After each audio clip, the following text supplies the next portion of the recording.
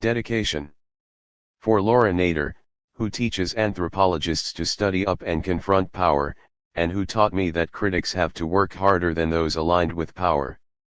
Introduction, Anthropology's Military Shadow. Just as it was becoming passé to remark on anthropology's status as colonialism's wanton stepchild, George Bush's terror war rediscovered old militarized uses for culture, and invigorated new modernist dreams of harnessing anthropology and culture for the domination of others.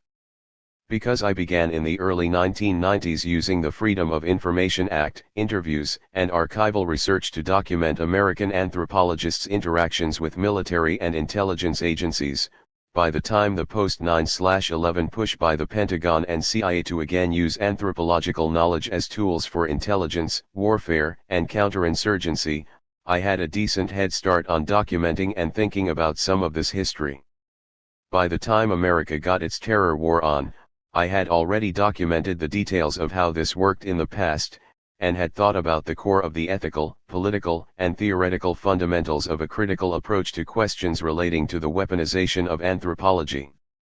But beyond my work on the ways that McCarthyism limited critical political debates in the 1950s, this head start offered little preparation for the wave of American jingoistic support for all things military and CIA as the nation willfully forgot the CIA's past involvement in torture, illegal arms deals, assassinations, undermining foreign democratic movements not to its liking, and embraced new forms of militarization as if this past had nothing to do with the rise of anti-American militarism.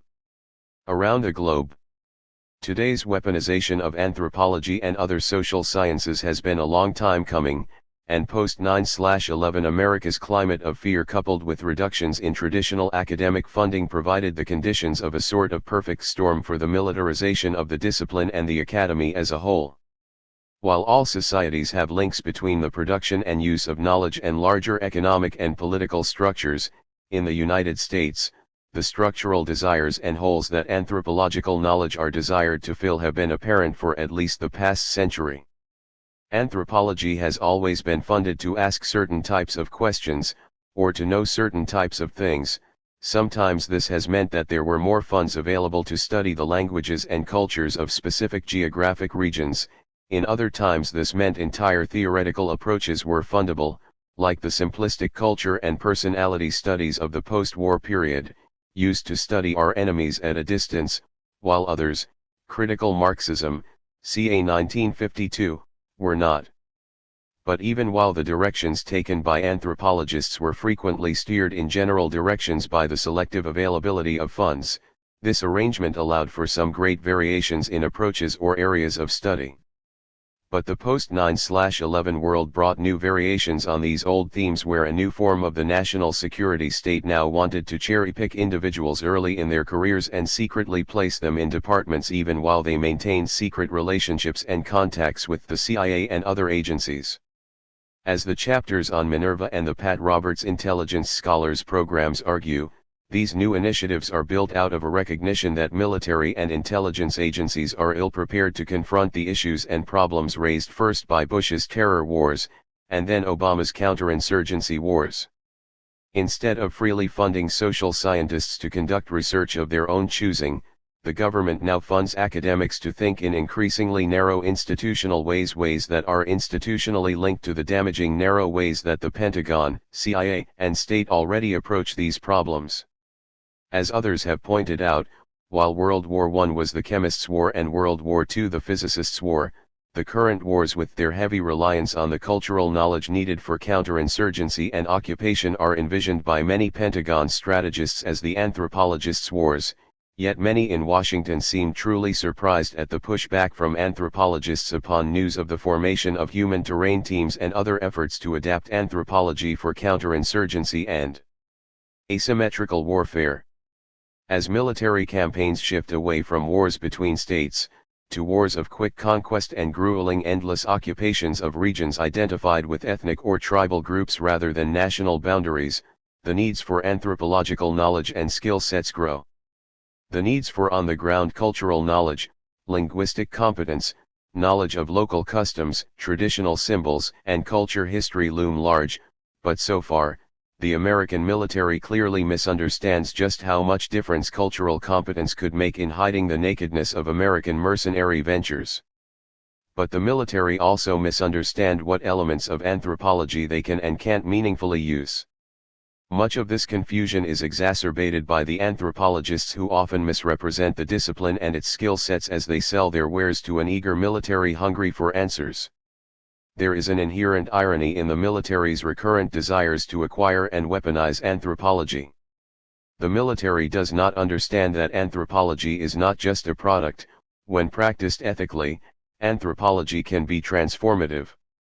Anthropologists can come to have rich understandings not only of the people they live with but of the larger processes governing the warfare that desires to consume anthropological knowledge, and the intellectual, personal, and professional loyalties of anthropologists engaged in such transformative processes therefore often tie them to the communities they study. It is because of these inherent relationships that the military can't easily have anthropology for counterinsurgency. I don't mean can't in some sort of defiant way, I mean that, despite a history of efforts to harness anthropology for such ends, the processes of using anthropology to subvert political movements is very unanthropological. While the military can hire people with anthropology degrees, read our work, steal it without attribution, as they did in their new coin manual, republish our writings in classified forms, and use our methods, they can and have done all of these things, but they are getting something less than anthropology. Given the inherent sympathies that emerge from anthropologists' process of participant observation, one of two things will happen: either these counterinsurgent anthropologists will psychologically dissociate themselves from their betrayal of those they study for counterinsurgency, telling themselves that they are protectors not subverters, or the process of ethnographic identification will lead them to redirect their own loyalties from those of their military masters to those they study. One outcome is something less than anthropology, the other something more than the military bargains for. It's not that we live in a universe where those who live with the others anthropologists study are transformed in ways that make it impossible for anthropologists to betray them or their interests, as if knowing such interests were somehow objectively clear, but it also isn't that we live in a universe where something like this can't happen. Perhaps this explains why even under current conditions in which anthropology graduate students sometimes graduate with debt loads that used to be associated with medical school, there still remains only a small handful of anthropologists succumbing to the outrageous fortunes being paid to those who will overlook the obvious ethical and political problems of working for human terrain teams. Today, out of the over 400 human terrain systems employees, less than 8 have advanced anthropology degrees. There are good logistical reasons why military commanders want the sort of cultural information that anthropologists possess about the cultures they study, but when faced with conflicting duties pitting the claimed needs of nation against professional standards of conduct, anthropologists must stand upon clearly thought out ethical standards that clarify why the satisfaction of these needs lies beyond our disciplinary limits. These lessons were learned through anthropological experiences in past wars, but naive anthropologists striking avant-garde poses dismiss the past, acting as if their individual goodwill could overcome this history on the fly. The chapters in this book make passing references to the history of anthropologists' interactions with military and intelligence agencies. This is because my analysis of the contemporary expansion of military and intelligence agencies onto our campuses is deeply informed by my academic research and writings on the history of these interactions. I find extraordinary continuities of roles, status, and economic contingencies between the military and academy, as many of the present efforts to use anthropology for conquest mirror specific failed efforts to use and abuse American anthropology during the Second World War and the Vietnam War, with little realization of these continuities of failure.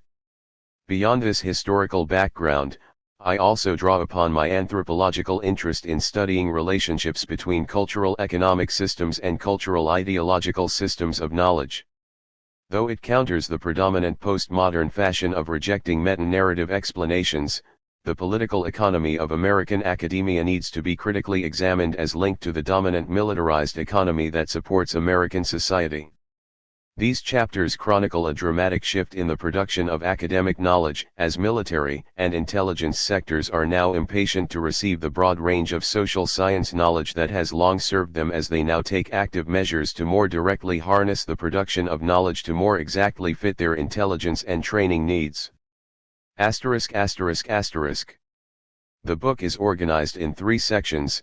The first section describes the ethical and political problems of anthropologists and other social scientists' engagements with military and intelligence agencies, and accounts of recent innovations, programs like the Minerva Consortium, the Pat Roberts Intelligence Scholarship Program, and the Intelligence Community Centers of Academic Excellence, designed to enmesh the military-industrial state with anthropology and other social sciences. The second section critically examines a series of leaked and publicly available military documents, using these texts to understand how the new military and intelligence initiatives seek to harness social science for their own ends in current and future military missions. These leaked manuals demonstrate how the military dreams that culture can be, has been, conceived of as an identifiable and controllable commodity that can be used, to quote the 2004 Stryker report evaluating Iraqi failures, as a lever to be used to move enemy, occupied, resistant populations by smart military or intelligence agencies. Missing from these manuals is any sort of understanding of the complexities of culture that fill anthropologists' writings. These complexities are instead edited out, leaving uncomplicated heuristic narratives that create fictions more than they simplify. Finally, the third section considers a variety of contemporary uses of social science theory and data in support of counterinsurgency operations in the so-called War on Terror, including the training and policies of human terrain teams for use in Iraq and Afghanistan. To clear up some possible confusion about the title, from 2005 to 2007, Weaponizing Anthropology was the working title of my book that became Anthropological Intelligence, Prize 2008, and any published references to the title Weaponizing Anthropology from the 2005 to 2007 period refer to that retitled book. In the weeks after September 11 I published my first piece in Counterpunch, and Alexander Coburn and Jeffrey St. Clair are the people most responsible for allowing me to develop the essays that form the heart of this collection. Without Counterpunch, I would not have had the support or venue to develop these critiques, and even if I did, other editors would have pushed me to ease the directness of my critique, urging obscurantist prose in the name of nuance. The work benefited from exchanges with the following colleagues and friends: John Allison, Thomas Anson, Julian Assange, Catherine Best-Eamon, Andy Bickford, Jeff Birkenstein, Jason Collins, Tony Cortez, Daniel Domscheitberg, Greg Feldman, Maximilian Forte, Roberto Gonzalez, Linda Green, Hugh Gusterson, Gustav Houtman, Gene Jackson, Bea Yoreki, John D. Kelly, Ken Honglin, Brian Loskievo, Catherine Lutz, Stephen Mead, Sean T. Mitchell, Haider Al-Mohammed, Laura Nader, Steve Niva, David Patton, Midge Price, Milo Price, Nora Price, Lisa Queen, Eric Ross, Marshall Sullins, Skylar Skild, Daniel Siegel, Roger Snyder, David Vine, Jeremy Walton, Michelle Weisler, and Kathy Wilson. The initial sources for chapters are as follows. Chapter 1 is based on a paper I presented on February 9, 2009 at Pitzer College as part of Pitzer's Interpreting War and Conflict series. Chapter 2, CP 2005-12, 11-6, CP 2005-12, 53-4, CP 2008-15, 15-6-8, Chapter 3 CP Online June 25, 08, Chapter 4 CP 2010-17, 21-5, Chapter 5, Elements from CP Online December 12, 08 and CP Online 2009 April 7, 09, Chapter 6, CP 2007-14, 18-1-6, Chapter 7 CP Online April 18, 08 and Keynote Address, War and Social Sciences Symposium, University of Arizona, January 24, 09, Chapter 8, is expanded and reprinted with permission and is based on my 2010 article The Army's Take on Culture Anthropology Now 12, 157-63 and incorporates material from a October 1, 2009, presentation at Syracuse University's Anthropology Department on Structural Limits of Anthropological Engagements with the Military, Chapter 9, CP Online 2010 February 15, 10, Chapter 10, CP Online 2009 December 23, 09, Chapter 11, paper presented on April 24, 2009 at the University of Chicago Anthropology Department's Conference on Reconsidering American Power, Chapter 12, CP 2009-16, 17-1, 4-6. Part 1, Politics, Ethics, and the Military Intelligence Complex's Quiet Triumphal Return to Campus. Chapter 1, War is a Force That Gives Anthropology Ethics. Try to learn to let what is unfair teach you. David Foster Wallace, Infinite Jest. Anthropology has always fed between the lines of war. Whether these wars rage hot in the immediate foreground of fieldwork settings or influence the background of funding opportunities, wars and the political concerns of national security have long influenced the development of anthropological theory and practice. Since the 1960s, anthropologists have become increasingly conscious of the ways that knowledge honed from fieldwork was historically used by colonial and military powers against the populations anthropologists share lives with and study. American anthropology's efforts to grapple with the political and ethical problems associated with warfare have been episodic, occasionally heroic, sometimes timid, and often embarrassingly linked to the whims of market forces, as funding sources have recurrently situated individual anthropologists between the needs of and duties to those they study. Although anthropologists have historically lent their skills to a range of military and colonial campaigns, the last 100 years has not been without moments of progress, minor enlightenments, and tangible contributions to social justice movements. During the past half-century, even while the need for anthropologically informed military maneuvers has increased, the fundamental ethical, moral, and political issues raised by these activities have periodically forced the discipline to not only critically confront ethical and political questions about what anthropology is and what it is good for, but historically for American anthropology, it has been the abuses of anthropological knowledge in times of war that forced the discipline, in episodic spasms, to develop professional ethics codes. In a world of political power struggles and military might, knowledge of other cultures has long been recognized as possessing a strategic value. Long before there was even a formal academic discipline of anthropology, politicians and militaries had uses for understanding the language and culture of their enemies. Because of the structural needs of occupations after conquests, basic forms of counterinsurgency have been around far longer than David Galula, Edward Lansdale, Sir Richard Thompson, and contemporary counterinsurgency gurus. Sun Tzu understood the dangers of occupations and acknowledged that insurgencies at times lead wise leaders to abandon some occupations. Alexander the Great encouraged his mercenary armies to intermarry with locals, providing them with financial incentives to put down local roots in ways that stabilized the empire, and plenty of other conquerors have understood the basic principles of population-centric dominance. The Greek occupation of Ptolemaic Egypt became a sort of historical high-water mark in the cynicism of military occupations, as the Greek occupiers calculatingly merged their religious views with local Egyptian beliefs in ways that eased the political scene, allowing the export of goods and profits back to the empire's core. But counterinsurgency isn't just concerned with occupations through forms of indirect rule. At times, counterinsurgency campaigns undermine traditional power structures and traditional economic systems, asserting external economic forces on indigenous political economies.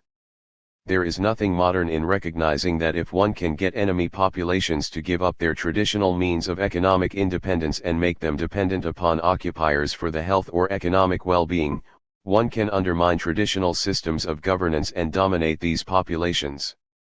These are standard counterinsurgency tactics, and the elements of these tactics can be seen in the Vietnam War's failed strategic Hamlet's program as well as contemporary economic reformation projects in Afghanistan undermining poppy production and other elements of the traditional local economy. To provide but a single pre-anthropology example of historical forms of intercultural counterinsurgency, consider American President Thomas Jefferson's secret briefing to Congress of January 18, 1803, in which, while secretly asking for $2,500 to fund the Lewis and Clark expedition, Jefferson described plans to undertake what would later become a staple tactic of 20th-century counterinsurgency, undermining the traditional economic systems of enemies and then entrapping them in aggressive, market-based economies in which they will have difficulty competing on an equal basis. President Jefferson advised Congress that the Indian tribes residing within the limits of the U.S. have for a considerable time been growing more and more uneasy at the constant diminution of the territory they occupy, although affected by their own voluntary sales, and the policy has long been gaining strength with them of refusing absolutely all further sale on any conditions, insomuch that, at this time, it hazards their friendship, and excites dangerous jealousies perturbations in their minds to make any overture for the purchase of the smallest portions of their land. A very few tribes only are not yet obstinately in these dispositions. In order peaceably to counteract this policy of theirs, and to provide an extension of territory which the rapid increase of our numbers will call for, two measures are deemed expedient. First, to encourage them to abandon hunting, to apply to the raising stock, to agriculture and domestic manufacture, and thereby prove to themselves that less land and labor will maintain them in this, better than in their former mode of living. The extensive forests necessary in the hunting life will then become useless, and they will see advantage in exchanging them for the means of improving their farms, and of increasing their domestic comforts. Secondly, to multiply trading houses among them and place within their reach those things which will contribute more to their domestic comfort than the profession of extensive, but uncultivated wilds. Experience and reflection will develop to them the wisdom of exchanging what they can spare and we want, for what we can spare and they want. Jefferson to Congress, January 18, 1803. Jefferson's counterinsurgency operation recognized that the U.S. government could provide economic incentives for Indians to become more dependent on raising stock, and therefore abandoning hunting, which would open more lands for the U.S. government to claim. This planned destruction of the Indians' reliance on their traditional economy would necessarily erode cultural cohesion. With time, and a certain amount of armed counterinsurgency, as the forests became useless to these displaced peoples, they became increasingly dependent as marginal players trapped as latecomers cornered at the edge of a market economy. The lure of increased domestic comforts, in modern times promised by an assortment of economic hitmen, remains a central carrot from Jefferson's time to the present, and those pitching these schemes are seldom held accountable for their failures. Jefferson's approach contained seeds of the standard tactics of population dislocation and population control. We are left to wonder how much smoother Jefferson's counterinsurgency campaign might have been had President Jefferson dispatched a squadron of applied anthropologists to soften the blow of conquest, offering microloans, helping to relocate settlements, and getting to know the names, lineages, and traditional songs of those succumbing to the needs of the Republic. On one level, Lewis and Clark's role as agents in this American expansion westward made them like members of a first generation of development anthropologists selling the promises of modernization to those who would be displaced and damaged by the progress to come. The early formalization of anthropology as a discipline occurred in the mid to late 19th century in a political economy where a mixture of colonialist gentlemen explorers, missionaries, functionaries at colonial outposts, dilettantes and occasional savants slowly came to understand the ways of the others that lived within and at the edges of empire's borders. Early anthropologists filled that complex whole of empire's knowledge base with a useful understanding of culture that was both enlightened and mercenary. Anthropology's roots grew in the soils of established military might in lands conquered by European powers, often some years after military forces laid conquest. The arrival of anthropologists often followed a progression of arrivals that flowed from infantries to plantation or mining engineers, missionaries, then finally, Anthropologists, these at times being self-styled ethnographers working as colonial administrators in the hinterlands of empire. As the British, Dutch, French, and German, etc. empires spread around the globe, national traditions of ethnology and anthropology emerged. The needs of colonialism often required some knowledge of the occupied populations they sought to manage, and anthropology was born. As Talal Asad observed almost 40 years ago, anthropologists can claim to have contributed to the cultural heritage of the societies they study by a sympathetic recording of indigenous forms of life that would otherwise be lost to posterity. But they have also contributed, sometimes indirectly, towards maintaining the structure of power represented by the colonial system. Asad 1973:17. The early American history of ethnological studies of Native Americans cannot be told as separate from a shameful history of conquest and genocide, and while many early American ethnographers did not conceptualize their work as being part of a larger history of conquest, the federal agencies which most often employed them, example the Bureau of American Ethnology, Bureau of Ethnology, were organized under the Department of Interior, which at times had direct commerce with the U.S. Army, agencies relocating, undermining, and controlling Indian populations. Disciplinary ancestors like Major John Wesley Powell often mixed the tasks of cataloging the geography and exploitable natural resources on empire's frontier in ways that added the ethnographic details of the peoples inhabiting these environments as curiosities rather than integrated natural features. While anthropologists trace their intellectual roots back in a great variety of directions, I remain struck by the importance of the American tradition quietly launched by James Mooney in the late 19th century.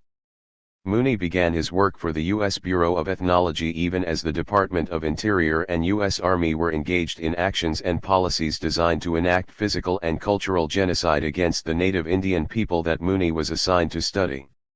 James Mooney first arrived on the Sioux Reservation in 1891, just days after the 7th Cavalry had slaughtered Sioux men, women, and children at Wounded Knee. An arrival that forced Mooney to confront the political forces framing and funding his research and to become aware that ethnography is not a neutral act. Recording and reporting cultural information under such circumstances risked making these populations vulnerable. Mooney understood early on that there was no political neutrality for ethnography. There were mixed motivations guiding Mooney's bosses at the Department of Interior's Bureau of Ethnology as they sought to make native peoples legible during a period of conquest, but the details of Mooney's work went against these colonial administrative demands as he produced rich ethnographic reports that instead of providing military and administrative enemies with cultural tools for conquest through counterinsurgency, provided narratives establishing the full humanity, equality, and cultural richness of these peoples who were treated by others as subhumans without proper culture. Mooney's detailed work on the ghost dance, peyote sacraments, and the sun dance earned him administrative and congressional enemies as well as congressional investigations and sanctions, and though Mooney suffered these hardships he did not betray his work or those he studied. Moses 1984. Mooney had no professional ethical statements to guide him beyond his own religious and personal understanding of what individuals owed to others, yet while employed by a government actively working to undermine American Indian culture, he chose not to create forms of counterinsurgency or psychological operations directed against those he studied.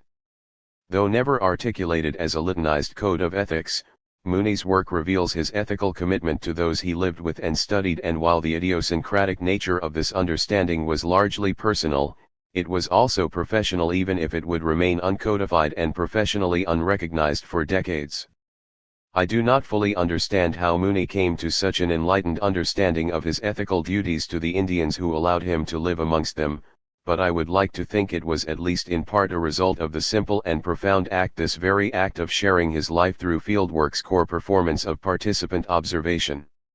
Shared knowledge, shared meals, shared lives should, yet, always doesn't, imply if not shared loyalties and trust, then at a minimum, shared internalized understandings.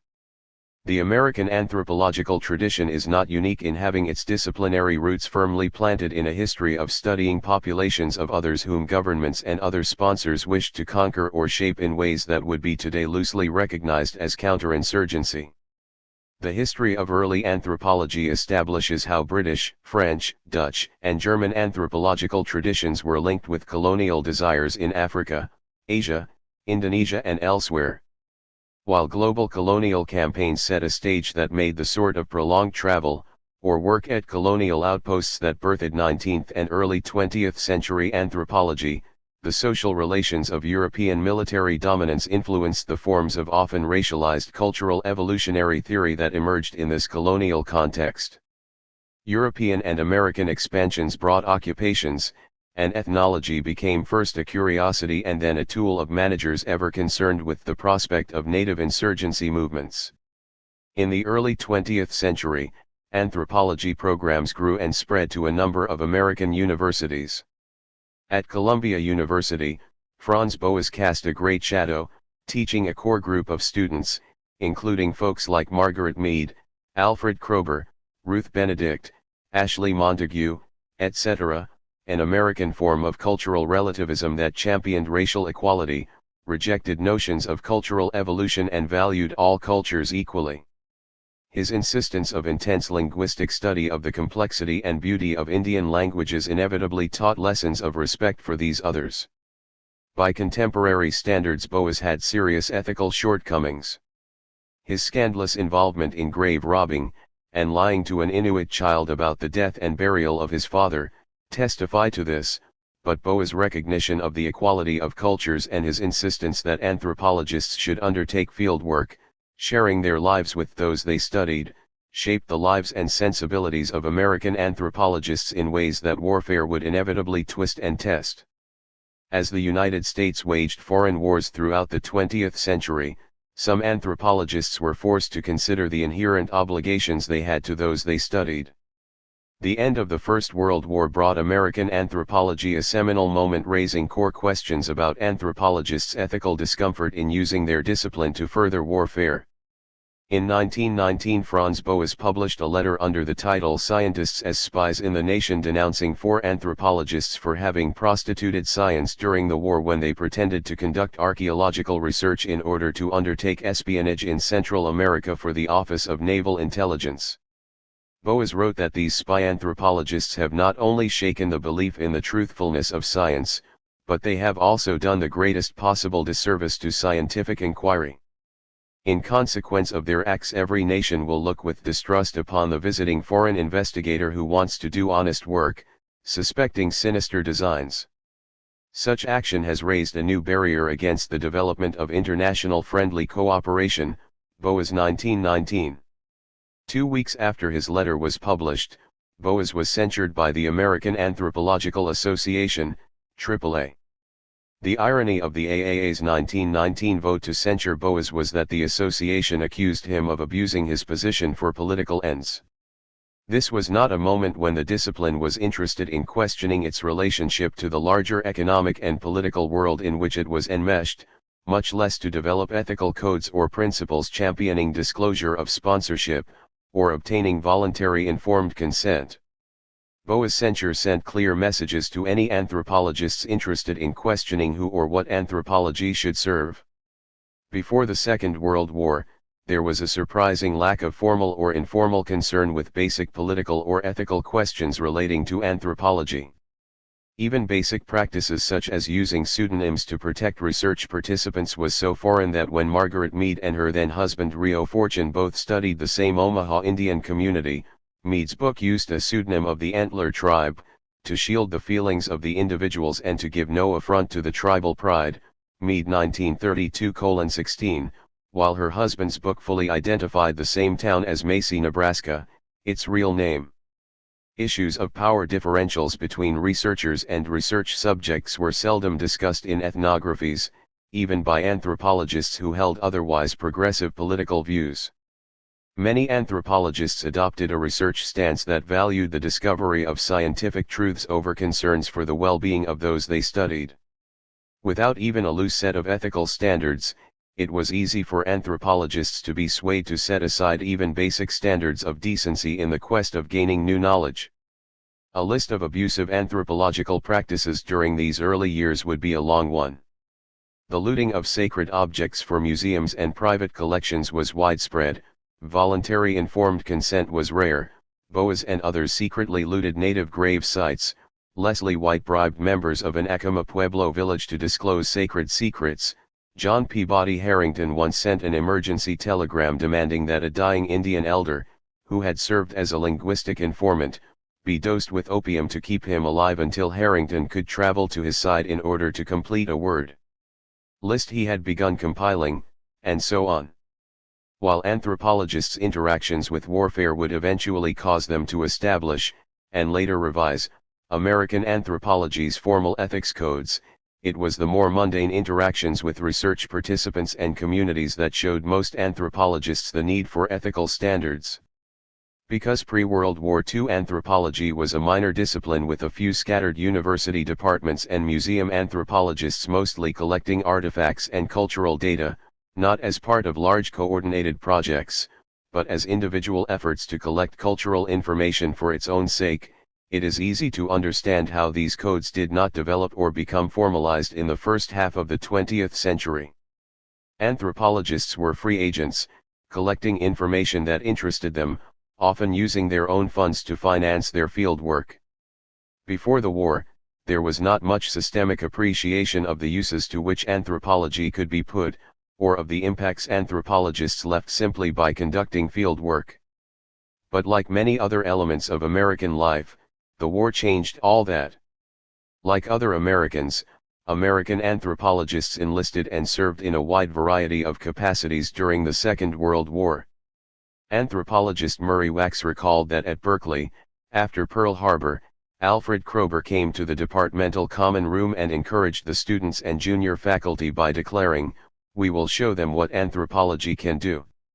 Indeed, anthropologists recruited themselves, Wax 2002:2. Suddenly anthropologists weren't just useless campus nerds. The military soon realized that they needed pieces of anthropology's skill set, things like language skills, customs, geographical knowledge of the others who were now enemies. In this war, social scientists were harnessed at new levels as intelligence analysts, propagandists, guerrilla insurgents, language instructors, jungle survival specialists, saboteurs, foot soldiers, officers, and spies. Given anthropology's geographical, cultural, and linguistic expertise, anthropologists had vital sources of information for commanders and American troops fighting their way northward from New Guinea, through Micronesia towards the Japanese homeland and throughout Africa, southern and eastern Asia and Europe. Anthropologists scouted for the needed natural resources like petroleum, magnesium, tin, and rubber in Central and South America, sometimes lying about their intentions while posing as field workers. At least one of the spies that Boas had criticized during World War I, reprised his role of archaeologist spy in Peru, Price 2000. Some anthropologists formed secret and quasi-secret agencies like the Ethnogeographic Board, meeting in the Smithsonian's castle, and the M Project, secretly meeting in the Library of Congress to generate fantastical scenarios for relocating refugees at the war's end, while others worked in the War Relocation Authority camps detaining Japanese American citizens, Price 2008. American anthropologists weren't the only anthropologists contributing to the global war. British, German, French, Japanese, and anthropologists from other nations contributed their cultural, geographical and linguistic knowledge to their nations during the war. In From Racism to Genocide, Anthropology in the Third Reich, Gretchenschaft broke a deep silence surrounding the details of Nazi anthropologists, documenting how anthropometric research, measuring Germans and others, was adapted and used to justify Nazi policies, Schaft 2007. Schaft raised serious questions not only about the political contexts determining the uses and abuses of anthropology, but she documents anthropology's own blind spots. Schaft's research into Joseph Mengel's formal anthropological training reveals that the anthropologist with the highest name recognition in all of history was not Margaret Mead, but was instead Joseph Mengel. That most anthropologists have no idea that Mengel was formally trained in anthropology is a small but significant monument to the ways that the discipline has divorced itself from its historical interactions with power. American anthropologists at times also worked on disturbing war projects.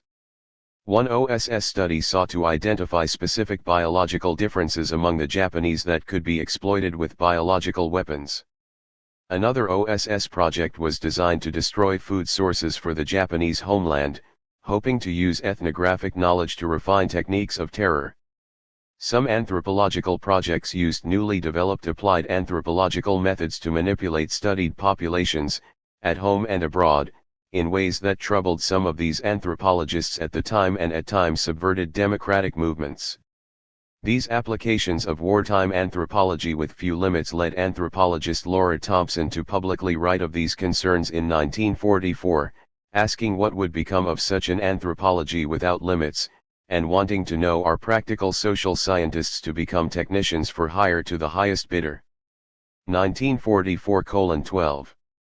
It was the Nuremberg trials after the war that provided anthropology and all the human and social sciences the basis of their modern ethic codes. The Nuremberg Code insisted that scientists studying human beings, in war and peace, must obtain voluntary informed consent, must avoid causing mental and physical suffering, must protect research subjects, must use qualified personnel, and must give research subjects the power to end the studies when risks appear. While it was Nazi atrocities, many of which were conducted not simply as acts of cruelty, but to gain valuable information to assist their war effort, e.g. their lethal hypothermia studies, that led to the development of this first modern ethical code, it would transform post-war research in public and private settings. As a direct result of its members' experiences in World War II, in 1948 the Society for Applied Anthropology articulated the first formalized American anthropological code of ethics. This code stressed that the anthropologist must take responsibility for the effects of his recommendations, never maintaining that he is merely a technician unconcerned with the ends toward which his applied scientific skills are directed. MEDTAL 1949:20. It stated that, the applied anthropologist should recognize a special responsibility to use his skill in such a way as to prevent any occurrence which will set in motion a train of events which involves irreversible losses of health or the loss of life to individuals or groups or irreversible damage to the natural productivity of the physical environment. MEDTAL 1949:21. It was no accident that it was the Applied Anthropologists Professional Society, and not the larger, highly academic AAA, that first developed an ethics code. The experiences and traumas of the Second World War forced these anthropologists to take a hard look at what had been and what could be done with their work. The war also left many anthropologists concluding that the military frequently did not listen to their analysis because it went against the institutional assumptions of the agencies which sought their advice.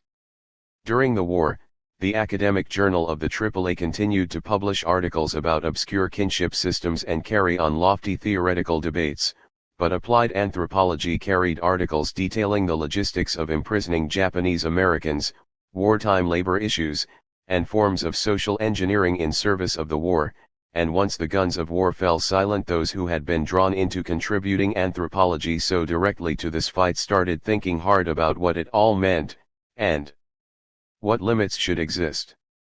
World War II taught anthropologists to work on directed research projects not of their own design, and the Cold War's showers of previously unimaginable public and private funds for anthropological research shifted anthropological imaginations in ways aligned with geopolitics. The early Cold War brought new lucrative federal funding programs for foreign language study, and area study centers, adopting and spreading the interdisciplinary approach to regional studies developed at the OSS during the war, mixed a new wealth of public and private funds for anthropologists to study the underdeveloped world at the center of Cold War politics. During the Cold War, the CIA and other intelligence agencies used funding fronts, through either agency-controlled dummy foundations or by channeling research monies to useful research projects through bona fide research foundations without the recipient's knowledge. These foundations are known as pass-throughs or funding fronts. In the mid-1970s, the U.S. Congress's Church Committee determined that during the mid-1960s such maneuvers allowed the CIA to manipulate about half the grants made for international research in the USA. For the most part these were unwitting interactions. Church Committee 1976:182. Uncounted Cold War anthropologists quietly passed through the revolving door between the academy and intelligence agencies with little notice or concern by their colleagues. Anthropologists covered the Third World, and while most anthropologists were doing the exact academic research they claimed they were, some anthropologists had other agendas. In the early Cold War, Frank Hibben used fieldwork as a cover to secretly plant devices to monitor Chinese atomic bomb tests. During this same period, the AAA Executive Board covertly provided the CIA with a master roster of their membership, including language abilities, foreign contacts, and geographical specialties, Price 2003. Sometimes anthropologists were sponsored by funding fronts and didn't even know that their sponsors were actually the CIA, such as when anthropologists writing about stress in different cultures were funded by the Human Ecology Fund, a CIA front working on the CIA's Cubark Interrogation Manual, Price 2007. Through such means, anthropologists and other social scientists became unwitting CIA laboratory mules examining questions of mutual interest while earning money and advancing their academic careers. Many anthropologists were oblivious to the political context in which they worked, which Laura Nader characterized the period as sleepwalking through the history of anthropology, Nader 1997. In 1964, the U.S. Army's Project Camelot sought to use anthropologists and sociologists to study patterns of Third World social upheaval and revolution. Project Camelot planned to use anthropologists and sociologists' research to develop counterinsurgency tactics to quell uprisings, democratic or otherwise, in Latin America. When the Norwegian sociologist Johan Galtung was contacted in a futile effort to recruit him for Camelot's Chilean counterinsurgency program, he publicly exposed the project. A sizable public uproar followed, and soon the AAA began scrutinizing programs designed to use social science to inform counterinsurgency. With anthropologists' outrage, growing suspicions in the international community, public scrutiny, and academic criticism, Project Camelot never got off the ground. As Marshall Solins wrote at the time, as a tactic of fomenting Latin American unrest and anti-North American sentiment, Camelot would be the envy of any communist conspiracy. We have heard of the self-fulfilling prophecy. Here was the self-fulfilling research proposal, Solins 1967:73. The American Anthropological Association reacted to Camelot by establishing a committee led by Ralph Beals that wrote a 1967 report on background information on problems of anthropological research and ethics. The report identified many of the fundamental ethical principles to be articulated in the AAA's first ethics code 4 years later. Project Camelot was a flashpoint for academic anger in the mid-1960s, but it was but one of many counterinsurgency programs drawing on anthropologists. Anthropologists worked on Strategic Hamlet program in Vietnam, and were beginning to work on a number of so-called modernization programs managed by the U.S. Agency for International Development and other agencies which had rationales similar to those articulated by Thomas Jefferson in his secret congressional briefing. Anthropologists working for RAND in Vietnam supported a number of rural agricultural counterinsurgency programs. In the 1960s, military strategists and intelligence analysts suddenly rediscovered the value of anthropology, and began dreaming that culture might hold answers to their military problems. The Special Operations Research Office, SARO, and its cousin organization SINFAC, Counterinsurgency Information Analysis, published a whole series of crazy-sounding, and reading, papers on counterinsurgency-related topics like the 1964 classic, Witchcraft, Sorcery, Magic and Other Psychological Phenomena and Their Implications on Military and Paramilitary Operations in the Congo, or SINFAC's staff an ethnographic summary of the Ethiopian provinces of Harar and Sidamo, and a series of counterinsurgency-related documents. The military and CIA were in over their head with a mix of overt and covert operations around the world, and they held out hopes that culture was the panacea for the forms of social control they envisioned. For many American anthropologists of the mid-1960s, it was this prospect of using anthropology for counterinsurgency that raised the most fundamental ethical and political questions about applying anthropology to the needs of warfare. Using anthropology to alter and undermine indigenous cultural movements cut against the grain of widely shared anthropological assumptions about the rights of cultures and people to determine their own destiny. In 1968, a full-page ad for a Vietnam War PSOP counterinsurgency position appearing in the back of the American Anthropologist Journal led over 800 anthropologists to sign a statement protesting the running of this ad in the American Anthropologist. Eric Wolf, Robert Murphy, Marvin Harris, Mort Fried, Del Himes, and Harold Conklin later wrote a policy forbidding the association from accepting advertisements for employment that produced secretive reports. These border incursions by military and intelligence agencies pushed the AAA to undertake steps that led them closer to drafting its first ethics code. And while the association leadership strove to frame members' concerns in terms of ethics, the political issues raised by using anthropology for counterinsurgency drove much of the debate. In 1967, a self-identified radical caucus of anthropologists was organized, and using grassroots techniques it seized political power at the AAA's annual meetings, drawing massive crowds to the sessions they organized, flooding the annual business meetings with caucus members who used the meetings to push through political resolutions against anthropological contributions to the war, and supporting a broad platform of progressive issues ranging from anti-discrimination policies and calling for the establishment of an ethics code, to calling on the association to provide child care at the annual meetings. This movement successfully pressed the AAA's board to draft an ethics code, known as the Principles of Professional Responsibility, that mandated members do no harm, disclose funding sources and uses of research, and forbid covert research and the production of secret reports. In 1970, a graduate student at UCLA stole documents from the files of anthropologist Michael Mowerman. These documents established that Mowerman and other anthropologists' involvement in counterinsurgency operations in Thailand. Copies of these stolen documents were sent to Eric Wolf, the chair of the AAA's Ethics Committee, and to a radical newspaper, the Student Mobilizer. After Eric Wolf publicly questioned the propriety of this counterinsurgency work, the AAA Executive Board harshly criticized Wolf, and Eric Wolf resigned as chair of the Ethics Committee. There were highly charged debates between anthropologists across the country, and the AAA Board appointed an independent committee chaired by Margaret Mead to investigate these matters, Waken 1993. But the Mead Committee's report was a disaster. When the committee submitted its report in late 1971, their findings were seen as a cover-up by many of the AAA membership because the report focused most of its criticism not on the anthropologists engaged in counterinsurgency in Southeast Asia, but on Ethics Committee Chairman Wolf for making judgments without affording the accused anthropologists due process and for taking actions beyond those procedurally identified in the AAA bylaws and the Ethics Committee's charge. The Radical Caucus packed the 1971 AAA Council meeting and used their numbers to seize control of the agenda, and though the AAA leadership had not wanted the report to be approved or rejected, a motion was made, seconded, and adopted which rejected the Mead report.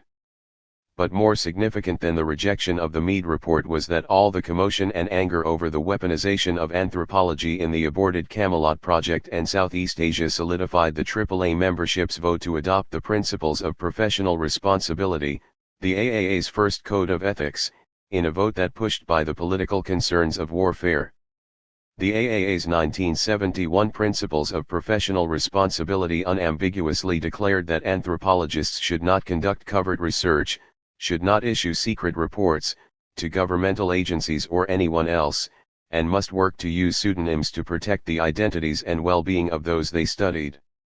This 1971 code clarified that anthropologists' primary loyalties were to those they studied. In the immediate sense, the establishment of the 1971 AAA Code of Ethics was a disciplinary reaction to CIA and Pentagon counterinsurgency efforts in the Vietnam War, but in the larger sense, it was also the product of a growing awareness of the problems and concerns raised when anthropology is used not only for warfare, but in any interactions between anthropology and research participants. While war brought anthropology ethics, in some sense, military and intelligence agencies' temporary neglect of the discipline contributed to a weakening these ethical proclamations. During the 1980s, as the pressing concerns of abuses in wartime were replaced by market-driven concerns over responsibilities to sponsors, concerns that included loosening prohibitions over secretive reports or reports containing what industry termed proprietary data. Shifts in anthropology's political economy brought growing desires to produce proprietary reports for industry in the 1980s, which spawned successful efforts to loosen the AAA's code of ethics to allow for more secrecy. This shift troubled many university-based anthropologists because it inverted appropriate relationships between professional ethics and desires to produce or control knowledge. The 1990 relaxation of the AAA's Code of Ethics allowing the production of proprietary, secretive, reports, occurred for reasons of commerce as increasing number of anthropologists worked outside of universities in corporate or governmental settings, but it would be the remilitarized America following the attacks of 9/11 in 2001 that demonstrated how these changes expressed anthropology's commitments and responsibilities during times of war. President Bush's wars at home, Afghanistan, and Iraq brought new uses for anthropology and anthropologists. Many of these engagements occurred without ethical complications, while others, especially those involving counterinsurgency, went far beyond what the previous generation of anthropologists would consider ethical uses of anthropology.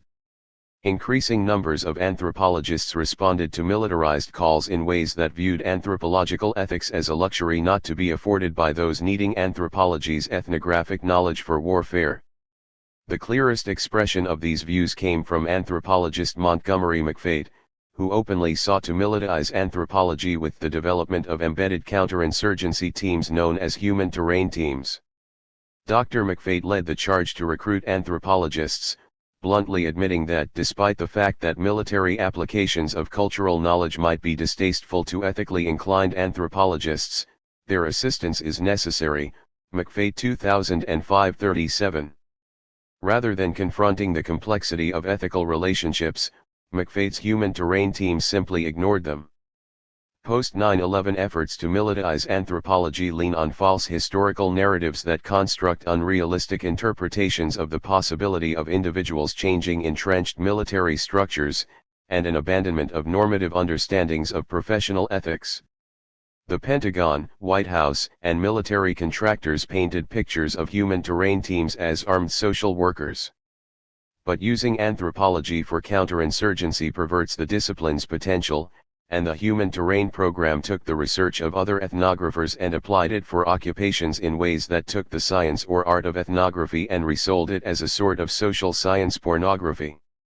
But ethics can be a force that allows anthropology to avoid politics.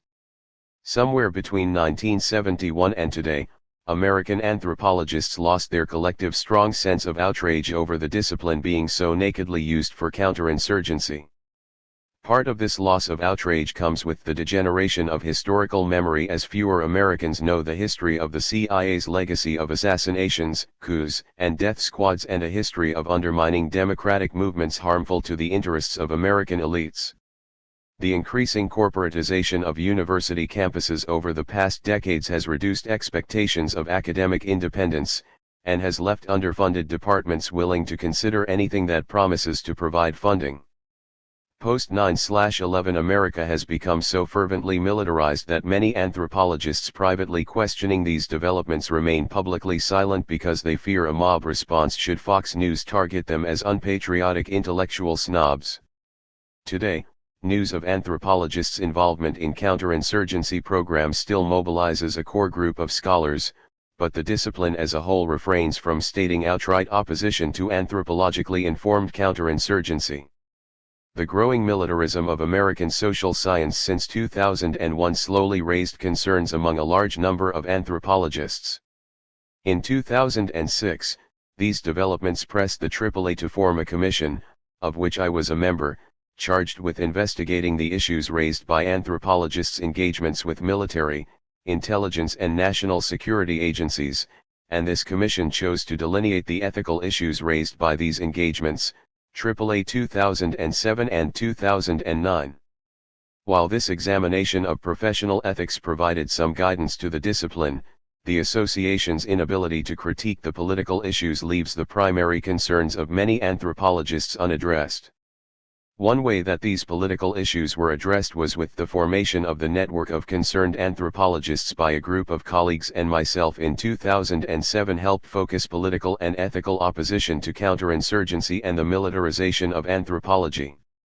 Anthropologist Terry Turner drew upon widespread concerns over the increasing weaponization of anthropology to press the AAA to restore language in the Code of Ethics prohibiting secretive research.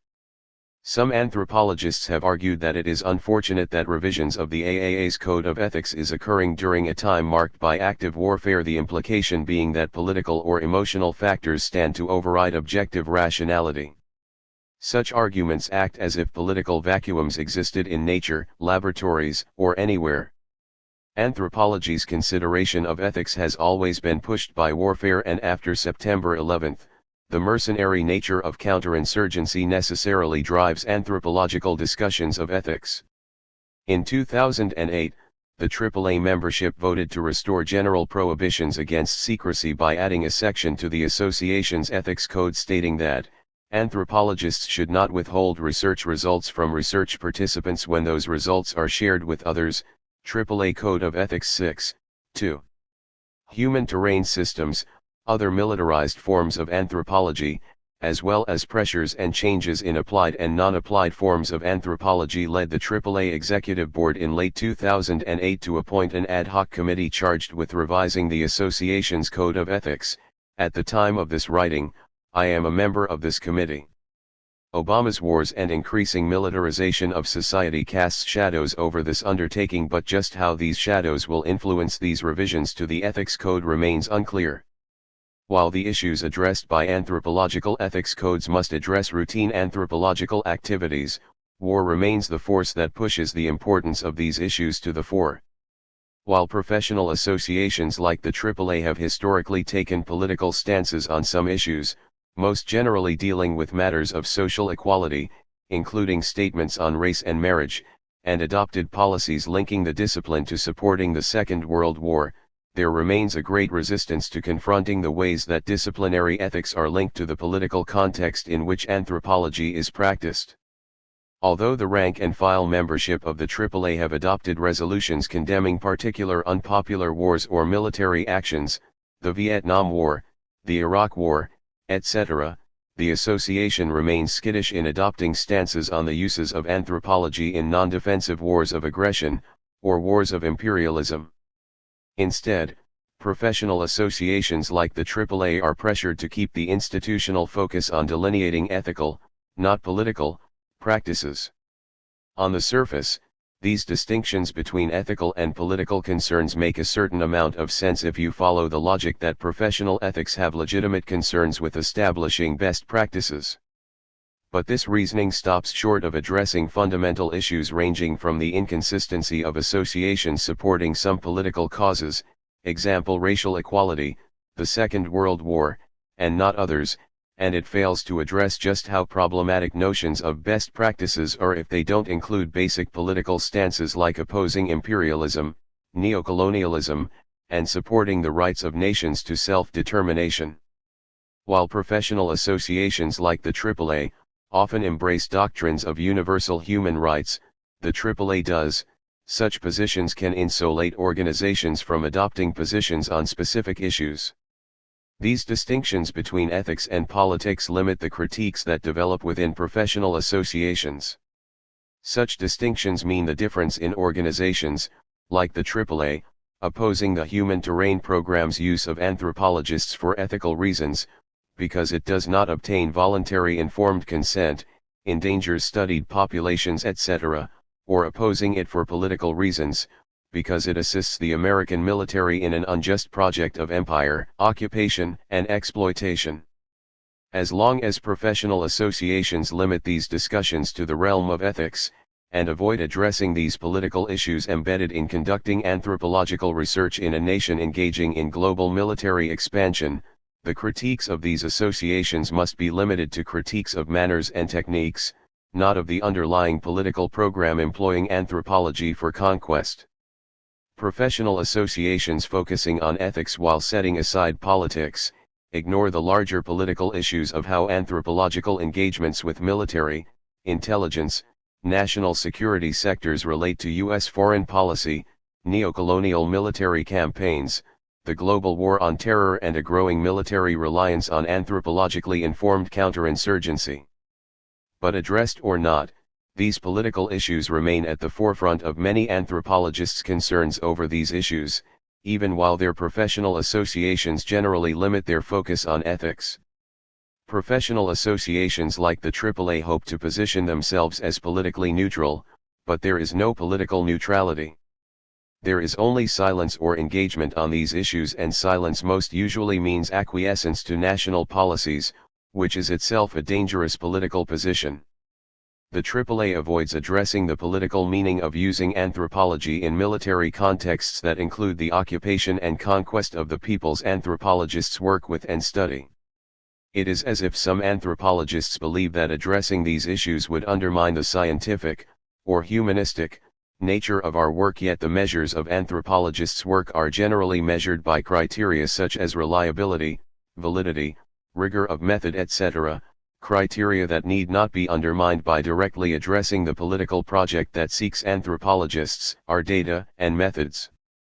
Given the Obama administration's increased reliance on counterinsurgency soft power in Afghanistan, the political and ethical issues raised by anthropologists manipulating other cultures in ways aligned with U.S. foreign policy will grow in importance. Anthropologists need to resist limiting their critiques to issues of ethics and bring the political issues of domination to the fore of their critiques. Chapter 2, The CIA's University Spies, PRISP, ICSP, NSEP, and the Big Payback. What is overlooked in the growing, enthusiastic collaboration between the military-industrial complex and academe within the context of developing a powerful post-9/11 national security state is that the increasing militarization of higher education is itself a problem that may be even more insidious, damaging, and dangerous to the fate of democracy than that posed by terrorists who hate our freedoms. Henry Giroux. Post-9/11 changes on American university campuses transformed university classrooms into covert training grounds for the CIA and other agencies in ways that increasingly threaten fundamental principles of academic openness as well as the integrity of a wide array of academic disciplines. Several programs developed in the past half-decade found new ways to secretly place students with undisclosed ties to the CIA, FBI, NSA, the Defense Intelligence Agency and Homeland Security in American university classrooms. There have long been tensions between the needs of academia and the needs of the national security state, and even before the events of 9/11 expanded the powers of American intelligence agencies, universities were quietly being modified to serve the needs of intelligence agencies in new and covert ways. The most visible of these reforms was the establishment of the National Security Education Program, NSEP, which siphoned off students from traditional foreign language funding programs such as Fulbright or Title VI. While traditional funding sources provide students with small stipends of a few $1,000s to study foreign languages in American universities, the NSEP gives graduate students a wealth of funds, at times exceeding $40,000 a year, to study in-demand languages, but with troubling payback stipulations mandating that recipients later work for unspecified U.S. national security agencies. Upon its debut in the early 1990s, the NSEP was harshly criticized for reaching through an assumed barrier separating the desires of academia and state, Rubin 1996. Numerous academic organizations, including the Middle East Studies Association and the African Studies Association, Latin American Studies Association, and even the mainstream boards of the Social Science Research Council and American Council of Learned Societies expressed deep concerns over scholars' participation in the NSEP. And though the NSEP continues funding students despite these protests, there was some solace in knowing so many diverse academic organizations condemned this program. But while many academics and professional associations openly opposed the NSEP's entrance onto American campuses, there has been little public reaction to an even more troubling post-9/11 funding program which upgrades the existing American Intelligence University interface. With little notice, Congress approved Section 318 of the 2004 Intelligence Authorization Act, which appropriated $4 million to fund a pilot program known as the Pat Roberts Intelligence Scholars Program, PRISP. Named after Senator Pat Roberts, Arkansas, then Chair, Senate Select Committee on Intelligence, PRISP was designed to train intelligence operatives and analysts in American university classrooms for careers in the CIA and other agencies. PRISP now operates on an undisclosed number of American college and university campuses, and after the pilot phase of the program proved to be a useful means of recruiting and training members of intelligence agencies, the program continues to expand to campuses across the country. PRISP participants must be American citizens who are enrolled full-time in graduate degree programs with a minimum GPA of 3.4, they need to complete at least one summer internship at CIA or other agencies, and they must pass the same background investigations as other CIA employees. PRISP students receive financial stipends ranging up to $25,000 per year, and they are required to participate in closed meetings with other PRISP scholars and individuals from their administering intelligence agency. In 2003, the Lawrence Journal World, November 29, 03, describing plans for developing this new program, claimed that those in the program would be part of the ROTC program, specializing in learning how to analyze a variety of conditions and activities based on a thorough understanding and deep knowledge of particular areas of the world. Simons 2003. Beyond the similar requirements that participants of both programs commit years of service to their sponsoring military or intelligence branches, there are few similarities between ROTC and PRISP. ROTC programs mostly operate in the open, as student ROTC members register for ROTC courses and are proudly and visibly identified as members of the ROTC program, while PRISP students are instructed to keep their PRISP affiliations hidden from others on campus. The CIA's website describes PRISP and lists sought academic specialties. These include experts on China, the Middle East, Asia, Korea, Russia, the Caucasus, Africa, and South America, and seeking language training or proficiency in Chinese, Arabic, Persian, Urdu, Pashto, Dari, Turkish, Korean, or a Central Asian or Caucasian language such as Georgian, Turkmen, Tajik, or Uzbek. https://www.cia.gov/careers/opportunities/analytical/pat-hyphen-roberts-program-pre-p.html, December 15, 10. PRISP also funds Islamic studies scholars and scientists with expertise in bioterrorism, counterterrorism, chemistry, physics, computer science, and engineering. When PRISP was first launched in 2005, it was advertised on intelligence recruiting websites, such as www.intelligencecareers.com or the National Ground Intelligence Center. These links have long since been removed, and was pitched on select university campuses in small, controlled recruiting sessions. In the years since its first funding, PRISP developed a low profile and an individualistic approach to finding candidates for PRISP funding. When I made initial inquiries about PRISP to Senator Roberts' staff in 2005 concerning the size and scope of PRISP, I was given little useful information, but in response to my inquiries, Senator Roberts' staff referred me to Mr. Tommy Glakis at the CIA. Mr. Glakis was reluctant to discuss many specific details of PRISP, but he did confirm that PRISP then funded about 100 students studying at an undisclosed number of American universities. When I asked Mr. Glakis in 2005 if PRISP was already up and running on college campuses, he first answered that it was, then said it wasn't, then clarified that PRISP wasn't the sort of program that was tied to university campuses. It was decentralized and tied to students, not campuses. When pressed further on what this meant, Mr. Glakis gave no further information. He said that he had no way of knowing exactly how many universities currently have students participating in PRISP, claiming he could not know this because PRISP is administered not just by the CIA, but also through a variety of individual intelligence agencies like the NSA, MID, or Naval Intelligence. He stressed that PRISP was a decentralized scholarship program which funds students through various intelligence agencies. Mr. Glakis told me that he didn't know who might know how many campuses had PRISP scholars, and he would not identify which campuses are hosting these covered PRISP scholars.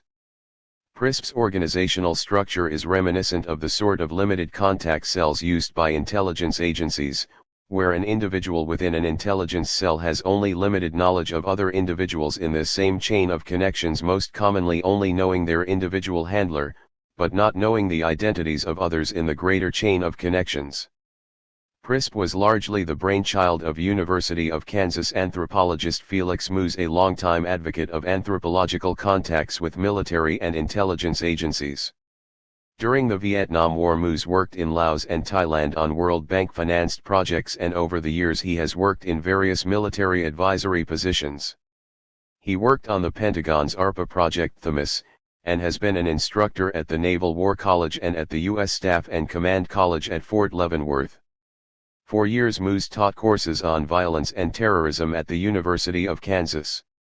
In the months after the 2001 attacks on the World Trade Center and Pentagon, Moos elicited the support of his friend, former CIA DCI, Stansfield Turner, to curry support in the Senate and CIA to fund his vision of a merger between anthropology, academia, intelligence analysis, and espionage training.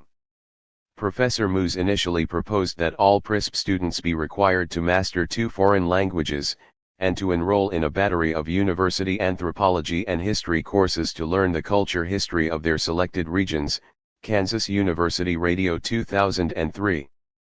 Moos's vision for PRISP was more comprehensive than the program that eventually developed. Moos proposed having an active CIA campus presence where PRISP students would begin training as freshmen, and, by the time they would be commissioned, they would be ready to go to the branch intelligence units of their choice. Kansas University Radio, 2003. It is tempting to describe Felix Moos as an anachronistic anthropologist out of sync with his discipline's mainstream, but while many anthropologists express concerns about disciplinary ties to military and intelligence organizations, contemporary anthropology has no core with which to either sync or collide, and there are others in the field who openly, and quietly, support such developments. Moos is a bright man, but his writings echo the musty tone and sentiments found in the limited bedside readings of Tom Clancy literate colonials, as he prefers to quote from the wisdom of Sun Tzu and Samuel Huntington over anthropologists like Franz Boas or Laura Nader. In 2002 I joined Moos, and anthropologists Robert Rubinstein, Anna Simons, Murray Wax, and Hugh Gusterson, on one of the first post-9/11 American Anthropological Association panels to examine American anthropologists' contributions to military and intelligence agencies.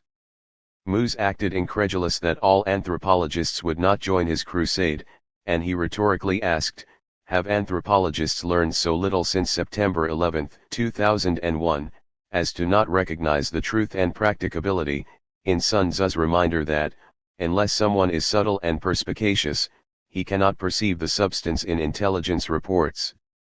It is subtle, subtle." From the dais I could see not so subtle anthropologists in the audience employed by Rand and the Pentagon nodding their heads as if his words had hit a secret chord. Moos was clearly onto something, though at the time it was difficult to imagine just how far-reaching these new connections between anthropologists and military and intelligence agencies would become. Moos became the early post-9/11 leader, publicly pushing for more open connections between anthropology and the CIA, but he was rotated out of the public spotlight pretty early on in this discourse. I've heard several different reasons suggested, ranging from the off-putting media effect of his faintly lingering German accent and his penchant for speaking in what has been described as 1940s sound bites.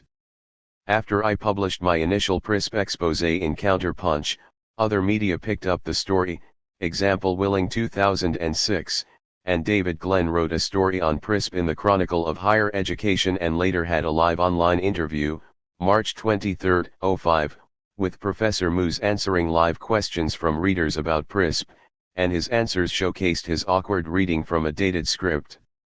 Moos explained to David Glenn how the war on terror must sweep aside all reticence about bringing the CIA and other intelligence agencies onto our classrooms and into our hearts, arguing that the United States is at war, and thus, simply put, the existing cultural divide between the intelligence community, the U.S. military and academe has become a critical, dangerous, and very real detriment to our national security at home and abroad.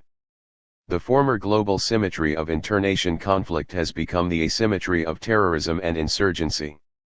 Long gone are the days where academic anthropology might occasionally be applied to tourism and gender studies but not to critical area and language studies with a direct, practical use to national defense. All of us have to re-examine our perceptions of each other, rather than simply claiming that the CIA in the United States, if not worldwide, now threatens the fundamental principles of academic transparency. Glenn 2005b.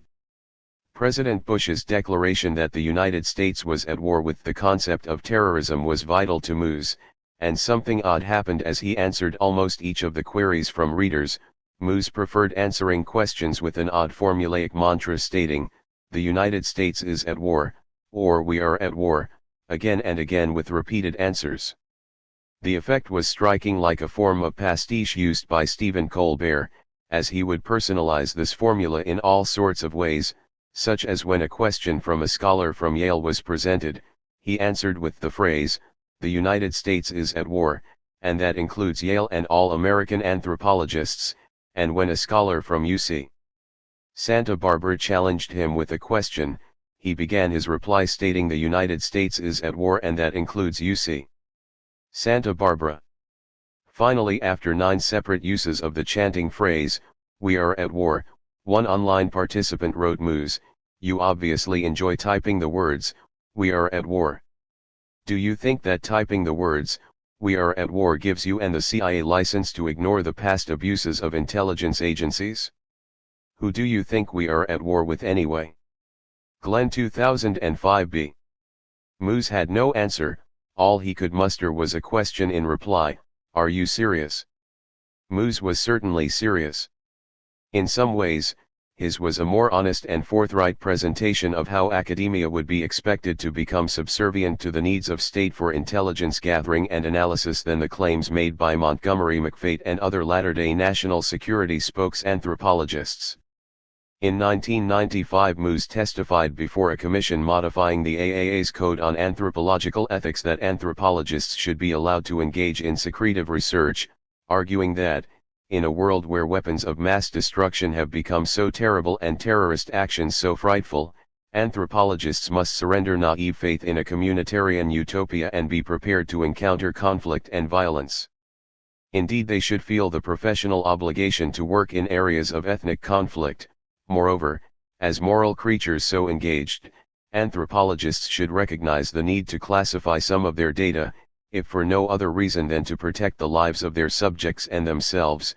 Moose 1995. More recently, when the AAA reinstated ethical prohibitions against secret research in 2008, Moose remained in silence and did not even bother arguing his position with the association. It is PRISP's devotion to secrecy that is the root problem of its presence on our campuses, as well as with Moose's vision of anthropology harnessed for the needs of state. Moose's fallacy is his belief that the fundamental problem with American intelligence agencies is that they are lacking adequate cultural understanding of those they study, and spy upon this fallacy is exacerbated by orthodox assumptions that good intelligence operates best in realms of secrecy. America needs good intelligence, but the most useful and important intelligence can largely be gathered openly without the sort of covert invasion of our campuses that PRISP silently brings. The claim that more open source, non-classified intelligence is what is needed is less far-fetched than it might seem. In Cloak and Gown, Scholars in the Secret War, 1939–1961, historian Robin Winks recounts how in 1951, the CIA's Sherwood Kent conducted an experiment in which a handful of Yale historians used nothing but declassified materials in Yale's library to challenge CIA analysts, with access to classified data, to produce competing reports on U.S. military capacities, strengths, and weaknesses focusing on a scale of detail down to the level of military divisions. Winks 1996:457-459. The written evaluation of this contest was known as the Yale Report, which concluded that over 90% of material in the CIA's report was found in the Yale Library. Kent further estimated that of the remaining 10% of secret materials, only half of this could be expected to remain secret for any length of time. President Truman was so furious with the results of the Yale report that he suppressed its distribution, arguing that the press needed more restrictions governing the release of such sensitive materials, while Republican pundits joined the furor claiming that Yale liberals were trying to leak state secrets. Evidence of the power of open intelligence is close at hand.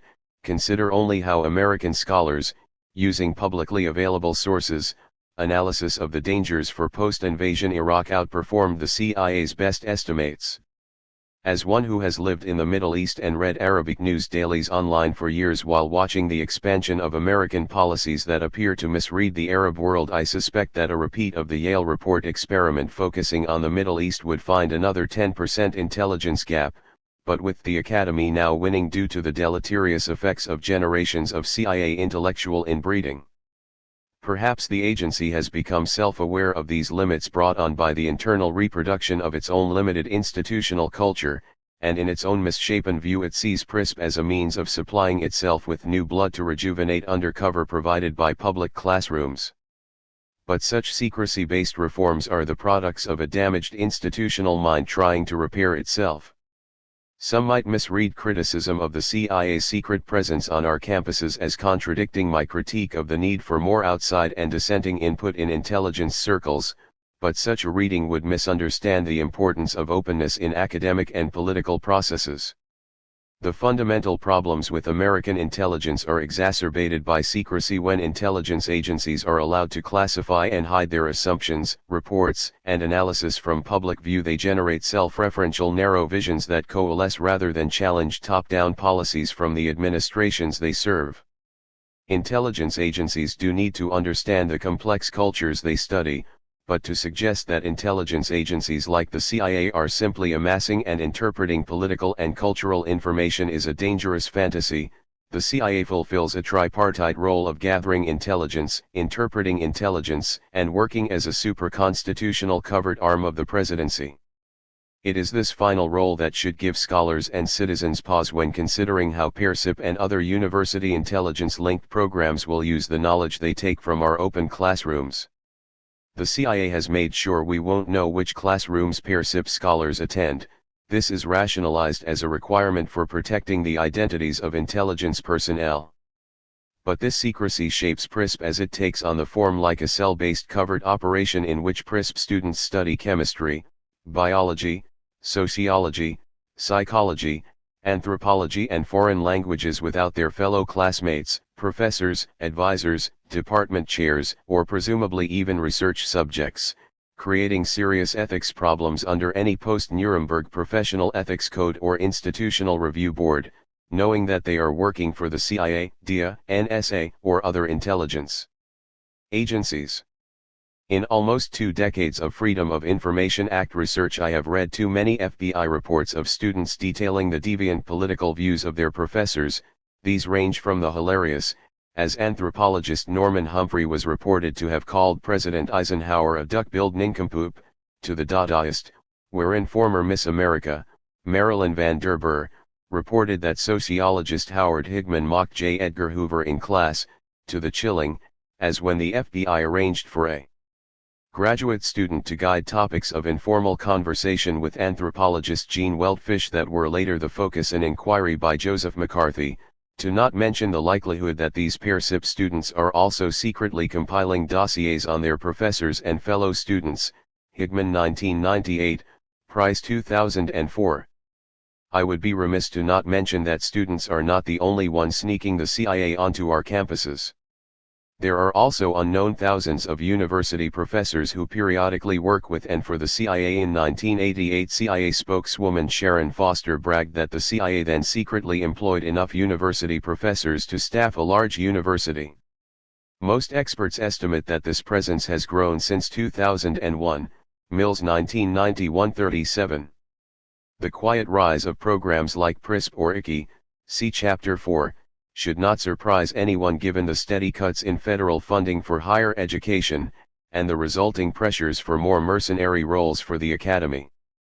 In the post-World War II decades, Scholars naively self-recruited themselves or followed classmates to the CIA, but increasingly those of us who have studied the languages, culture, and histories of peoples around the world have also learned about the role of the CIA in undermining the autonomy of those cultures we study, and the steady construction of this history has hurt the agency's efforts to recruit the best and brightest postgraduates.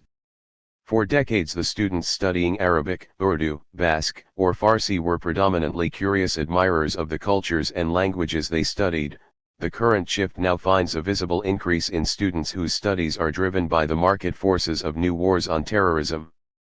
If the CIA can use PRISP to indenture students in the early days of their graduate training supplemented with mandated summer camp internships immersed in the workplace ethos of CIA, the company can mold their ideological inclinations even before their grasp of cultural history is shaped in the relatively open environment of their university.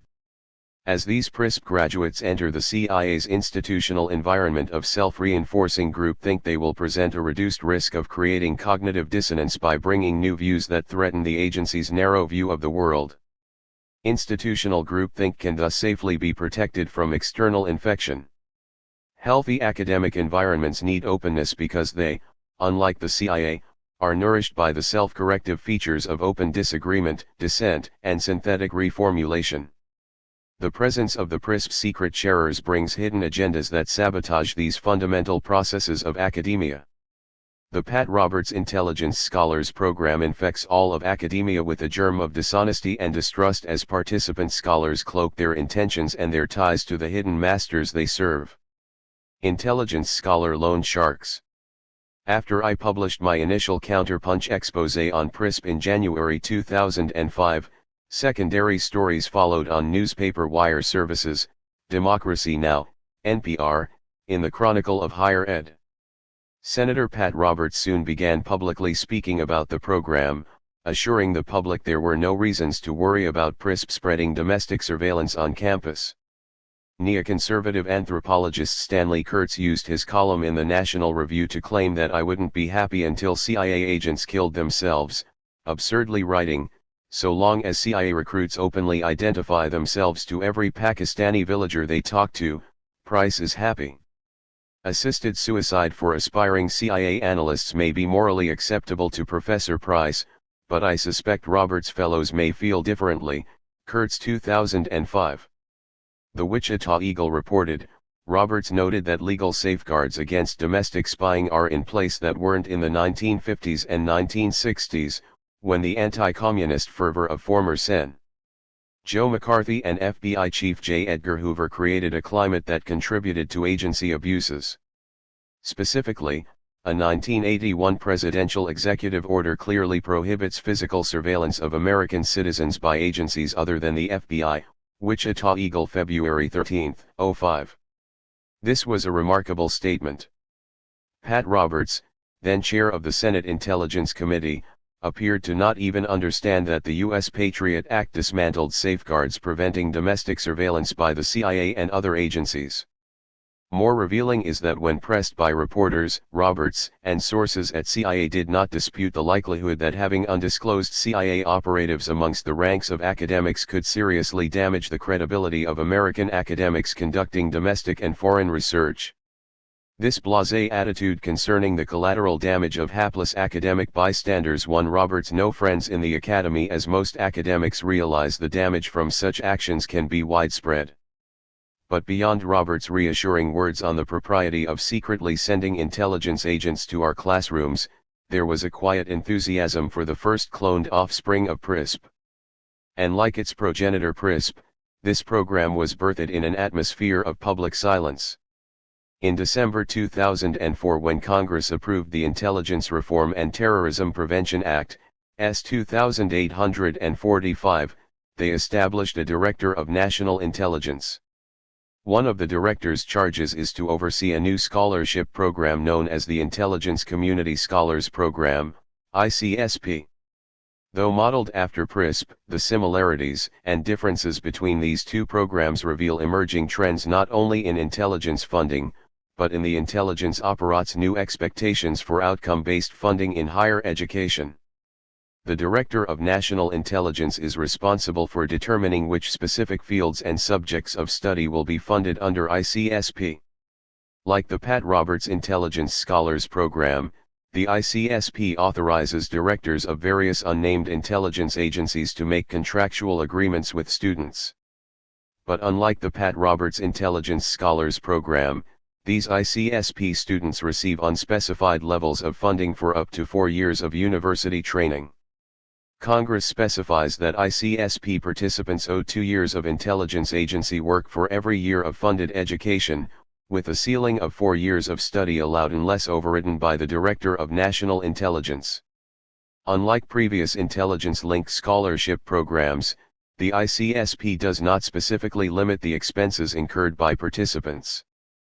But given that the National Security Education Program's current authorization of over $40,000 of annual academic expenses for students, it is reasonable to assume that the ICSP will likewise allow over $160,000 of expenses over a 4-year period.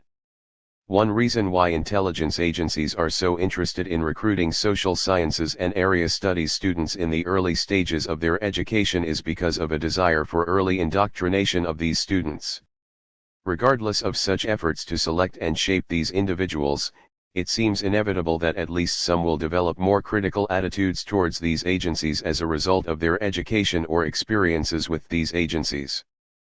But suppose a few ICSP students' studies in a university history class lead them to read works like Philip Agee's Inside the Company, AG 1976, or John Stockwell's In Search of Enemies, Stockwell 1979, and they decide they made a mistake in enrolling in the ICSP.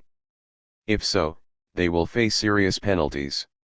The 2004 Intelligence Reform and Terrorism Prevention Act stated that if ICSP recipients decline to work for their sponsoring intelligence agency upon completing of their education, then the student shall be liable to the United States for an amount equal to the total amount of the scholarships received, the interest on the amounts of such awards which would be payable if at the time the awards were received they were loans bearing interest at the maximum legal prevailing rate, as determined by the Treasurer of the United States, multiplied by 3, U.S. Congress 2004, Public Law 108-458H, 2b. In other words, spy or have a lousy credit rating for the rest of your life. Such penalties are routine boilerplate language used in other payback-based federal scholarship legislation. But the CIA, NSA, FBI, and other intelligence agencies are not like the Department of Education, the NSF, or other mundane federal agencies. After all, CIA lawyers who argue that waterboarding, intense shaking, Shabbat posturing, and prolonged hooting do not constitute illegal torture might just as easily argue that the maximum legal prevailing interest rate is that established by the payday loan industry. Get ready for the big payback. In 2008 I was contacted by a recipient of another payback national security-related scholarship program who provided me with documentation establishing how the U.S. government was pressuring him to engage in national security-related work, face financial penalties. Over a decade earlier, Nicholas Flattes, then an anthropology student at the University of Hawaii, was awarded a Boren Scholarship from the National Security Education Program, NSEP, then a relatively new funding source for students in the social sciences studying foreign cultures of strategic interest to U.S. policymakers. Flattes' NSEP scholarship allowed him to travel abroad to study food security issues and sustainable agriculture in southern India, in a gender development studies program focusing on non-governmental organizations' community initiatives. Flattes signed a standard NSEP contract stating that after graduation he would work at an approved U.S. governmental agency dealing with national security issues, by posting his resume on NSEP's website or applying to specific federal agencies. All NSEP scholars enter into such payback agreements, though there are conflicting accounts of what participants have been told they must do to meet these demands. Back in the pre-9/11 days of 1998, Flattes was comfortable with the prospect of fulfilling this national security work after graduation. but the radical shift in militaristic foreign and domestic policy and the ascendancy of unchecked powers for U.S. intelligence agencies quelled Flatty's desire to work in any national security capacity after September 11. When Flatty completed his master's degree in June 2001, he posted his resume as he was required to do under the guideline, and he went on to other things. Flatty had no further contact with NSEP until 2008, when he received a letter from the Department of Defense, eventually forwarded from a decade-old address, notifying him that he must either begin work for a U.S. agency involved in national security work, or repay the cost of his scholarship along with penalties. As the parent of a young child, Flatty worked part-time and lived on limited income. Upon receiving the letter, he contacted NSEP and tried to work out a 5-year payment plan, but was told he could either begin work at a national security-related position, which would both forgive the debt and provide a salary, or he must repay his loan over a 2-year period. After some discussion, he was told he could pay off his loan in 3 years. Flatty could afford a 4-year repayment schedule, but on his budget a 3-year schedule was impossible. NSEP personnel told Flatty that a 4-year repayment plan was out of the question, and that if he did not meet NSEP's demands he would have to pay a 28% penalty, could have his wages garnished, and collections would be turned over to a private collection agency. Flatty says he left messages for Boren Scholarship and Fellowship Director Christopher Powers, saying he was sending the first of his 4-year payments. Flatty described a bizarre episode that occurred after he sent the first of his 4-year payments via Canadian-registered Purolator service, when he received a frightening phone call from someone claiming that FBI and DC police were investigating the letter he'd sent as a suspected anthrax scare, and they demanded to know the contents of the envelope.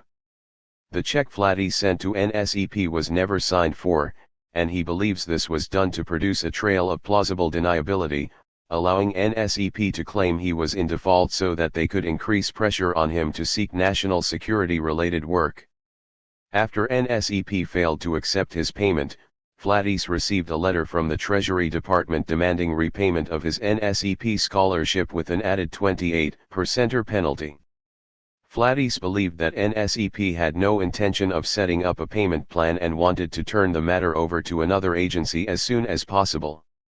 Flatty told me he felt like he was being shaken down by a loan shark in a government suit, but instead of being given the choice between paying up now or taking a tire iron to his kneecap, he was told he could either come up with payments beyond his budget, sell his skills for national security work as part of a terror war he does not support, or he could have his credit rating decimated.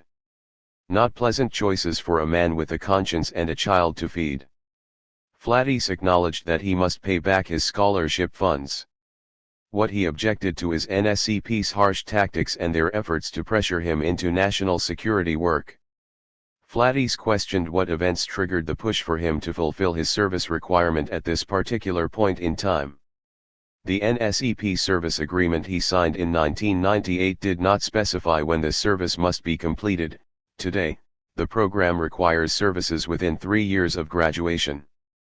Because Flatty served as a cryptologic technician technical in the U.S. Navy from 1985 to 1989, he believed the NSEP's actions could be an effort designed to press him back into service involving intelligence work. In the Navy, Flatty specialized in electronic intelligence, where he obtained a security clearance that was 2 levels above top secret, which is rare for enlisted personnel. This field has definite links and cooperation with U.S. intelligence agencies. Basically, you work for one, you work for all in a sense. Flatty says he had specialized training in areas that would now be of direct interest to intelligence agencies regardless of specific changes over the last 2 decades, and he can't help but wonder if his NSEP debt was being used to try and leverage him into intelligence work that he is unwilling to undertake in the political setting of post-9/11 America. The significance of the NSEP's pressure on Flatty is not that he has to pay back his scholarship funds. He contractually agreed to do this when he signed his NSEP contract. The significance of Flatty's account is threefold. First, Flatty raises the possibility that NSEP may be using his debt to pressure him to get him to do classified national security work, Second, it documents the forms of coercion awaiting participants in intelligence and national security payback scholarship programs, who come to think better of working in national security settings once they finish their education. Finally, his treatment counters claims that scholars participating in NSEP will not later be forced to either complete their national security requirements or pay back funds with penalties. Perhaps the most unusual element of Flatty's case is that we, the public, have some knowledge of it. Flatty's willingness to speak out helps establish how the coercive potential of NSEP and other national security-linked payback programs leverage scholars into governmental service supporting policies that they personally oppose. Because of the private nature of the repayment demands, it is unknowable how routine such high-pressure demands are.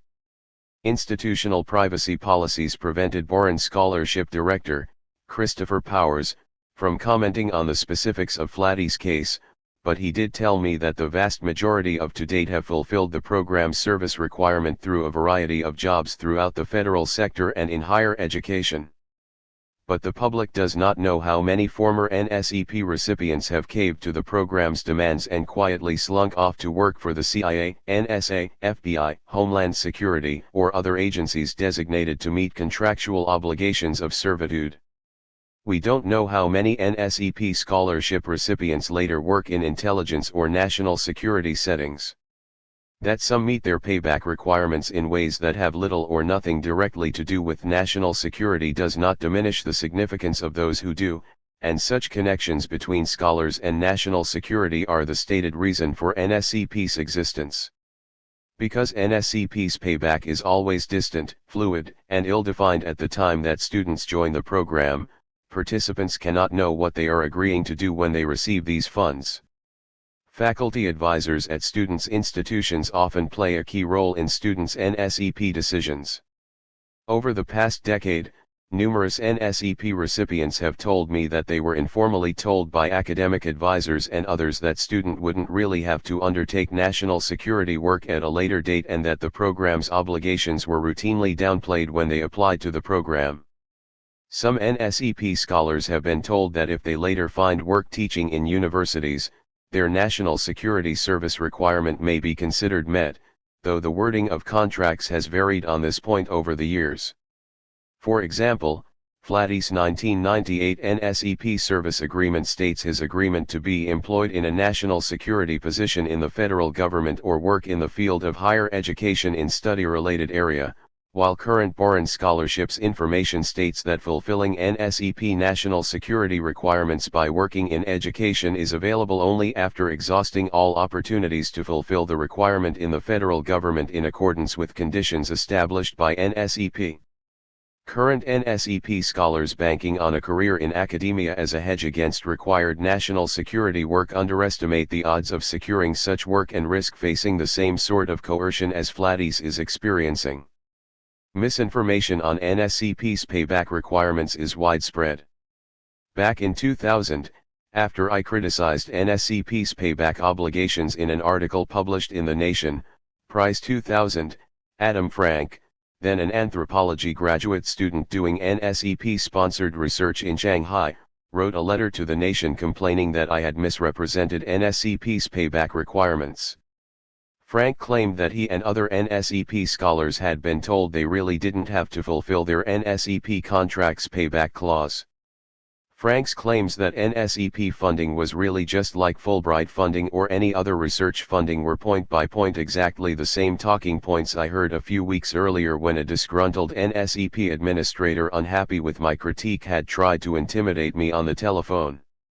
Frank's view of NSEP as being fundamentally like the Fulbright program appeared to hinge on his misunderstanding that he could never be pressured to work for a branch of the government concerned with national security, views that 9 months later would be more difficult to maintain in post-9/11 America. Frank claimed that NSEP's goals were rooted in peace not war, writing, "One of the post-Cold War peace dividend programs of the senior Bush administration, NSEP was created in the early 1990s by an act of Congress. Administered by the Defense Department, the program is similar to the older, and less conspicuously named, Fulbright program, NSEP provides money for research abroad in a wide variety of academic fields. What distinguishes NSEP from Fulbright is that it comes with a service obligation that requires recipients to make a good faith effort to find employment in a security-related government agency within 5 years of graduation. If they cannot find such employment, they may complete their service agreement through teaching at the college level. NSEP scholars fulfill the requirement to work for the government simply by posting their resume to the NSEP website. Beyond that, they are neither assisted in finding government work nor compelled to do so. Only a tiny percentage of the research funded by NSEP in the past 5 years has explicit links to security issues, and security-related agencies include more than 20 congressional subcommittees, the International Trade Office and the Treasury Department among others. Frank 2001. Arguing that the National Security Education Program is similar to the less conspicuously named Fulbright program is like saying borrowing money from a loan shark is similar to borrowing money from a bank. It is true that the loan shark and the bank both loan money, and they will both reinvest loan payments in what they hope are profitable ventures, but the stark differences between forms of customer service and collection services render these comparisons incongruous. I would not argue that Fulbright's agenda has been completely separate from the state's agenda, but comparing NSEP to Fulbright ignores how, despite the truth that both programs fund scholars doing research both related and unrelated to the needs of state, NSEP directly ties scholars' future to unspecified national security needs.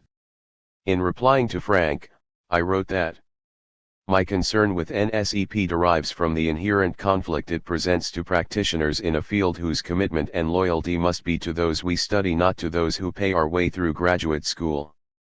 I do not know who told Frank that his only mandated payback to NSEP was posting resume to the NSEP website.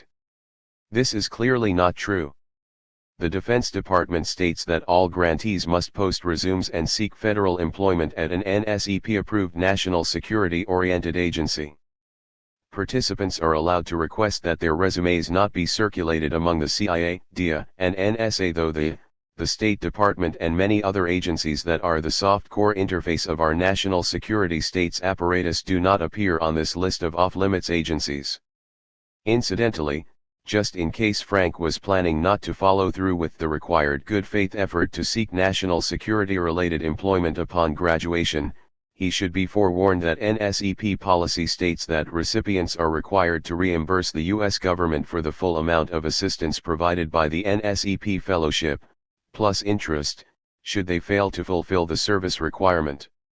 True, NSEP fellows can fulfill their payback requirement at U.S. institutions of higher education after their good faith effort to find employment at NSEP-approved government agencies, but given the job market for anthropologists, anyone counting on repaying NSEP through such an anticipated maneuver is living in denial. Under the most basic concept of informed consent, anthropologists receiving NSEP funding must inform those they study that upon their graduation they are required to seek employment from a limited list of national security-related government agencies. But I am sure that Adam Frank has done this in Shanghai and that the University of Texas has required him to do so in compliance with its Human Subject Review Board's policies, Price 2001. But of course, while U.S. scholars are required to present research proposals to institutional review boards or human subject review boards, these panels do not universally require NSEP research applicants to disclose to research populations that they have future commitments to work for the government in undetermined national security employment, though such disclosures are mandated by ethical codes of professional organizations such as the American Anthropological Association or the American Sociological Association. Pressing university institutional review boards to require all NSEP recipients to disclose that they are required to pursue future national security employment to all research participants might be a good campaign for campus activists or professional organizations concerned about the damage being inflicted by NSEP. University institutional review boards know that their failure to abide by basic ethical requirements to disclose funding sources and obligations could jeopardize their ability to receive federal grants. Even within the ranks of those participating in various national security-linked payback programs, there exists an informal hierarchy of disdain. The secrecy, front-end linkage with intelligence agencies, and the extreme levels of servitude of the PRISP and ICSP programs give the willies to some NSEP loyalists. When PRISP first appeared on the scene, one scholar who had received NSEP funds in graduate school and later worked with NSEP in another capacity wrote to me that NSEP is very upset about the PRISP fellowship because they feel they'll be tainted by it, because they don't like the secrecy aspects, and because they fear some enterprising young PRISP-ER could end up being killed and / or could threaten NSEP-ERs in the field. As you probably know, NSEP recipients are not allowed to be working for the government in any capacity during the period of their award. Like these other payback programs, NSEP holds the potential of becoming a revolving door between the worlds of academia and national security. Nicholas Flattys wondered if NSEP and other national security payback programs were providing a way for U.S. intelligence agencies to get around the ban limiting intelligence personnel from traveling to foreign countries or maintaining contact with individuals in countries listed as hostile. Flattys told me that there are two reasons given for this ban. One is that an intelligence operative may accidentally reveal security secrets to an agent from a hostile country. The other reason is that an operative may be influenced or bribed by an agent from a hostile country and intentionally compromise national security. I think this has a great bearing on the NSEP, PRISP, and other similar government programs.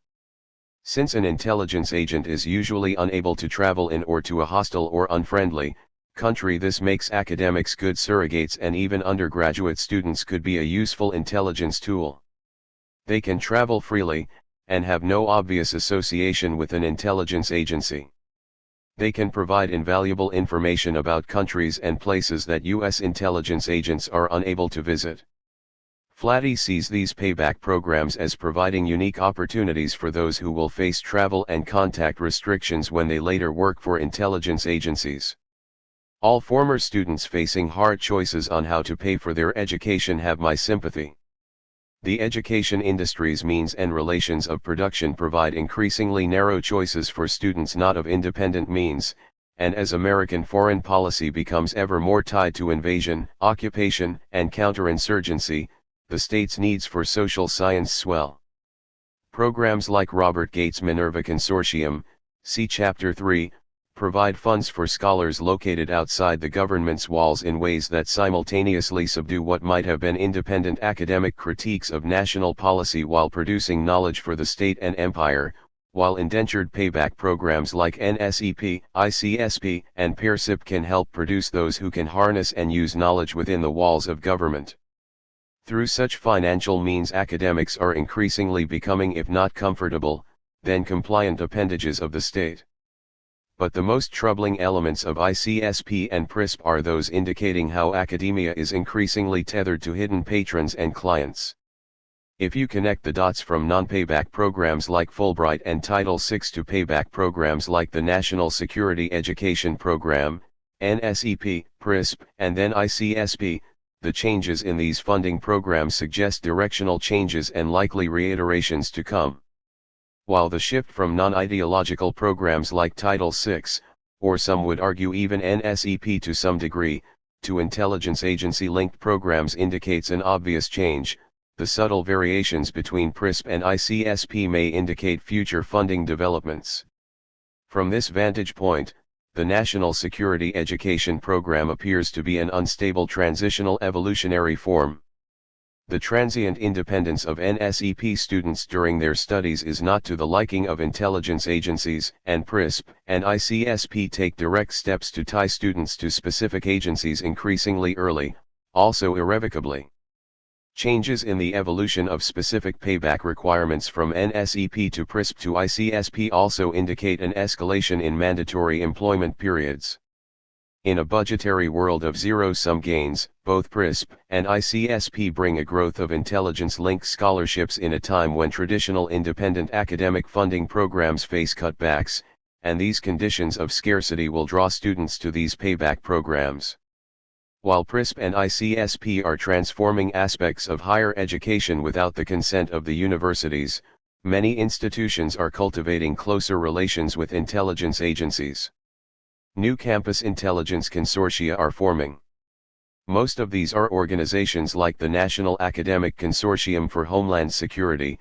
Did they really think we wouldn't call it nachos, which aligns research and teaching at member institutions with the requirements of the War on Terror?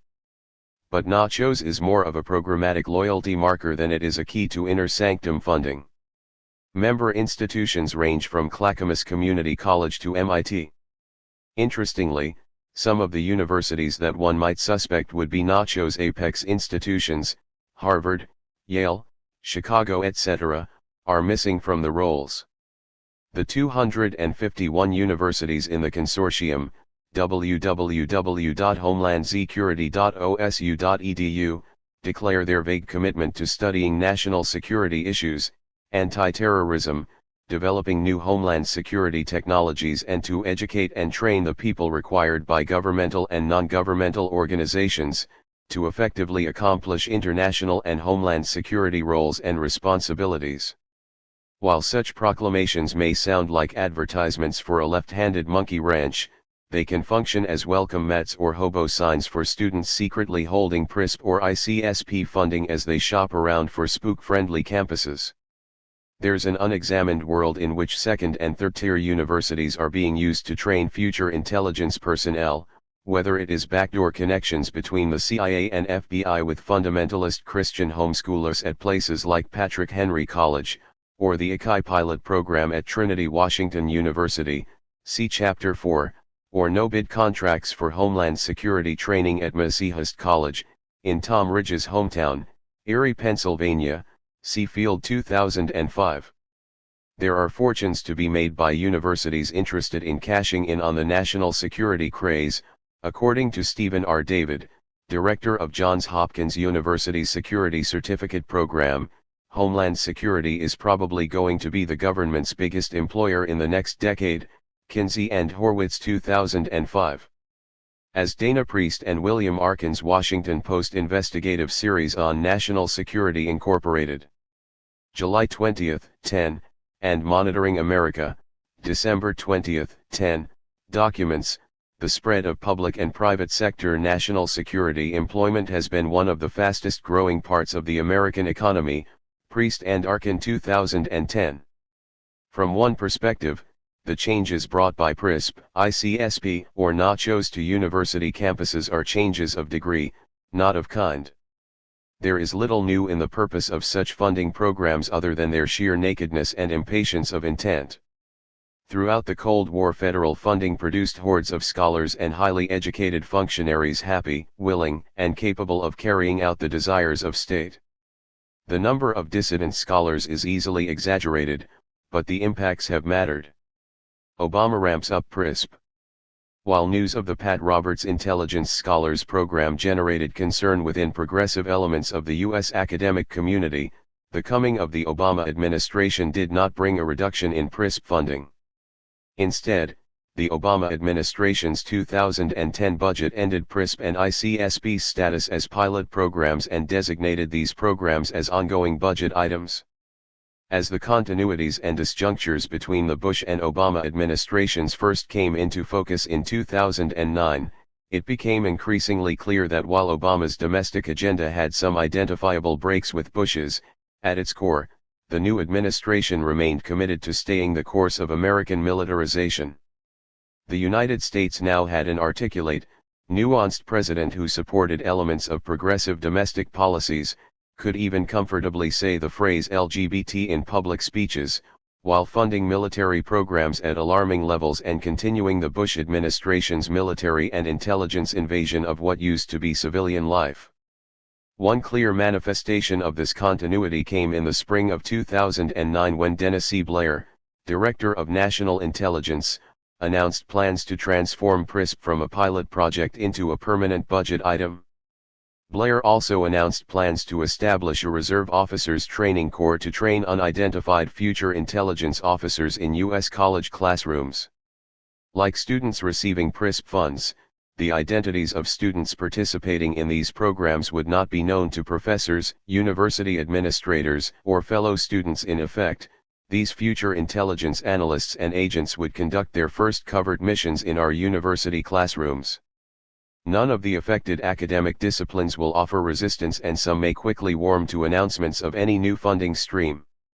Traditionally, the disciplines of political science, history, or area specialists coming from the humanities have seldom resisted such developments, but for disciplines like anthropology, these undisclosed intelligence-linked programs present devastating ethical and practical problems, as the non-disclosure of funding and links to intelligence agencies flies in the face of the basic ethical principles of the discipline.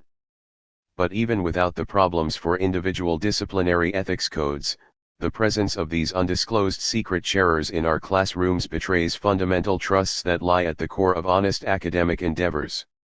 While the National Intelligence Director's move to make PRISP a permanent budget item damaged the academic freedom and integrity of American universities, it was not questioned by university administrators facing crashed university endowments and dwindling budgets.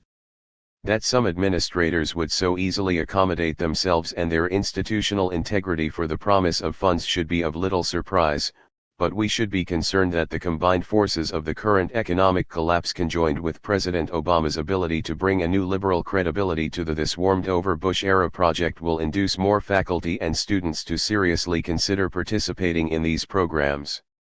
Times are hard, and as funds get scarce it will be increasingly difficult for many to say no. Establishing PRISP as a permanent budgetary item sped through Congress in part because supporters claimed they were both supporting education funding and military and intelligence sectors, with a bonus feel-good work ethic mandate thrown in by requiring students to pay back their funds through required future governmental service. This push was accomplished without an outside assessment of PRISP as a pilot program. Because of the lack of transparency surrounding PRISP, we have little idea what is really going on with the program. In 2008 I identified one social science recipient of PRISP funds who explained to me that PRISP had been such a failure in finding social scientists to fund that PRISP had sought them out and provided them with funds for work that was already underway just to spend down the PRISP budget. Given these difficulties with the program, I wonder if the current expansion of PRISP is a supply-side effort to troll the pool of increasingly underfunded and debt-carrying desperate young scholars with few other funding options. Professional associations like the American Association of University Professors, the American Psychological Association and the American Anthropological Association need to establish professional policies establishing their opposition to members receiving PEERSIP or ICSP funds. PRISP risks further blurring already hazy borders marking proper independent academic roles, and it stands to confuse academic identities in ways that many will not even realize. Some of these processes are reminiscent of a recurrent motif in Philip K. Dick's stories where protagonists becomes unclear of their own agency and identity, becoming unsure of their own histories and memories, or true political alliances in effect becoming undercover agents with identities unknown even to themselves. As this new generation of programs covertly brings undeclared and unidentifiable students into our universities, they disrupt university identities and transforms the roles of all who teach, research, study and work there in ways that they will not necessarily understand as institutions of higher learning further lose their independence and become unwitting agents of state intelligence functions. Chapter 3, Social Science in Harness, the Gravitational Distortions of the Minerva Initiative. In Paracelsus's time the energy of universities resided in the conflict between humanism and theology. The energy of the modern university lives in the love affair between government and science, and sometimes the two are so close it makes you shudder. Robertson Davies, The Rebel Angels.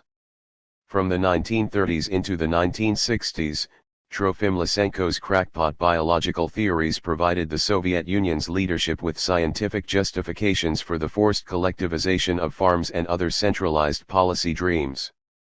Lysenko rejected Mendelian genetics and Darwinian models of natural selection in favor of Lamarckian notions of inheritability of acquired characteristics, and for decades all Soviet biologists needed to work in ways that did not challenge Lysenko's doctrine. Lysenko's claim that changes occurring in an individual during their lifetime could be passed on to their offspring seemed to offer scientific proof supporting the Soviet dream that rapid revolutionary formations could transform not just society, but nature itself. So powerful was Lysenko's impact that the bogus experimental data he produced to justify his work stood unchallenged for decades as valid empirical work. Soviet biologists learned to align their work with the state's conception of the world, and the careers of those dissidents who would not so align their views fell by the wayside. The demands of conforming scientific knowledge with the ideological positions of a powerful state stunted the development of Soviet biology for decades. But today, American social science faces new forms of ideologically controlled funding that stand to transform our universities' production of knowledge in ways reminiscent of the Soviet Union's ideological control over scientific interpretations.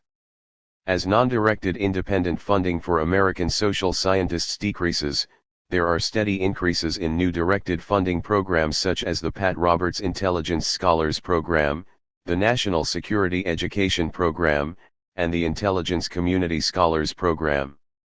These programs leave our universities increasingly ready to produce knowledge and scholars aligned with the ideological assumptions of the Defense Department. A further step along this trajectory came with Secretary of Defense Gates' announcement on April 14, 2008, of the formation of the Minerva Consortium, a Defense Department program designed to further link universities to defense's prescribed views and analysis. Gates announced Minerva in a speech to presidents of research universities assembled at a meeting of the Association of American Universities, Gates 2008. The comments of these university presidents reported in the press described them as pleased beyond measure by the relatively paltry funds that Gates promised. Gates' initial proposal only offered his audience funds in the millions, not tens of millions, sums that once dispersed across several universities would only be table scraps in most university budgets. But these university presidents realize the great potential for future feasts of funds if they can corral their faculty to think in ways in sync with Minerva. Gates' announcement came 3 weeks before California's Governor Schwarzenegger announced that the University of California's flagship East Asian Studies program would be cutting its offerings due to $40 million in budget cuts. Gates' silence on these larger systemic issues while pulling the academy in towards a program designed to produce limited, directed knowledge speaks volumes. And these hard times for university budgets will likewise make universities less able to pass on whatever crumbs the Pentagon gives from its lavishly stocked table. Gates envisioned that the Minerva Initiative would consist of a consortia of universities that will promote research in specific areas. These consortia could also be repositories of open-source documentary archives. The Department of Defense, perhaps in conjunction with other government agencies, could provide the funding for these projects, Gates 2008. Minerva issued requests for proposals. Their initial interests consist of projects working on Chinese military and technology research and archive programs, studies of the strategic impact of religious and cultural changes within the Islamic world, an Iraqi Perspectives project, studies of terrorist organization and ideologies, and new approaches to understanding dimensions of national security, conflict, and cooperation. All of these are important topics of critical study, but the ideological narrowness of the Defense Department's approach to and presuppositions of these topics will necessarily warp project outcomes in much the same ways that Lysenko warped the development of Soviet biology. Broken institutions can't repair themselves, and agencies bound to neo-imperial desires of occupation and subjugation will not be receptive to scholarly work seeking to correct this national blunder. Because of the narrowness of scope and assumptions about the causes of problems facing America, Gates' Minerva plan harms America's strategic capabilities as it will inevitably fund scholars willing to think in the narrow ways already acceptable to the Defense Department. If Gates really wants to better inform American policy, intelligence, and military decisions, he should focus his power and energies on increasing the dwindling generalized social science, area study centers, though these have since their World War II inception have always had a Lysenkoian glow of state-directed purpose, and language training programs. but Gates is instead supportive of the world that brought us secretive payback programs locking students into national security servitude in their most formative years. With Minerva he extended his reach into universities' more general social science community. Even as the budgetary funds for Minerva were rapidly increasing, anthropologist Catherine Lutz observed the funds available for social scientists are, relative, chicken feed. The Minerva money is a tiny fraction of the U.S. military's huge annual research and development budget, $85 billion in 2009. By way of comparison, the total NSF budget is $5 billion and the federal budget for the National Institute of Health is $29 billion for the same period. But the money remains significant for several reasons. It is a large amount relative to other grant money in anthropology, the largest funder of anthropological research worldwide. Wenner-Gren disperses $5 million a year. It represents an important attempt to garner ideological acceptance among anthropologists for doing military research, Lutz 2008. It's not that the U.S. government has historically funded all social sciences approaches equally. It hasn't, and this has historically created its own problems. To pick one obvious example, the funding of American social science during the 1940s and 50s finds a lack of funding for scholars openly engaging in Marxist or even explicitly materialist, much less class-based analysis. During the fruitful years of the 1960s and 70s, the U.S. government shifted to a model of funding that cast financial seeds broadly, with expectations that general funding would produce knowledge and scholars of use to the needs of state. And that it did, even though it funded critics of American policies openly studying critical theory, dependency theory, the culture of poverty, and stratification of race, class, and gender, just as it funded modernization theory, development, and other theories linked with sustaining the status quo. This open model of funding was productive for all, and it produced plenty of scholars who thought in ways aligned with the needs of state. The U.S. government got a good return for its investment whether they realized it or not. In anthropology there is an overwhelming disciplinary amnesia concerning the extent to which research has been directed by the Pentagon and intelligence agencies in the past. There has been a broad spectrum of overt and covert control over this funding, with the full range running from secret directing of funding of unwitting scholars doing research of interest to the CIA and others, to the open, massive funding of a full spectrum of social science and language projects through agencies like the NSF or Fulbright programs. In efforts to find middle ground, in 2008 the leadership of the American Anthropological Association, AAA, suggested that rather than running the selection and management of Minerva through the Department of Defense, the program could be run through external agencies such as the National Science Foundation, NSF. In a letter from AAA Presidents Lowe to Jim Nussle of the U.S. Congressional Office of Management and Budget, President Lowe argued that the association wholeheartedly believes that social science research can contribute to reduction of armed conflict, but we believe that as Project Minerva moves towards implementation, its findings will be considered more authoritative if its funding is rooted through the well-established peer-reviewed selection process of organizations like the National Science Foundation, the National Institutes of Health, and the National Endowment for the Humanities. Secretary Gates identified 4 areas of work that Project Minerva might fund: an archive of sources on Chinese military and technology developments, work on documents captures in Iraq, research on relationship between terrorism and religion, especially Islam, and the New Disciplines Project, which seeks to leverage anthropology and other disciplines historically underutilized by the U.S. military.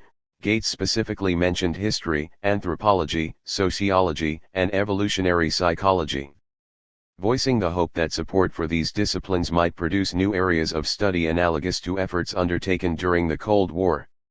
We believe that it is of paramount importance for anthropologists to study the roots of terrorism and other forms of violence, and to seek answers to the urgent questions voiced by many in the United States and other countries since the attacks of September 11.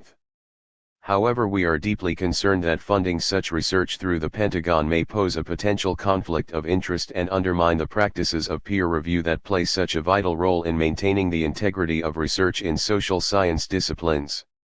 From a practical standpoint, We believe it would be more efficient and more likely to produce authoritative results if Pentagon support for such research was managed through such agencies as the National Science Foundation, NSF, the National Institute of Health, NIH, and the National Endowment for the Humanities, NEH. S. Lowe to J. Nussel, May 28, 08.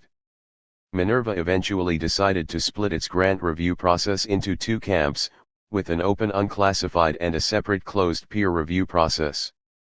But even the openly reviewed Minerva grants show signs of being tainted with the narrow assumptions of the Pentagon funders. Anthropologist Hugh Gusterson wrote in the Bulletin of Atomic Scientists, "When research that could be funded by neutral civilian agencies is instead funded by the military, knowledge is subtly militarized and bent in the way a tree is bent by a prevailing wind. The public comes to accept that basic academic research on religion and violence belongs to the military. Scholars who never saw themselves as doing military research now do. Maybe they wonder if their access to future funding is best secured by not criticizing U.S. foreign policy, a discipline whose independence from military and corporate funding fueled the kind of critical thinking a democracy needs is now compromised, and the priorities of the military further define the basic terms of public and academic debate." Gusterson, 2008.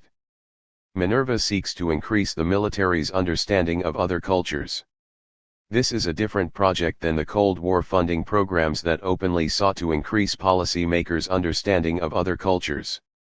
The Bush Doctrine's proximity to Minerva suggests a program designed to give the tools of culture to those in the military who will be told where to invade and occupy, not to those who might be asked of the wisdom of such actions.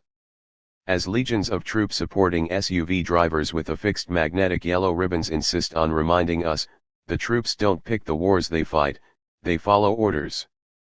Beyond existential questions of desertion, this is certainly true, and anthropologists adding to the military's cultural repertoire in ways that Minerva will pay anthropologists and others to do, will likewise follow orders to produce specific knowledge.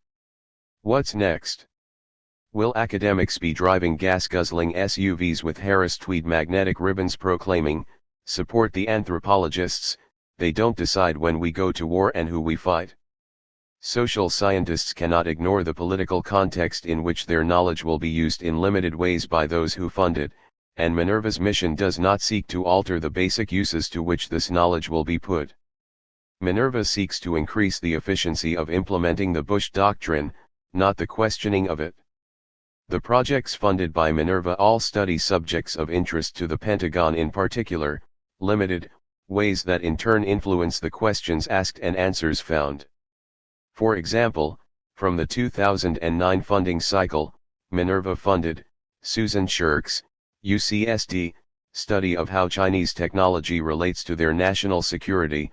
Mark Woodward's, Arizona State University, research mapped the diffusion and influence of counter-radical Muslim discourse. David Matsumoto, SFSU, studied cross-cultural facial expressions of emotion, with obvious uses for doomed efforts to identify and recognize terrorists. The 2010 joint NSF/DOD Minerva grants include, Martha Crenshaw, Stanford, Mapping Terrorist Organizations, Eli Berman, UCSD, presenting a workshop on the political economy of terrorism and insurgency. The 2010 DOD-funded Minerva grants had even more direct military applications, with Suzanne Logan's, USMC, research on Iraqi and terrorist perspectives, William Spain's, Naval War College, on Iraqi and terrorist perspectives/culture and strategy, and Judith Yapie and Kamal Bioklos researching religious and cultural change in the Muslim world. http://minerva.dtic.mil/funded.html. Many of the Minerva project's funded efforts to make social forces legible in particular ways are designed to produce new forms of, if not control, then predictive understanding. Minerva doesn't appear to be funding projects designed to tell defense why the US shouldn't invade and occupy other countries. Its programs are more concerned with the nuts and bolts of counterinsurgency, and answering specific questions related to the occupation and streamlining the problems of empire. Minerva instead generates select views that conceptualize enemies and problems in ways that are already familiar and understood by those who fund this research. There is no Minerva-funded research of dissent and warning. Minerva funds only those who already are aligned with Defense's basic vision of the world. This sort of Soviet model of directed social science funding will make America's critical perspective more narrow precisely at an historical moment when we need a new breadth of knowledge and perspective. Gates and others at Defense need to hear from independent, unindentured critical scholars who will tell them that counterinsurgency won't work the way that the current social science salesmen are pitching it to the Pentagon and the think tanks of DuPont circles hegemony row would have them believe, and the Minerva Consortium will not take social science in this needed critical direction.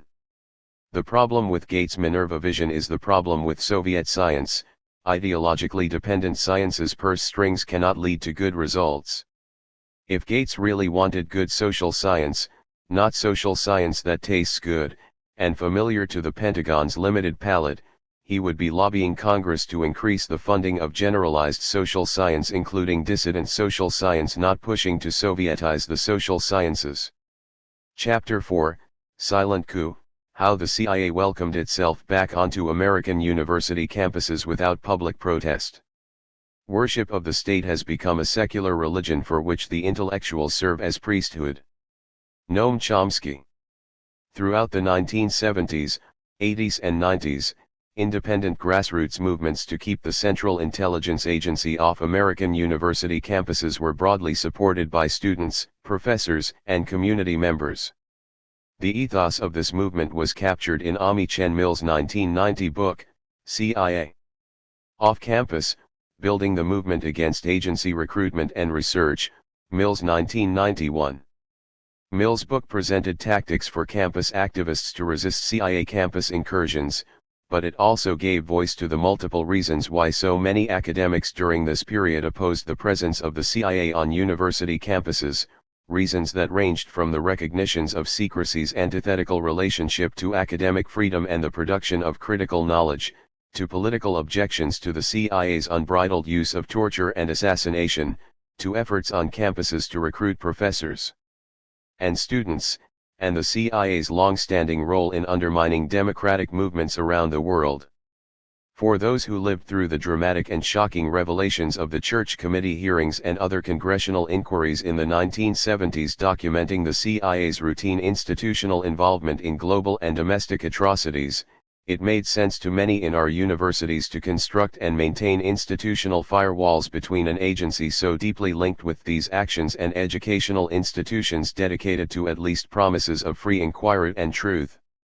But the last dozen years has seen the retirements and deaths of generations of academics who had lived through this history and had been vigilant about keeping the CIA off campus, and with the terror attacks of 9/11 came new campaigns to bring the CIA back onto American campuses.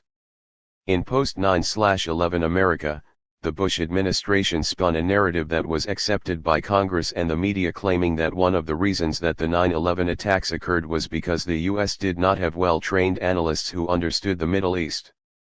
Rather than acknowledging that shortcomings in U.S. policy and intelligence were related to the extreme narrowness of political perspectives allowed to exist within agencies like CIA, State, and Defense Department, governmental agencies moved to spread their own narrowness of institutional knowledge by exporting the CIA's dysfunctional institutional culture and groupthink externally to universities.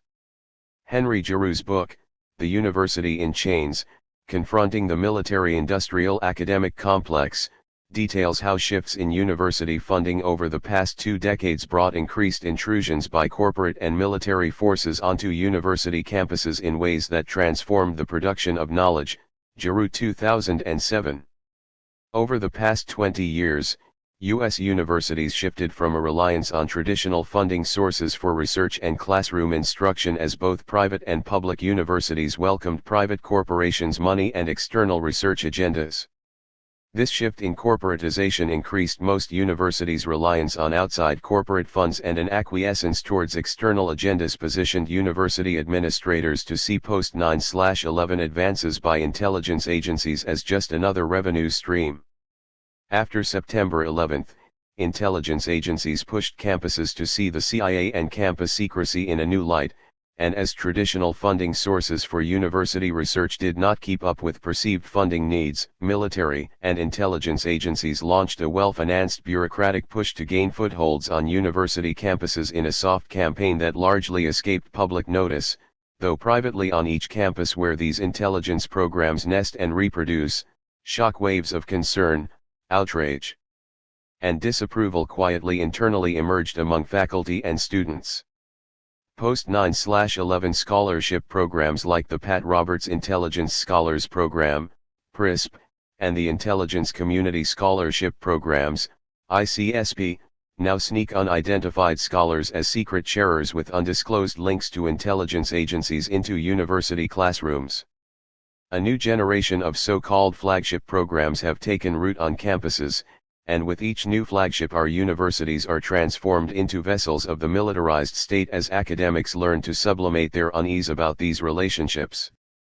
The programs most significantly linking the CIA with university campuses are the Intelligence Community Centers of Academic Excellence, ICI, pronounced ICI, and the Intelligence Advanced Research Projects Activity, IRPA.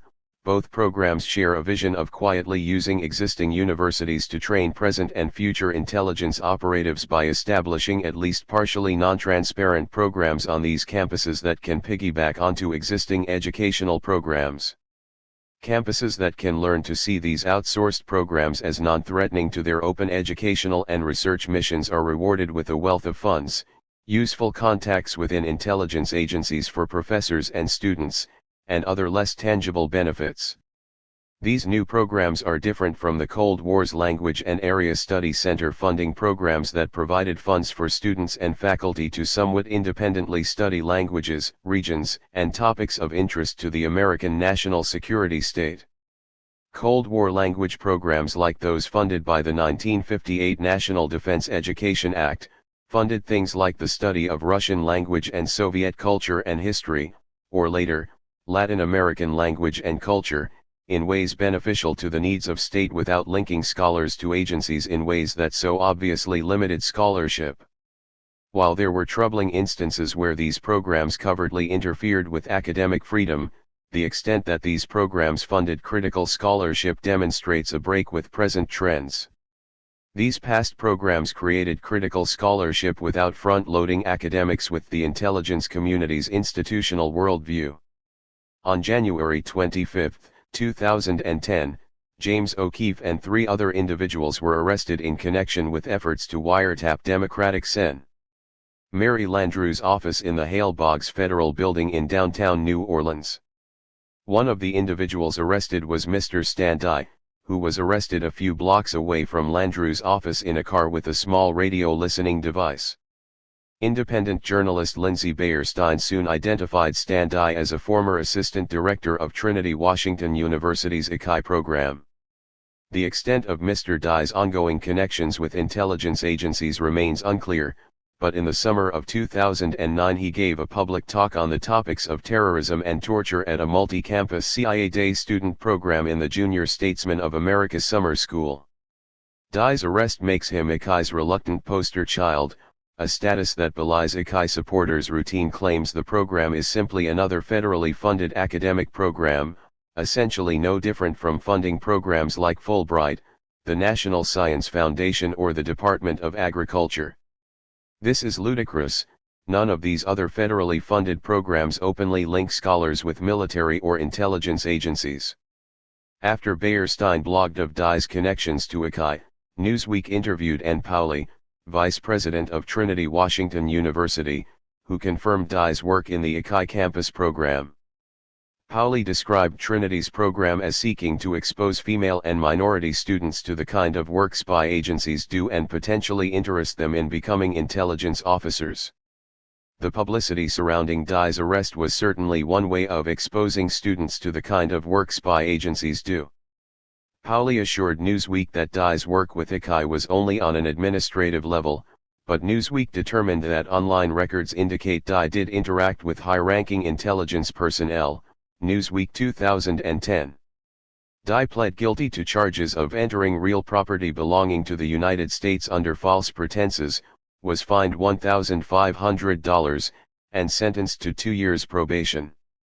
it should be no surprise that ICI personnel would be arrested in a bungled black bag operation. The history of American intelligence agencies is full of characters mixed up in harebrained misadventures, and when universities succumb to the economic pressures to bring ICI on campus, they need to know they are embracing ignoble institutional histories packed with a motley cast of characters like E. Howard Hunt, G. Gordon Libby and Edwin Wilson. Given the CIA's well-documented history and university administrators' refusals to acknowledge that there are fundamental differences between intelligence agencies and universities, this state of denial guarantees we can expect to see more connections between ICI-linked personnel and all sorts of nefarious activities.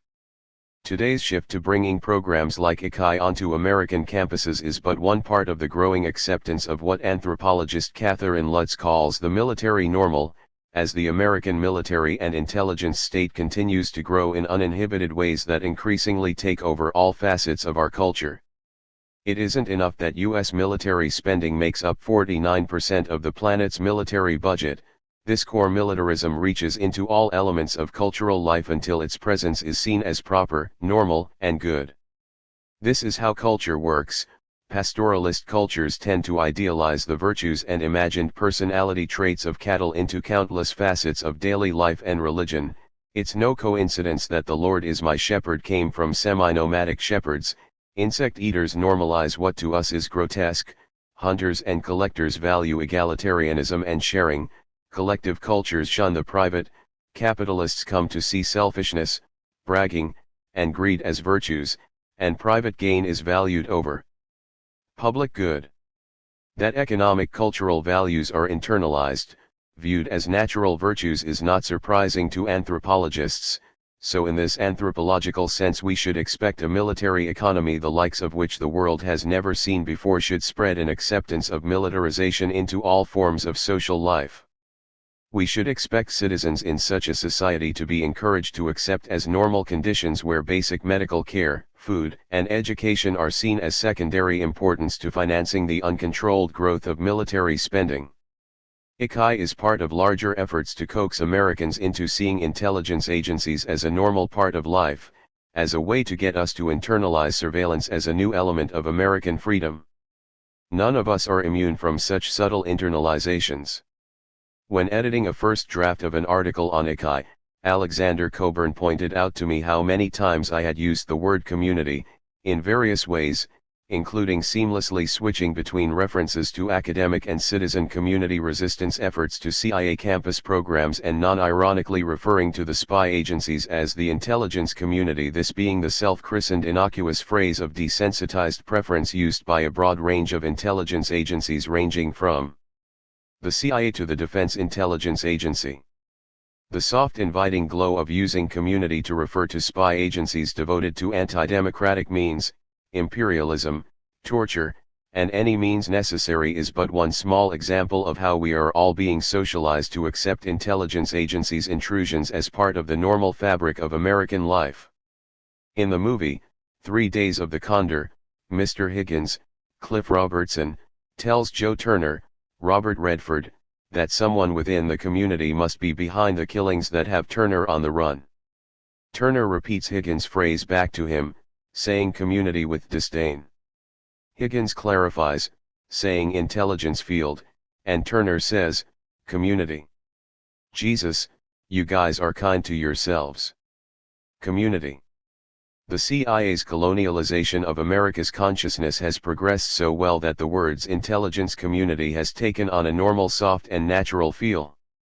But even in the extreme militarization found in America today, it is the public silence surrounding this quiet installation and spread of programs like ICI and YRPA on campuses that is extraordinary. Since 2005, ICI has more rapidly progressed along a trajectory of bringing the CIA and other intelligence agencies openly to multiple American university campuses than any previous intelligence agency's intrusion onto American campuses since the Second World War.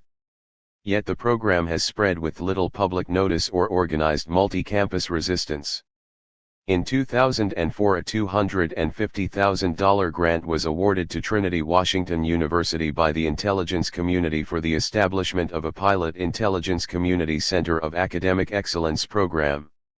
Trinity was in many ways an ideal campus for a pilot program, as a vulnerable, tuition-driven struggling financial institution in the D.C. area. The promise of desperately needed funds and a regionally assured potential student base linked with or seeking connections to DC-based intelligence agencies made the program financially attractive.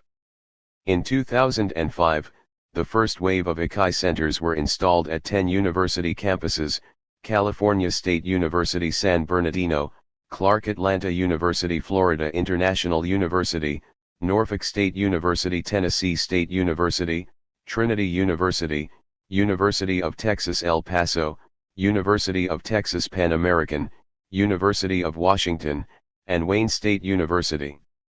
Between 2008 to 2010 another wave of expansion brought ICAI programs to another 11 campuses: Carnegie Mellon, Clemson, North Carolina A&T State, University of North Carolina Wilmington, Florida A&M, Miles College, University of Maryland, College Park, University of Nebraska, University of New Mexico, Pennsylvania State University, and Virginia Polytechnic Institute. But the CIA and FBI aren't the only intelligence agencies that ICAI brings to American university campuses. ICAI quietly brings a smorgasbord of intelligence agencies to campuses, with 15 agencies, such as the National Security Agency, Defense Intelligence Agency, and Homeland Security on our campuses. Roberto Gonzalez's research explores how ICAI's university programs are but part of a larger project that also seeks to connect intelligence agencies with American students in high school and even younger. In Militarizing Culture, Gonzalez notes that the Office of the Director of National Intelligence's program plan encourages grantees to consider coordinating summer camps for junior high students. Should be at least 1 week in duration, with high-energy programs that excite the participants. Gonzalez 2010-39. He also describes programs tailored especially for high school students, such as Norfolk State's simulation exercise, in which faculty asked Nashville area high schoolers to locate 10 simulated weapons of mass destruction hidden in the city, and the University of Texas Pan American's high school summer camp, which featured talks from speakers from intelligence community agencies, such as the CIA and FBI. Gonzalez poses the question: couldn't these young people play a more constructive role in our society if they were aggressively recruited into careers in medicine, engineering, or education rather than spy work? Gonzalez 2010:49. ICAI's stated goals are to develop a systematic long-term program at universities and colleges to recruit and hire eligible talent for IC agencies and components, and to increase the pipeline of students, with emphasis on women and ethnic minorities in critical skill areas.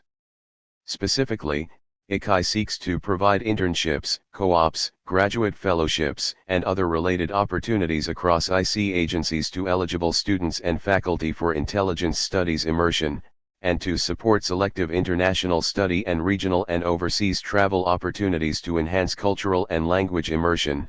http://www.dni.gov/CAE. In other words, ICAI seeks to shower fellowships, internships, scholarships, and grants on universities willing to adapt their curriculum and campuses to align with the political agenda of American intelligence agencies, and installing corridors connecting ICAI campuses with intelligence agencies through which students, faculty, students studying abroad, and unknown others will pass. These ICAI-sponsored centers have different names at different universities. For example, at the University of Washington, ICAI funds established the new Institute for National Security Education and Research, INSER. Wayne State University's center is called the Center for Academic Excellence in National Security Intelligence Studies, CAENSIS, and Clark Atlantic University's program is the Center for Academic Excellence in National Security Studies, CAENS. Even before 2008's economic downturn, there were decreased traditional funding sources for students and faculty conducting research in university environments, but further reductions in funds exacerbated a funding environment characterized by extremely scarce financial resources. Layoffs of university staff became a common occurrence at many universities. Such scarcity of funds leads scholars to shift the academic questions they are willing to pursue and suspend previous ethical and political concerns about funding sources, and many scholars who are unwilling to set aside ethical and political concerns are keenly aware of institutional pressures to keep their outrage and protests in-house and remain publicly silent. In 2010, alumni and professors at historically black colleges and universities wrote me with accounts of the ways that ICI and other programs linked to the FBI and CIA are increasingly embedding themselves on these campuses to increase minority recruitment for intelligence agencies. This correspondence shared concerns that Howard University and Miles College figured prominently on the list of new ICI institutions. One Howard alumnus wrote me that various efforts to connect the campus with CIA personnel have made Howard CIA Central, while a Howard professor wrote me about the university's consortium relationship with Virginia Polytechnic Institute and State University connecting the FBI, Homeland Security, and the CIA with Howard faculty and students, writing, "These agencies would love to make connections with our students, and the amount of funds they can offer to students without financial means makes it difficult for many to say no." American intelligence agencies need transformational overhauls, but moving the FBI and CIA onto historically black colleges and universities won't transform the FBI, it will transform these institutions in ways they aren't critically considering. With the generational loss of memory of the roles these agencies played in the domestic and international suppression of minority power movements, one wonders if the FBI will try and sponsor a Fred Hampton intelligence scholarship designed to recruit students from historically black colleges and universities. The targeting of minority populations on campuses clarifies systemic problems with intelligence agencies trying to reform themselves. The United States never had anything like a Truth and Reconciliation Commission to sort out past accountabilities for these agencies. Instead, it has named the headquarters of our secret police after J. Edgar Hoover himself, embracing the agency's links to Hoover's shameful practices. If the FBI and CIA want to use ICI as a front to set up shop on our campuses, they must be held publicly accountable for their own institutional history, but they have yet to produce a public history clarifying exactly where they break with past atrocities, and the lack of critical public discourse on ICI further reduces the possibility that these campus intelligence centers will bring about needed reforms. The Washington Post published 2 articles mentioning ICI after the program had quietly been running for a few years, but there has been no critical coverage of these programs in the national press.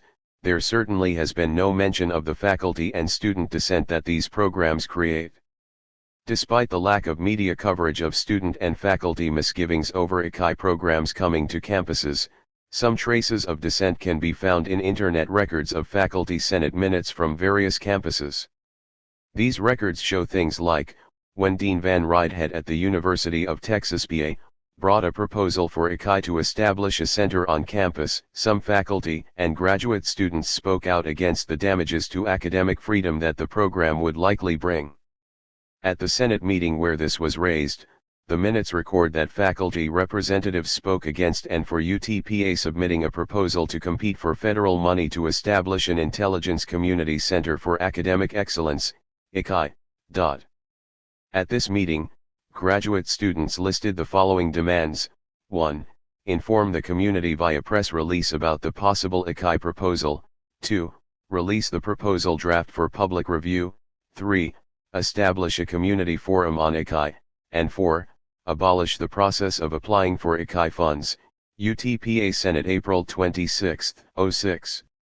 And at UTPA, as at other ICI campuses, administrators noted these concerns and continued with plans to bring intelligence agencies to campus. The online minutes of the University of Washington Faculty Senate and Faculty Council on Research record shadows of dissent that are so vaguely referenced they are easily missed. For example, while points raised in debates and discussions in the UW Senate are generally itemized and characterized in the minutes on other topics, the minutes for the December 4, 2008 meeting publicly gloss over even the nature of the issues raised when Christoph Giebel, acting as a member of the University of Washington's AAUP Executive Board, submitted a request to the Faculty Senate for information concerning INSER's contacts with intelligence agencies. These minutes simply read, Both Giebel and Jeffrey Kim answered a series of good questions that resulted in a fair, tough, and serious conversation, but what these good questions were and the nature of this tough and serious conversation were not mentioned in the minutes, as if good questions were not important enough to enter into a public record. UW Faculty Senate Minutes, December 4, 08, pp. 5. Likewise, the nature of faculty objections to INSER are glossed over in the January 29, 2009 University of Washington Senate Minutes, which simply reported that a number of email communications have come through the Faculty Senate that reflect a range in attitude towards the INSER program. UW Faculty Senate Minutes, January 29, 09, pp. 3. A significant portion of this faculty range in attitudes towards the INSER program could best be characterized as outraged.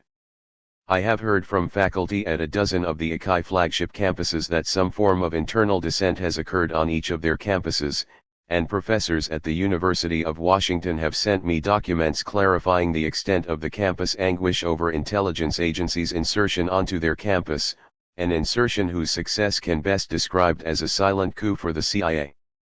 The faculty and students' public silence at ICAI universities in the face of these developments needs some comment. While some public attitudes towards the CIA changed after September 11, the post-9/11 political climate casts a pall of orthodoxy over critical discussions of militarization and national security, and the rise of anti-intellectual right-wing media pundits attacking those who question increasing American militarization adds pressure to muzzle vocal dissent on anything framed as a national security matter. Faculty at public universities often feel these pressures more than their colleagues at private institutions. There are also natural inclinations to try and keep elements of workplace dissent internal, but two factors argue against such a public silence. First, most of the ICAI institutions are publicly funded universities drawing state taxes. The state citizens funding these universities deserve to be alerted to concerns over the ways these programs can damage public institutions.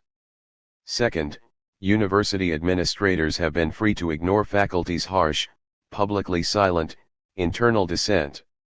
Keeping dissent internal has not been a very effective tactic. Institutions like the CIA don't want to operate in the sort of sunlight that public scrutiny brings, and these ICAI programs deserve lots of public scrutiny. In a healthy step towards moving beyond internal private critiques of ICAI programs, multiple professors at the University of Washington provided me internal memos sent from professors to administrators. These memos document the form and breadth of internal faculty dissent on this campus over administrators' October 2006 decisions to bring the CIA and other intelligence agencies on campus. University of Washington professors are not alone in these internal critiques. My contacts with professors at other ICAI universities finds that similar internally expressed concerns are happening on the other ICAI campuses.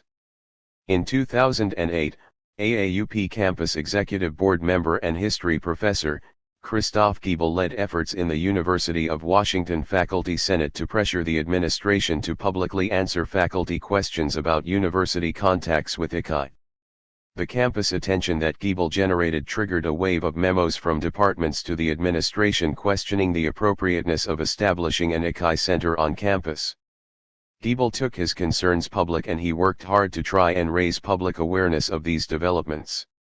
He worked to get local newspaper reporters interested in covering plans to bring the CIA onto campus, but beyond a small piece in a local alternative paper, the local media completely ignored these developments. Spansantholey 2008. Initially, the University of Washington's administration appeared to appreciate the concerns raised by faculty. In October 2005, David Hodge, University of Washington's Dean of Arts and Sciences, met with School of International Studies faculty to discuss proposals to establish affiliations with U.S. intelligence agencies. After international studies faculty wrote the administration expressing opposition to any affiliation linking them with the CIA and other intelligence agencies, though one faculty member reported Hodge was less diplomatic in private. This group of faculty wrote that such developments would jeopardize the abilities of faculty and students to gain and maintain foreign research and study permits, visas, and open access to and unfettered interaction with international research hosts, partners, and counterpart institutions, and they worried that any such relationships would endanger the safety and security of faculty and students studying and conducting research abroad as well as their foreign hosts.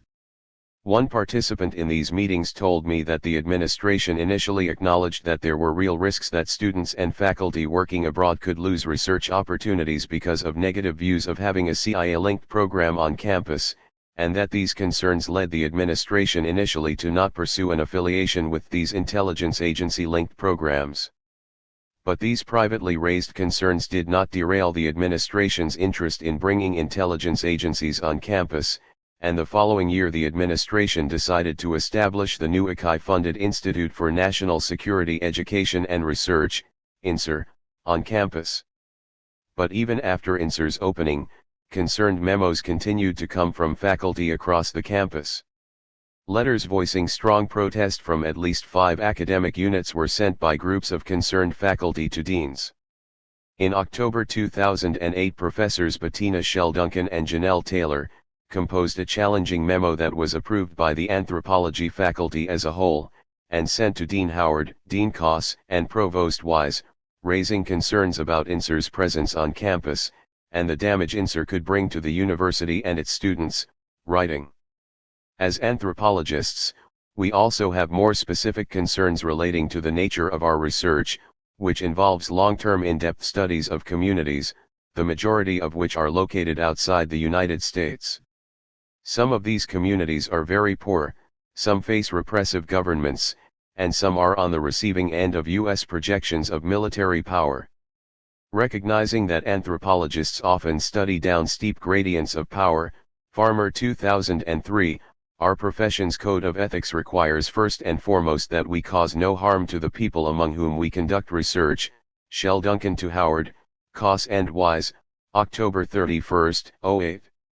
Shell Duncan and Taylor tied disciplinary concerns to anthropology's core ethical issues and also raised apprehensions that INSER funding could convert the university into a hosting facility for military intelligence gathering efforts. This memo voiced concerns over reports that INSER personnel would debrief some students completing studies abroad. Specifically, concerns were raised about 1. The reports that students are required to submit to INSER at the end of their studies, and 2. The debriefing that they are required to undergo upon their return. Although our faculty have already been asked academic advisors for students with INSER funding, we have never been given any information on the guidelines for the reports, or the nature, scope, or purpose of the debriefing process. This is of particular concern given that national security is not an academic field of study, but a military and government effort. Unless and until we are provided with clear and compelling information that proves otherwise, we must infer that these reports and debriefings are in fact military intelligence gathering efforts. Shell Duncan to Howard, Koss and Wise, October 31, 08.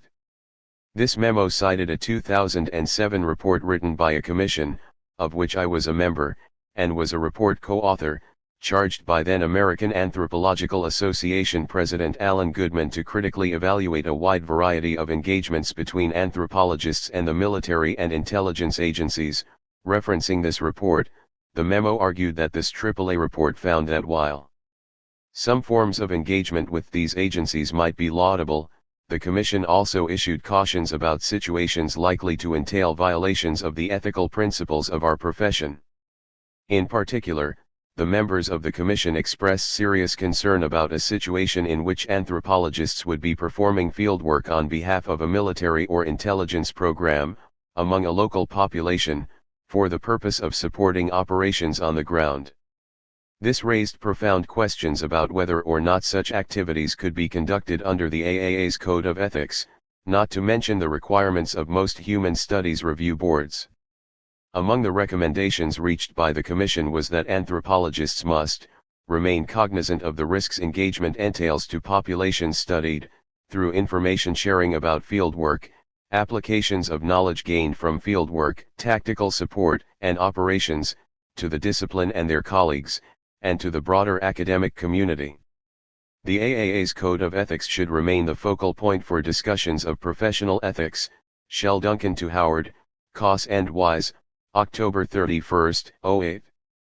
Professors Shell, Duncan and Taylor concluded by asking the administration for a clear and detailed account of the process by which the Institute for National Security Education and Research was formed, and request assurances that this was done in accord with our shared governance procedures.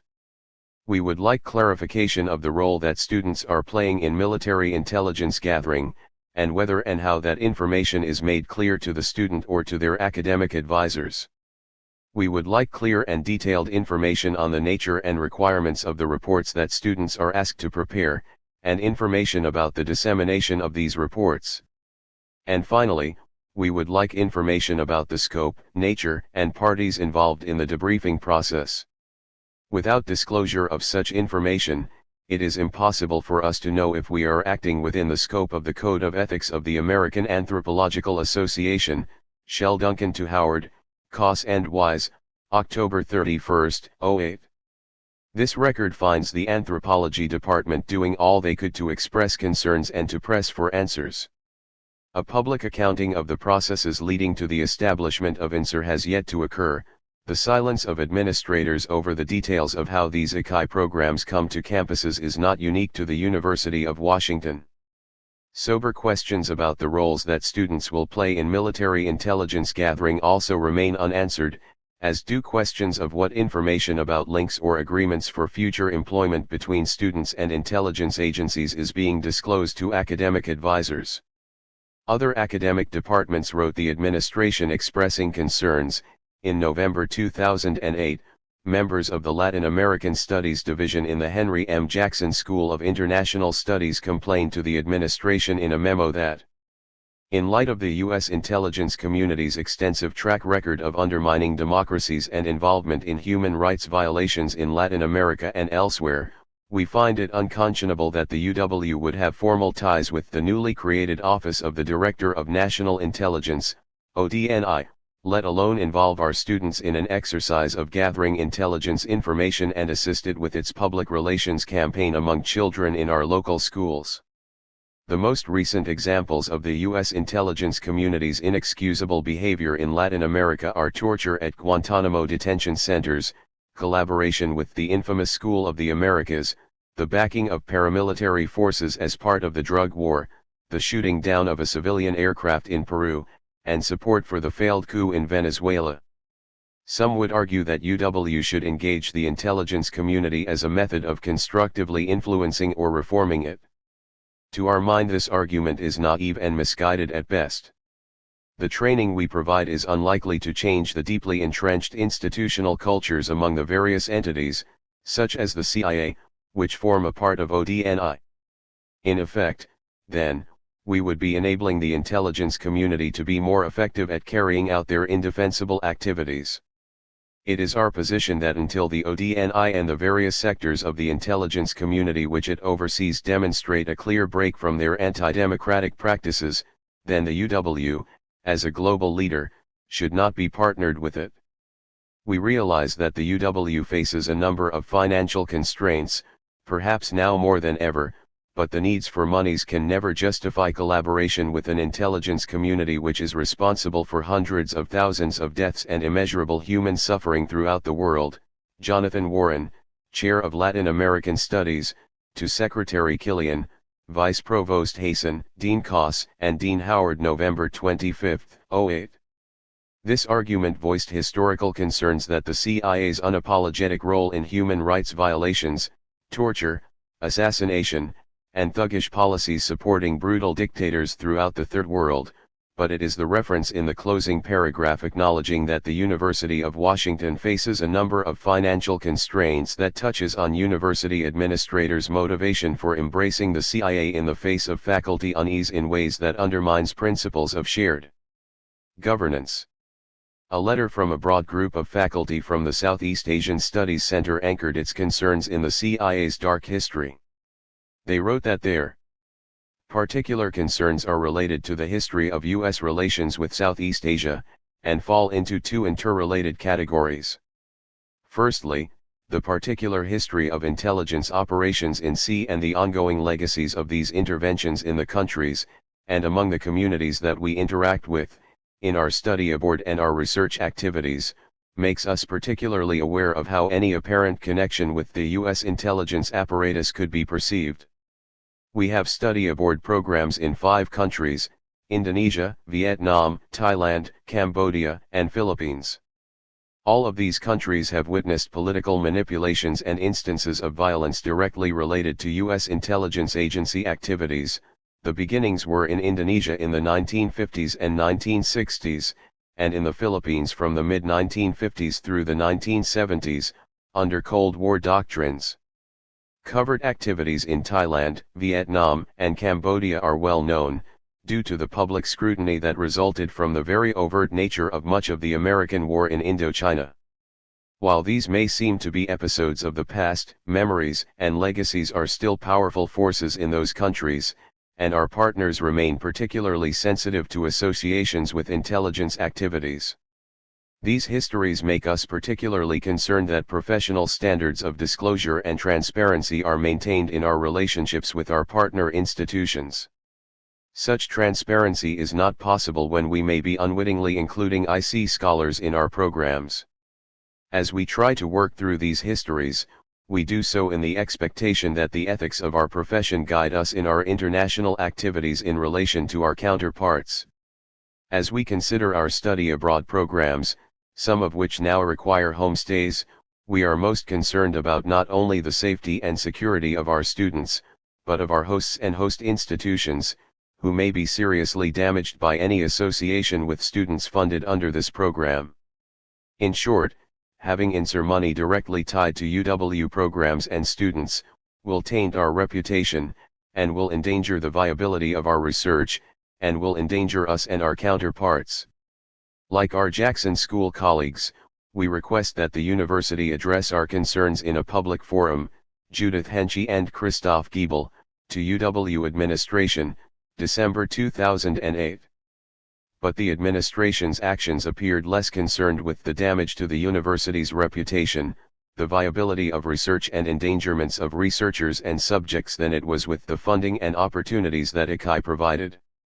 Members of the History Department questioned whether the administration had considered how the presence of INSER on campus would taint professors and students, because the professional bodies of many disciplines and professional programs have barred members from participating in programs funded by groups like the CIA due to the ethical conflicts such a relationship would involve.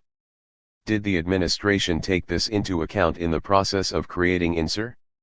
Are there steps taken in the administration of funds from INSER to prevent faculty from unknowingly compromising their professional and ethical obligations? Purnamadhavan and Adam Warren to Chair Laval, undated letter. Given the lack of transparency surrounding decisions to establish INSER on campus and that ICI programs attract secondary secretive funding through programs like PRISP or ICSP, the odds of compromising these professional obligations increase. Given this lack of transparency, many of these transgressions will be unwitting and unknown to many involved. Among the problems facing the University of Washington's administration in creating INSER was to find an existing academic structure where they could park such a stigmatized program. Because the social sciences represented hostile territory, administrators looked to the Information School, iSchool. But librarian and information school faculty weren't happy about having to house INSER. International Studies Fund Group librarians privately raised multiple concerns about transparency, about developing a program outside the normal standards of peer review, and the damage they would receive from having INSER housed within their administrative structure, concerns that this relationship would naturally generate suspicions that the iSchool was facilitating intelligence data mining and exploitation. A letter signed by a dozen faculty from the International Studies Fund Group librarians expressed deep concerns that housing a CIA officer in residence would pollute perceptions of them in ways that could damage our ability to serve the, arguing that their long-standing strategy of impartial professionalism across the campus has enabled us to create collections of such depth over the years. It is also this professional independence that has in the past protected us from undue scrutiny by the governments of the countries that we visit and from which we solicit information sources sometimes of the most sensitive nature for our scholarly collections. We feel that the presence of the INSER program, not just on campus, but in the very professional school that purports to train librarians in the ethics of their mission, is damaging to our credibility as independent professionals serving the scholarly endeavor. Indeed, in some instances, it could endanger our personal safety and liberty as we travel on behalf of the libraries to certain areas of the world where the U.S. foreign policy apparatus that INSER represents is not perceived as a benign force. Judith Henchy, Michael Beggins et al. To Bill Jordan and Tim Jewell, undated memo. Many iSchool faculty were unhappy with having to manage such a problematic program, and the prospect of being left holding the bag when something goes wrong with one of INSER's intelligence agency partners was not something anyone in the iSchool wanted to contemplate. ******.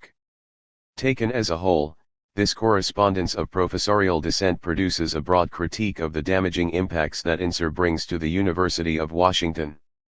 While some critics of the CIA's presence on campus will be encouraged to find faculty privately pushing administrators to avoid such pitfalls for ethical, historical, political, and very practical reasons, but it's not clear that these private critiques really mattered precisely because they remain so private. It is striking that activists at the University of Washington have organized protests over their provost Phyllis Wise's membership on Nike's board, yet public campaigns against the administration's invitation to the CIA remain publicly dormant. Today, INSER hosts at least one CIA-funded postdoc on the UW campus. It is unknown how many CIA-linked employees or CIA-linked students are now on the University of Washington's campus. We don't know what all members of the so-called intelligence community on campus are doing, but those scholars who study the history of the agency know that in the past CIA campus operatives have performed a range of activities that included using funding fronts to get unwitting social scientists to conduct pieces of research that were used to construct an interrogation and torture manual. These contacts have been used to recruit foreign students to collect intelligence for the CIA. They've debriefed graduate students upon return from foreign travel. We know the CIA has cultivated relationships with professors in order to recruit students. Mills 1991, Price 2007.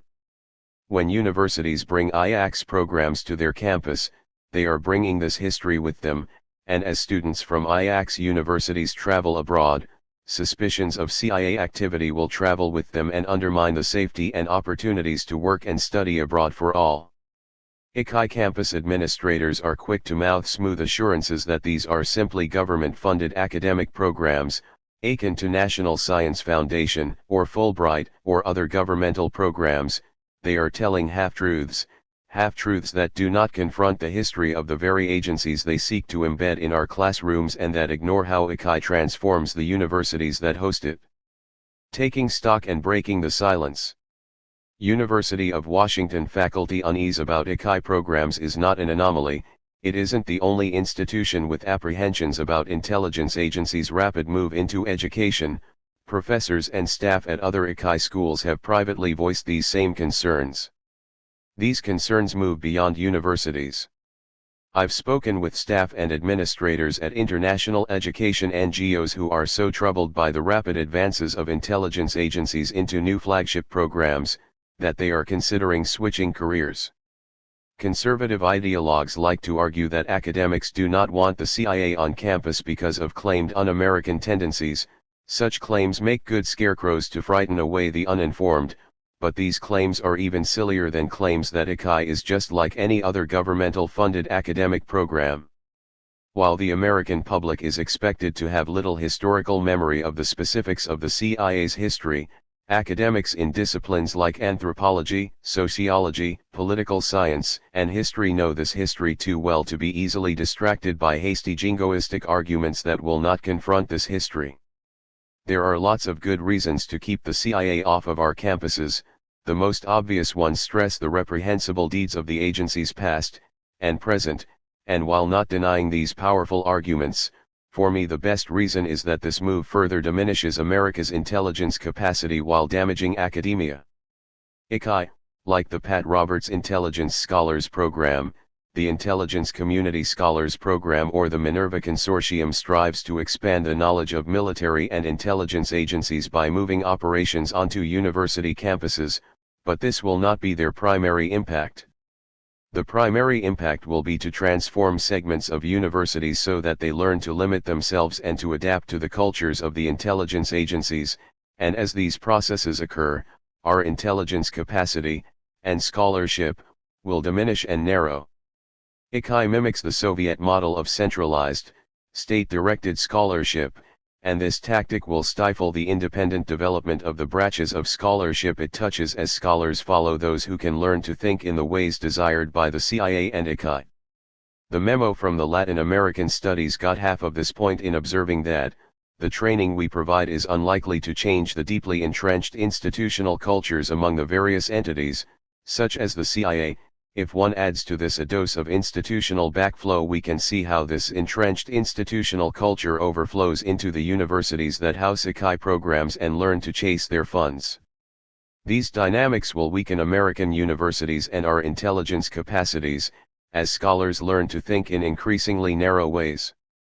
If the United States wants intelligence reform, it needs to fund independent scholarship, not narrow down the range of discourse on our campuses by paying cash-strapped universities to house revolving doors between the academy and the CIA.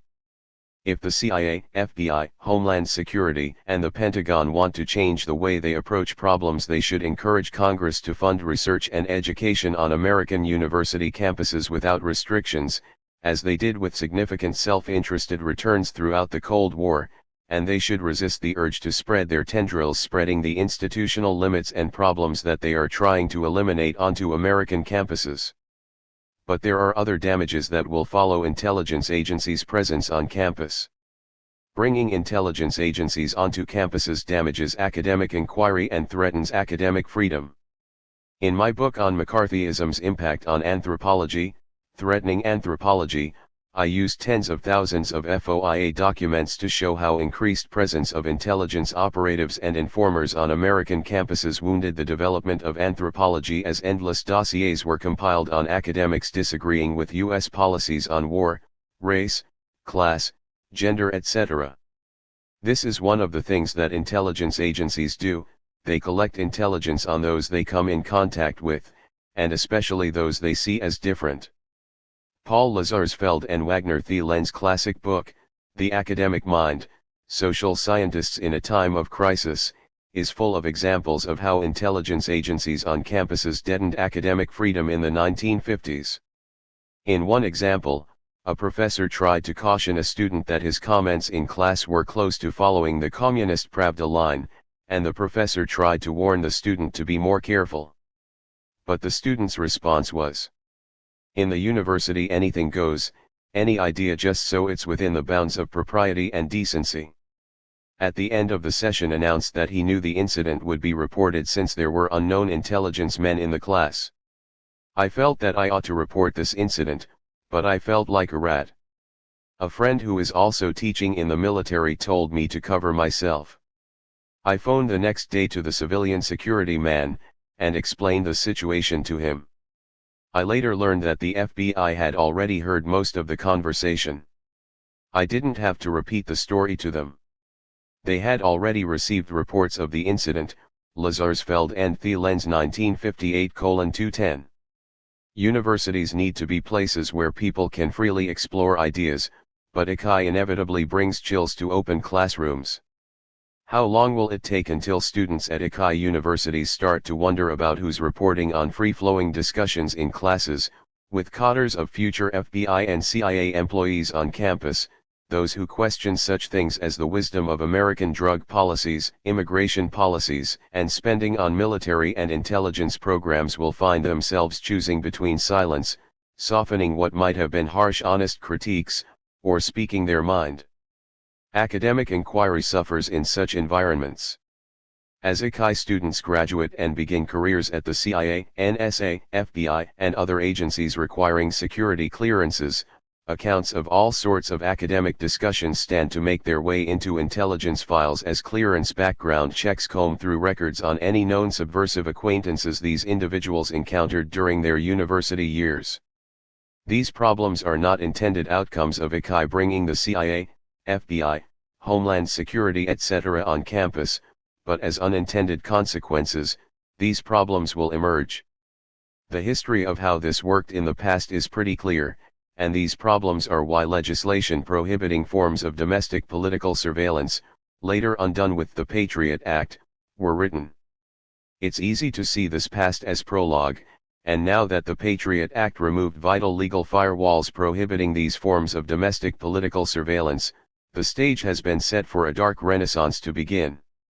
Because ICAI's successful embedment on campuses depends on institutional memory loss, silence, and a lack of student and faculty resistance, academics opposed to these developments can draw on their professional strengths to break the silence and fill the sizable gaps in the public's memory of the CIA's institutional history.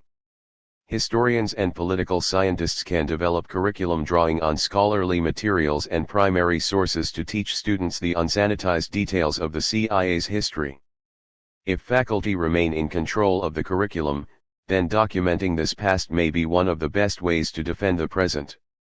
The CIA and other intelligence agencies have always relied on secrecy for their operations, and with the public silence over ICAI's intelligence gateway onto our campus communities, this silence has been a real boon for the CIA's quiet entrance onto our campuses. If students, faculty, and citizens are concerned about ICAI's impact on our universities, then breaking the silence is the simplest and most effective tactic available. Anyone who wants specific information on contacts between university administrators and ICAI officials or other members of intelligence agencies can use state public records laws and the Federal Freedom of Information Act to request these records. Given university administrators' claims that everything is above board, these records should not be blocked by national security exemptions, and if they are, this would be important information. In most states, public records laws can be used to access the correspondence of public employees. Concerned members of individual campuses can use these tools to access correspondence and verify claims by university administrators about the nature of their contact with ICAI.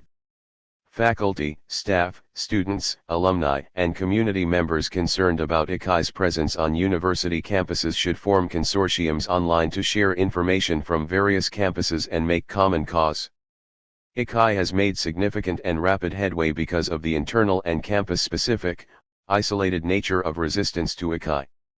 Something like an ICAI Watch or CIA Campus Watch website could be started by a faculty member or grad student on an ICAI campus, providing forums to collect documents, stories, and resistance tactics from across the country. Philip Swerling has written about how a group of undergraduate and graduate students at the University of Texas Pan American organized themselves to protest the CIA's campus presence, and to raise awareness. Swerling 2009:256-257. Other campuses resisting the CIA's campus expansion need to open channels of communication with each other. Finally, tenured professors on campuses with ICAI programs, or on campuses contemplating ICAI programs, need to use their tenure and speak out, on the record, in public. The threats presented by these sorts of developments are exactly why tenure exists. If professors like the idea of bringing the CIA on campus, they need to read more about the history of the agency. Fine, they have the right to publicly express these views, but the split between the strongly voiced internal dissent while remaining publicly silent has helped usher the CIA silently back onto American university campuses, and if this move is to be countered, it must be done publicly with academic voices demanding that the CIA and other members of intelligence agencies explain themselves and their history in public. The intelligence community thrives on silence, and the only way for academicians to challenge the threats to academic independence and integrity that ICAI presents is for tenured professors to speak out and raise their concerns in public. Part 2, Manuals, Deconstructing the Texts of Cultural Warfare. Chapter 5, The Leaky Ship of Human Terrain Systems. The fact that some social scientists have received so warmly reveals historical amnesia and a profound lack of imagination. Roberto Gonzalez. In the fall of 2007, a new form of anthropologically informed counterinsurgency was publicly announced as the Bush administration and U.S. military placed great hopes on a new program known as Human Terrain Systems, HTS. The Human Terrain Program embeds social scientists, such as anthropologists, with troops operating in battle theater settings as members of human terrain teams, HTT. These teams are part of counterinsurgency operations designed to provide military personnel with cultural information that will help inform troop activities in areas of occupation. Since the first public acknowledgement of HTS in 2007, it has been criticized by anthropologists for betraying fundamental principles of anthropological ethics, as being politically aligned with neocolonialism, and as being ineffective in meeting its claimed outcomes. For the most part, the mainstream media has acted as cheerleaders for the program by producing a seemingly endless series of uncritical features highlighting what they frame as kind-hearted individuals trying to use their knowledge of culture to save lives, while misrepresenting the reasons and extent of criticism of the Human Terrain program. Supporters of Human Terrain claim the program uses embedded social scientists to help reduce kinetic engagements, or unnecessary violent contacts with the populations they encounter. The idea is to use these social scientists to interact with members of the community, creating relationships to reduce misunderstandings that can lead to unnecessarily violent interactions. Camps 2008, Stannard 2007. Human Terrain Systems is not some neutral humanitarian project, it is an arm of the U.S. military and is part of the military's mission to occupy and destroy opposition to U.S. goals and objectives. HTS cannot claim the sort of neutrality claimed by groups like Doctors Without Borders, or the International Committee of the Red Cross. HTS's goal is a gentler form of military domination.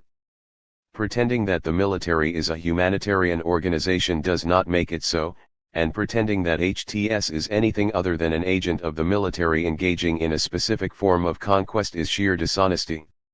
One of the most remarkable things about the Human Terrain program has been the ongoing uncritical, fawning coverage of the program uniformly presented by the American media. From the first coverage of the program by David Rode in the New York Times in 2007, to a dozen glossy magazine profiles and dozens of national newspaper stories, a consistent hopeful news narrative has prevailed portraying Human Terrain social scientists not as the violators of minimal professional ethics standards that they have been chastised by the Executive Board of the American Anthropological Association, but instead as sensitive humanitarians. David Rhodes' 2007 front-page New York Times article framed the functional, political, and ethical issues surrounding HTS in distorted ways that set the stage for much of the debates and discussions that followed. Rode 2007. I spoke with Rode as background for the story, patiently explaining details and historical background, and like other reporters who would follow, Rode trimmed off elements of the story that overly complicated a simple narrative. Most importantly, he uncritically included an incredible claim by Army COL Martin Schweitzer, 82nd Airborne Division, who claimed that after HTS anthropologists embedded with units, their combat operations had been reduced by 60%, Rode 2007.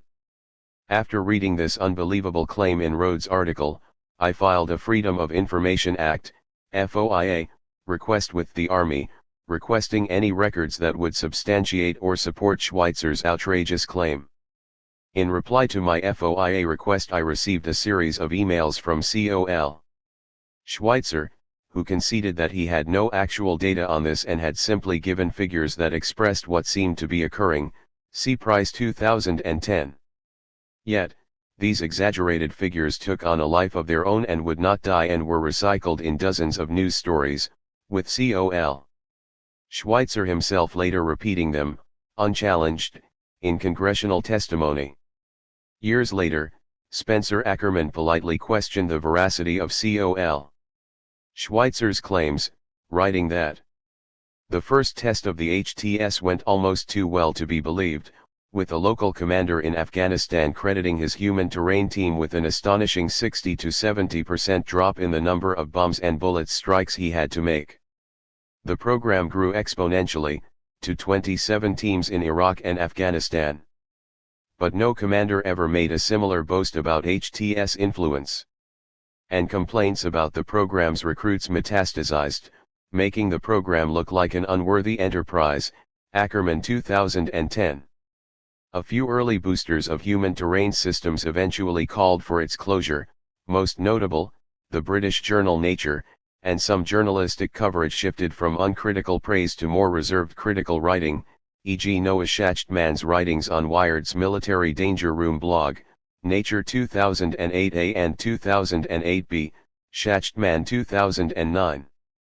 Even while there were plenty of obvious clues that the program was not working as HTS claimed, most media coverage remained uncritical in its thinly veiled support for a program that still has not had to answer the fundamental critiques of its critics, and Human Terrain continues on its trajectory of counterinsurgency domination. As the Human Terrain Systems story developed in the years following Rhodes' New York Times story in late 2007, the press moved beyond its initial scandal instincts, feeding off the human interest generated by the controversy and disciplinary outrage over anthropologists assisting military occupations, and it refused to hold Human Terrain Systems answerable for the questions and critiques launched by its critics. With time, the media became the key supportive enabler of HTS. Since September 2007, I have probably spent at least 40 hours speaking with journalists from Elle, More, USA Today, Newsweek, Time, AP, New Yorker, New York Times, Wired, Harper's Washington Post, etc., patiently explaining what the critical issues for anthropologists are when a program like Human Terrain Systems embeds anthropologists with troops engaged in counterinsurgency operations in occupied battle settings in Iraq and Afghanistan. See, Burley 2007, Efron and Spring 2008, Featherstone 2008, Kazari 2009, Camps 2008, Packer 2006, Road 2007, Schachtman 2007, Steer 2007, Vergano and Wise 2008.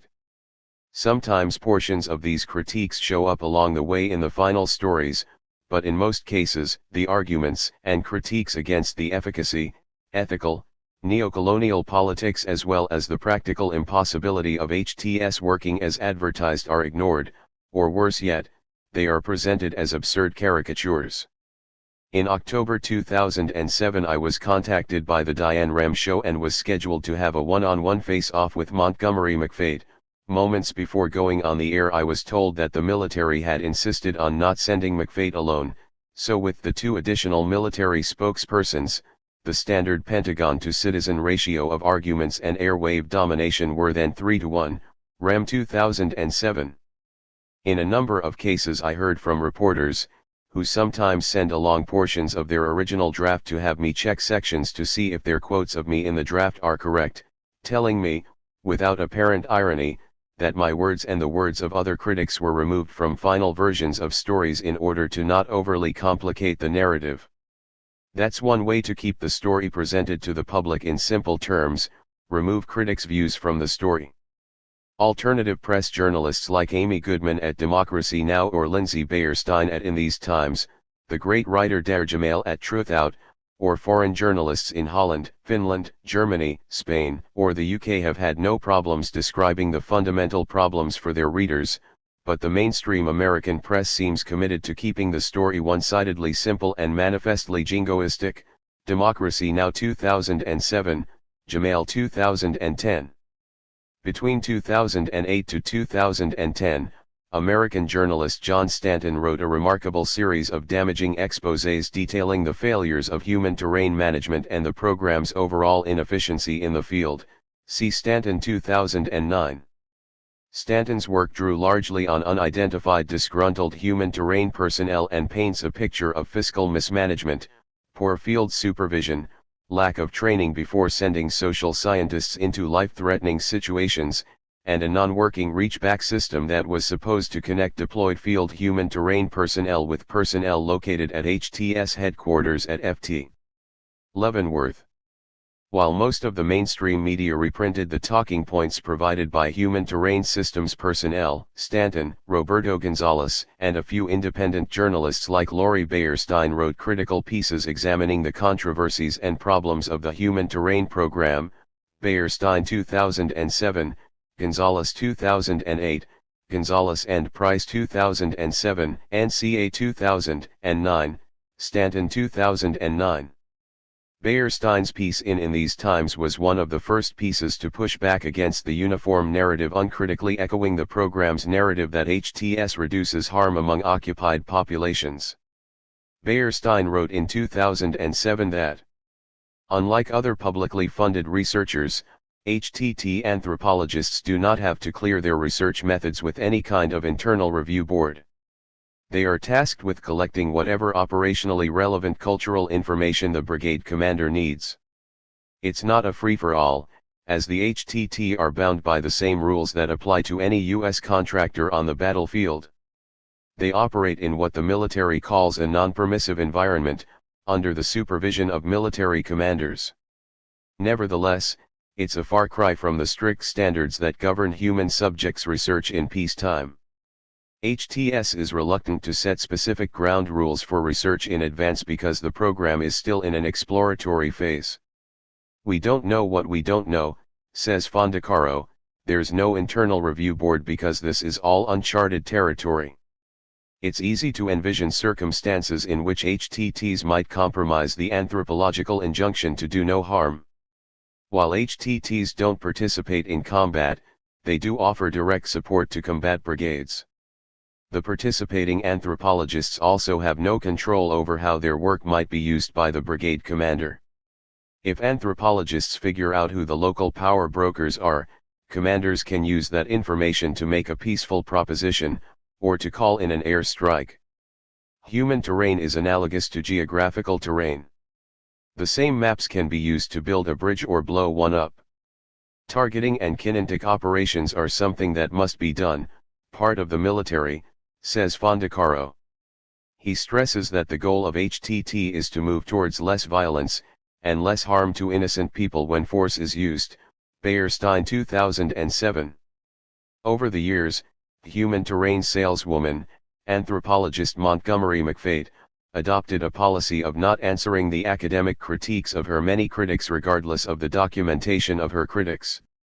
This policy allowed Dr. McFate to avoid answering some pretty serious questions about her reported involvement in the surveillance of an American gun control group, Ridgeway ETAL, 2008, questions about the unattributed writings of other anthropologists appearing in the new Counterinsurgency Field Manual, Price 2007, questions about why, rather than acknowledging that human terrain teams raise complex ethical issues to be negotiated, she has instead moved forward without even trying to publicly address these issues, AAA 2007 and 2009.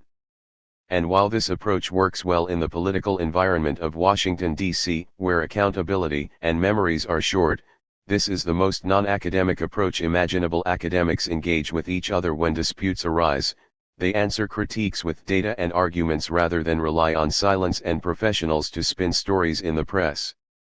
Dr. McFate's position of leaving critiques unanswered appears to have become that of HTS, and a compliant corporate media has followed this lead as it increasingly refused to report on the problems, corruptions, and complexities of HTS, instead only providing the public with narratives that would have them believe that HTS anthropologists are good caring people trying to lessen harm, while critics are either invisible or portrayed as ivory tower America hating kooks. WikiLeaks and the Human Terrain Systems Handbook.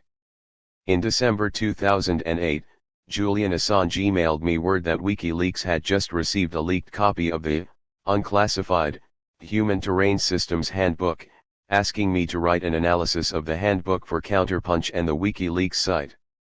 Someone inside Human Terrain was so dissatisfied that they were attacking the program from within. The leaked handbook illuminated how human terrain teams envisioned their role, and how these teams were conceived of as supplanting the roles that civil affairs units traditionally played in assessing the needs and conditions of occupied populations. The leaked handbook described human terrain teams as bringing another aspect of the population, the average person's perspective. When the HTT incorporates the grassroots perspective with government and tribal perspectives gathered by the CA and PRT teams, a more robust, clear picture on the needs of the entire population emerges. This in-depth picture can then be infused into planning and military decision-making processes to increase positive outcomes, Finney 2008 A34. The handbook explained how human terrain teams incorporate military-embedded anthropologists and other social sciences who interview members of local populations in war zones, often with armed team members, sometimes wearing uniforms. The descriptions and details in the handbook revealed how the program imagined anthropological techniques and research could inform military engagements with occupied and enemy populations. Because of the complex ethical issues involved in conducting ethnographic fieldwork for occupying military forces in war zones, the human terrain program is viewed by most anthropologists as being extremely problematic. In 2007 and again in 2009, the American Anthropological Association's Executive Board produced statements condemning the Human Terrain Program for its inattention to basic anthropological ethical concerns for voluntary informed consent and the well-being of studied populations, AAA 2007 and 2009. It was clear even back before this HTS manual was leaked in 2008, that little seemed to be working right at Human Terrain. 2 human terrain social scientists had already been killed and numerous HTS social scientists had come under physical attack. Murder charges were filed against human terrain team member Don Ayala. Ayala was accused of executing a detained and cuffed man believed to have attacked and burned his human terrain team colleague. Inside the leaked handbook, the Human Terrain Team Handbook's author is listed as Army Captain, retired, Nathan Finney. Finney's qualifications as an anthropologist consist of the bachelor's degree he earned in anthropology at the University of Arizona in 2002. After earning his bachelor's degree, Finney served in the Army for 4 years.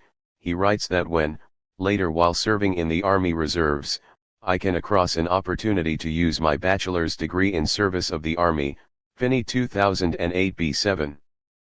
Finney's understanding of anthropological ethics is as cursory and confused as his understanding of culture. The leaked Human Terrain Team Handbook informs us of the goals for human terrain teams. These teams are to support the military units in which they embed by providing the unit the reasons why the population is doing what it is doing and thereby providing non-lethal options to the commander and his staff. Military units have incorporated systems to identify and address threats for the entirety of its history, and more recently created systems for the inclusion of subject matter experts in law enforcement, economics, etc. All of these elements gather information and include their recommendations on courses of actions for the commander. The knowledge gap that HTTs counter is population-focused and designed to assist the unit in preventing friction with members of the local population by identifying local dynamics, grievances, and motivations, assessing governmental effectiveness and making recommendations on how to address them, Finney 2008 A26. This statement demonstrates the handbook's deeper underlying logic that anthropologically based non-lethal subjugation is good, while lethal subjugation is bad. The handbook intentionally ignores basic ethical and political questions about whether anthropologists should contribute to the subjugation of the people they study. The handbook ignores more traditional political and ethical considerations of anthropologists' responsibilities to not work against the interests of research participants. Such traditional anthropological considerations lie outside the concerns of the handbook, which takes anthropologically aided subjugation as an acceptable goal from the outset. The handbook claims that human terrain personnel produce expert human terrain and social science advice based on a constantly updated, user-friendly ethnographic and socio-cultural database of the area of operations that leverages both the existing body of knowledge from the social sciences and humanities as well as on-the-ground research conducted by the team, Finney 2008 A28. But as reports by John Stanton and disgruntled HTS employees clarifies, the needed software and the tactical Overwatch reachback links at the Ft. Leavenworth Reachback Research Center have never worked as planned, with failed software systems and personnel reportedly unable to use the system, Stanton 2009. The handbook describes how a human terrain toolkit can be used to make subjects living in military-occupied areas understandable to the U.S. military forces occupying them. This toolkit is used in ways designed to make populations, to borrow from James Scott seeing like a state, legible and thus controllable, Scott 1999. The handbook states that HTTs will use the MapHT toolkit of developmental hardware and software to capture, consolidate, tag, and ingest human terrain data. HTTs use this human terrain information gathered to assist commanders in understanding the operational relevance of the information as it applies to the unit's planning processes. The expectation is that the resulting courses of actions developed by the staff and selected by the commander will consistently be more culturally harmonized with the local population, which in counterinsurgency operations should lead to greater success. It is the trust of the indigenous population that is at the heart of the struggle between coalition forces and the insurgents. Finney 2008 A34. Human terrain social scientists' mission is thus expressed in terms of engineering the trust of the indigenous population. The handbook clarifies how human terrain systems envision its role as a tool by occupying military forces. In this role, the HTT will research, interpret, archive, and provide cultural data, information, and knowledge to optimize operational effectiveness by harmonizing courses of action within the cultural context of the environment, and provide the commander with operationally relevant, socio-cultural data, information, knowledge and understanding, and the embedded expertise to integrate that understanding into the commander's planning and decision-making processes. Finney 2008 A35. Like many other contemporary articulations of anthropologists working with the military, the handbook compartmentalizes the project as something separate from larger neo-imperial missions of invasion and occupation. Consistent with claims by Montgomery McFate and others supporting human terrain systems, the handbook insists that human terrain teams should not engage in lethal effects targeting. But the handbook remains silent on how the supposedly non-classified collected human terrain data will be protected from the unintended uses by others. It does state that the commander has an intelligence section for lethal targeting. What they require is a section that can explain and delineate the non-lethal environment, e.g. tribal relationships and local power structures, as well as the second and third order effects of planned lethal and non-lethal operations. Finney 2008 A82. Human terrain systems naively believes that it can control the uses to which its data is put by others. In a similar state of denial, the handbook includes the admonition that personnel should avoid direct involvement in tactical questioning. Tactical questioning is a function of the intelligence world and designed to elicit primarily lethal targeting information. It would also endanger relationships with the local population if HTTs are seen being involved with the interrogating of friends/family. Finney 2008 A83. This statement shows how HTT falsely envisions that the world of intelligence gathering and processing is neatly compartmentalized and that intelligence officers could not possibly have access to HTT reports. It is as if HTT personnel's avoidance of direct involvement with the intelligence community means that whatever passive involvement they have with the intelligence community is acceptable. The handbook does not address the possibility that when human terrain personnel collect information reporting identities of cooperative and compliant individuals or groups as not Taliban or not sympathetic to Al-Qaeda, that those other individuals or groups occupying the negative space of these composite pictures risk becoming targets. Roberto Gonzalez observed that the Human Terrain Handbook shares a striking resemblance between some suggested HTT methods, for example, the appropriately named SPIOP and methods employed during the infamous Vietnam War-era CORD/Phoenix program. Specifically, CORD/Phoenix census grievance teams collected census and ethnographic data and interviewed people about their needs, complaints, and sentiments towards the Viet Cong in much the same way that HTT members are instructed to do. Census grievance data was submitted to databases that Phoenix operatives used to detain, torture, and kill 26,000 suspected Viet Cong supporters. Gonzalez 2009:28. Pointing out these clear historical connections of method and purpose rankle human terrain supporters, who insist they operate outside of any form of structural or historical forces that would limit or necessarily link their efforts to any such outcome. Some HTS supporters imagine themselves to be reworking large bureaucracies from within with declared good intentions and visions of reduced harm, as if the larger social forces governing human history are only for lesser beings who do not share their wisdom and nobility of purpose. The academic lineages exposed in the leaked handbook are enlightening. The handbook cites and draws heavily from the work of American anthropologist Russell Bernard and anthropologist James Spradley, both highly regarded research methodologists. The handbook recommends several specific ethnographic tools, some of which are standard software packages used by many anthropologists. The handbook describes how the core software components, Analyst Notebook, ArcGIS, Anthropack, UCINet, and NetDraw, allow the team to conduct network analysis, modeling and pattern analysis and geospatial analysis that place those people and events in place and time. Finney 2008 A47. The handbook includes sample interview forms that can be used to catalog members of occupied populations in remote databases. There are discussions of qualitative and quantitative data collection and analysis written at a high school or middle school level of sophistication, describing such techniques as producing ethnographic field notes or conducting structured and unstructured interviews.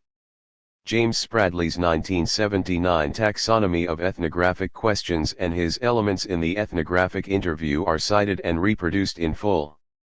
The handbook includes a list of an interesting knowledge tree of local concerns that military occupiers should be aware of. This list includes such items as knowledge of local archaeological resources, hand gestures, shortages of water, electricity, and other resources. The list provides a matrix to be used by anyone wishing to inventory items needed when attempting to establish full-spectrum dominance over a given occupied people. The handbook envisions HTT social scientists gathering and coding ethnographic data in the field, and using these technological tools to analyze this data in the field, but there is something odd in the handbook's brief presentations of information on the collection and analysis of this data. The handbook's references to these ethnographic tools places blind trust in technological aids, as if these tools can take the place of human theoretical understanding of what the data means.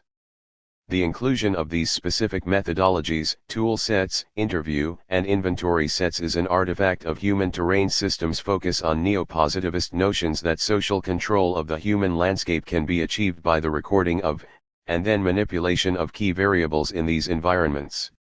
At a theoretical level, the Human Terrain Project is reliant on a form of social engineering where the anthropologists working inside the program seem to believe they are reducing harm for the studied occupied populations, but the program itself is designed to manipulate these populations as studied objects to be controlled for what has been determined as their own good.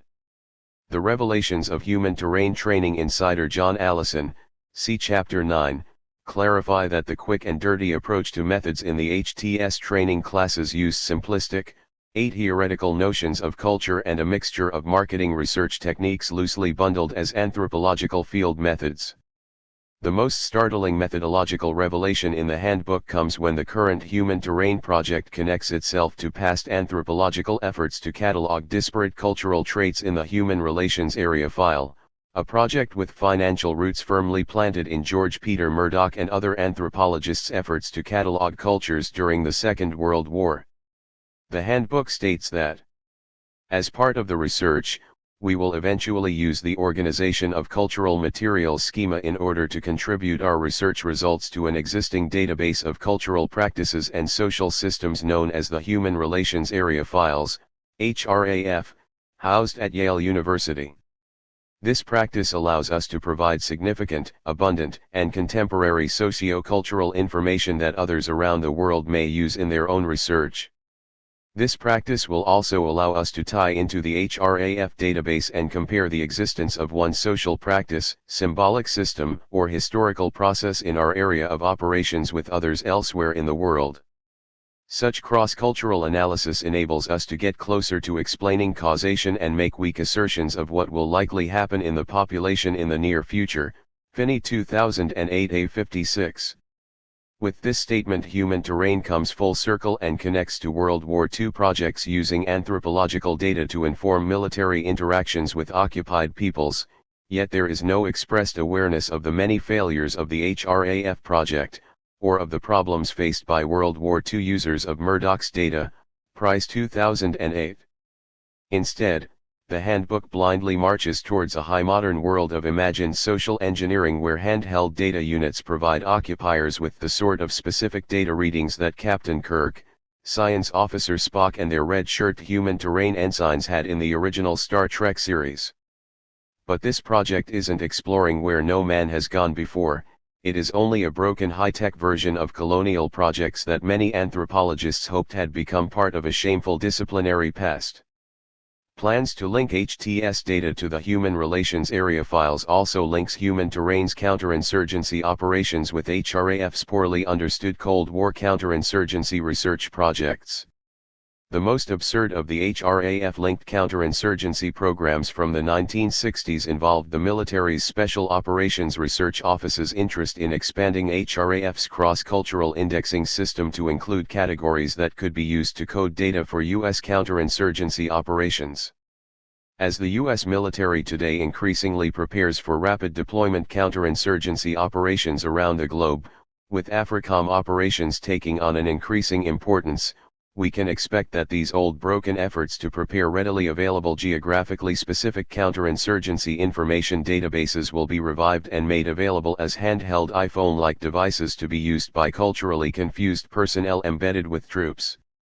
Such high-tech efforts to fill in cultural gaps will remain attractive to military contractors and military personnel entrapped in engineering problem-solving mindsets, and there are fortunes to be made for military contractors generating poor-quality data, pirated from the published ethnographic literature, to be used in ridiculous mobile global counterinsurgency databases.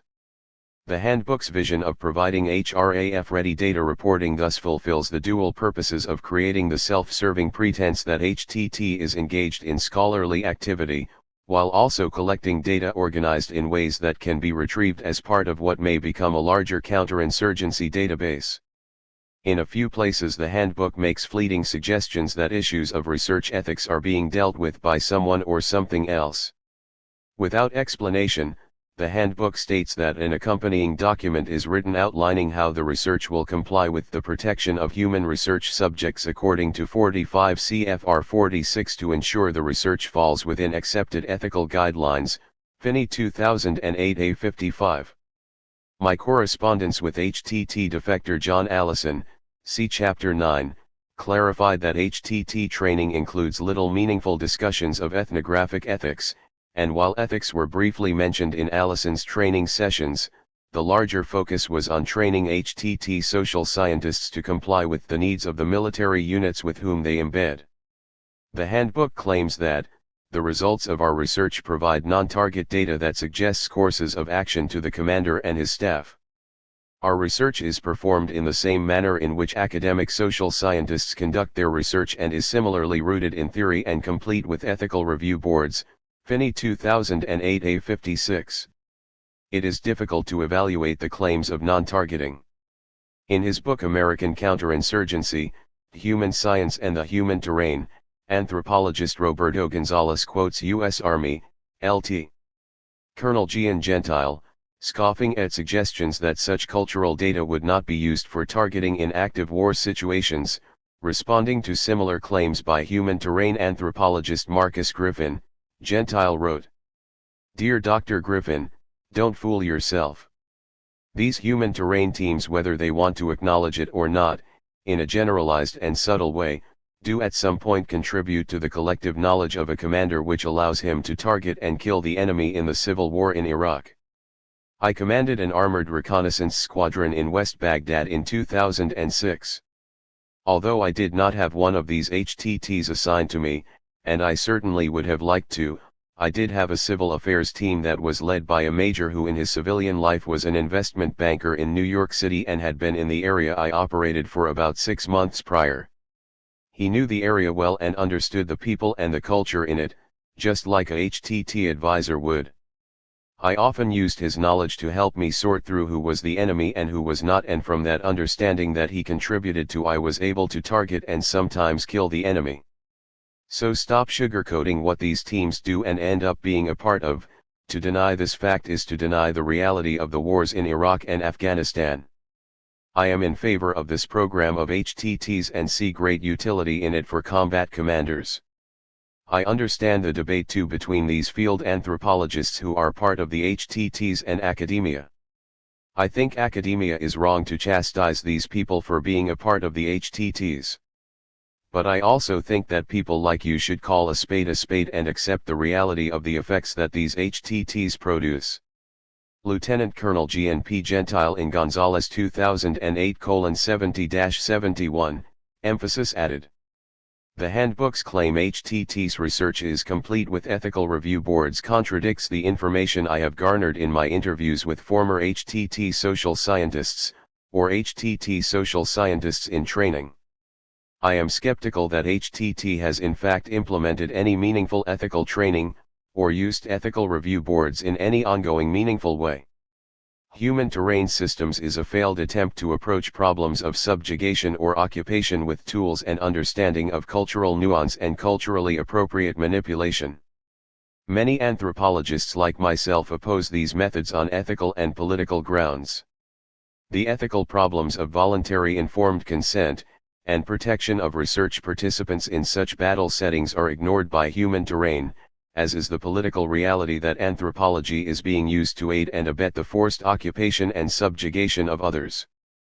Human terrain supporters like Montgomery McFate argue that it represents a nonviolent alternative to the use of force, but these supporters fail to address the larger political context of supporting conquest and subjugation, instead choosing poses in which they present themselves as if it is they who are actually insurgents working within and against the military as they try and teach the military to use less lethal means of achieving conquest. The leaked handbook shows that this is not insurgency against the military, it is a betrayal of what might have been anthropology's promise to represent those we study in ways that reflect not only who they are, but their own self-interests. In the summer of 2010, years of human terrain systems dysfunctionality finally took their toll as Steve Fondacaro and Montgomery McFate left their leadership of the Human Terrain Systems program. Fondacaro was reportedly forced out, McFate left with him. A half a year later, in an interview with Spencer Ackerman, Fondacaro admitted that 30 to 40% of the were not qualified to do their jobs. Ackerman 2010. Fondacaro shirked all personal responsibility for this disaster, instead blaming base systems, the private contractors running and profiting from the HTS sham. Fondacaro claimed that Bay's hiring practices saddled him with a herd of hires lacking sufficient regional cultural experience, the requisite social science skills, or the physical stamina required to successfully embed with the military. McFate joined Fondacaro's efforts to blame Bay for HTS's multiple failures, complaining that Bay's vetting of HTS hires was so poor that they hadn't even caught that one of their employees had an outstanding homicide arrest warrant. Ackerman 2010.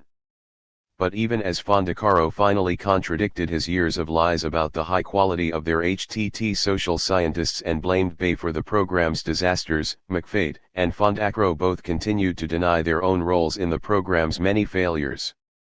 McFate and Fondacaro were complicit in these hires, in the public cover-up of how poorly things were going, in conning the taxpayers with upbeat evaluations of the program, and they were handsomely paid for their central roles in building the program that they would later criticize after cashing in on the boondoggle.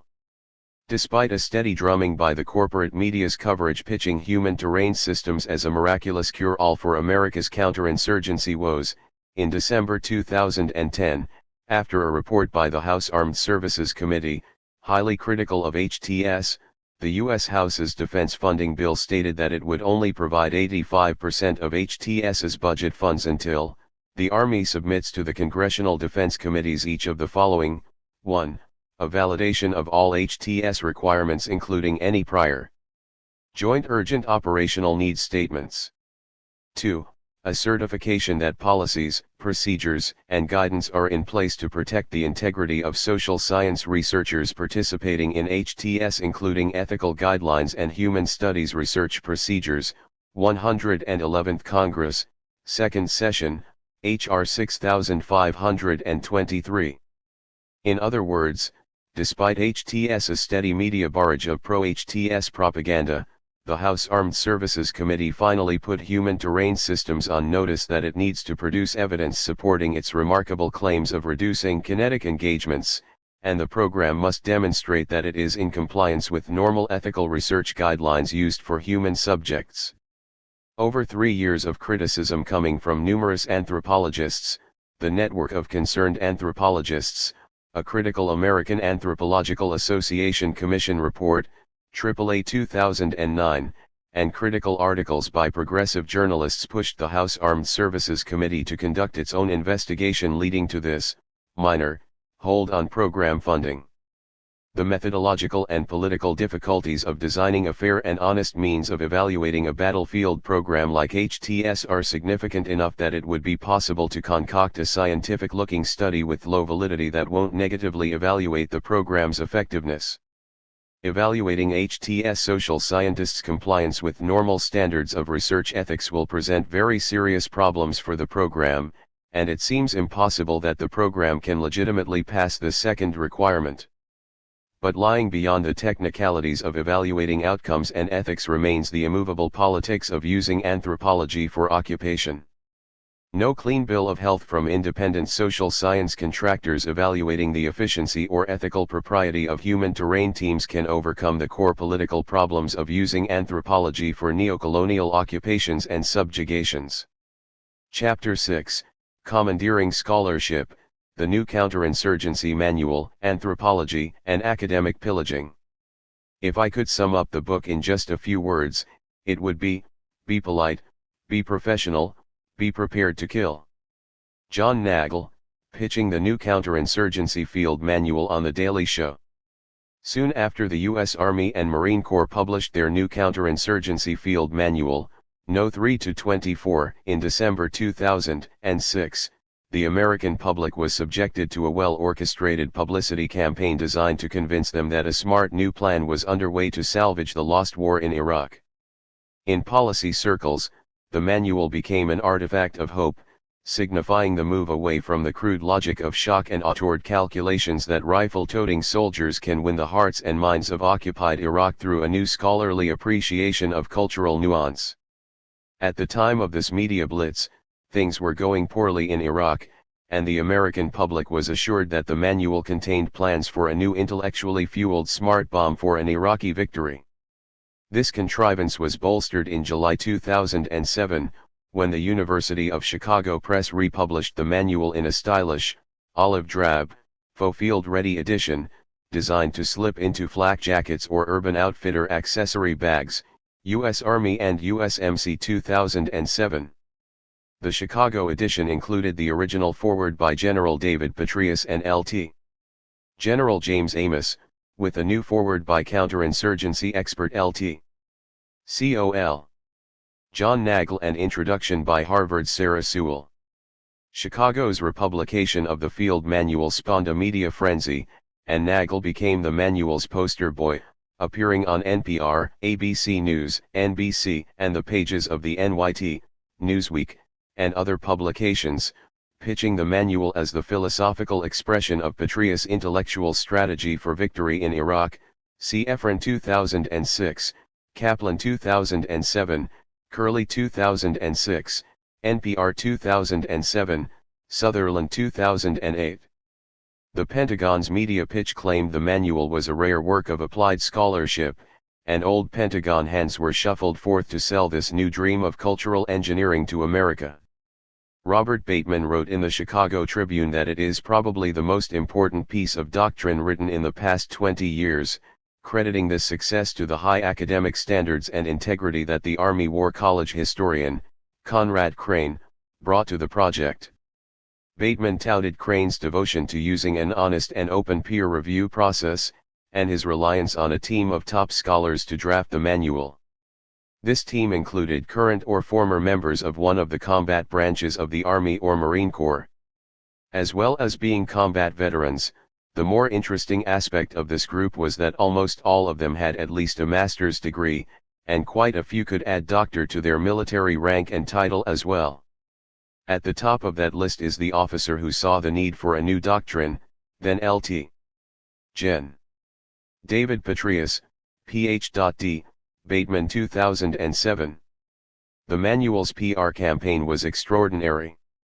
In an August 23, 2007, Daily Show interview, John Nagel hammed it up in uniform with Jon Stewart, but amidst the banter Nagel stayed on mission and described how Gen. Petraeus collected a team of writers produced the strategy that General Petraeus is implementing in Iraq now. When Jon Stewart commented on the speed at which the manual was produced, Nagel remarked that this was very fast for an army field manual. The process usually takes a couple of years, but for Nagel this still was not fast enough. The first draft of each chapter was produced in 2 months before being reworked at an army conference at Ft. Leavenworth. The speed at which the manual was produced should have warned involved academics that corners were being cut, but none of those involved seemed to worry about such problems. The counterinsurgency field manual's insertion into mainstream American popular culture was part of the military's larger scheme to use willing glossy outlets to convince the American public that new military uses of culture would lead to success in Iraq. While one conservative magazine criticized these efforts, e.g. The Weekly Standard, The Liberal Press, New Yorker, L. Moore, Wired, Harper's etc., climbed on board, running glossy uncritical profiles of the cultural counterinsurgency's pitchmen in glamorous right UPS, portraying this new generation of anthropologists as a brilliant new breed of scholars who could build culture traps for foreign foes and capture the hearts and minds of those we'd occupy. See, Burley 2007, Featherstone 2008, Camps 2008, Marlowe 2007, Packer 2006, Schachtman 2007. The willing press pitched the Pentagon's message that top scholars were now using scholarship to prepare America for victory in Iraq. The American public was assured that in Iraq and Afghanistan, the military was implementing the manual's approach to the use of culture as a battlefield weapon.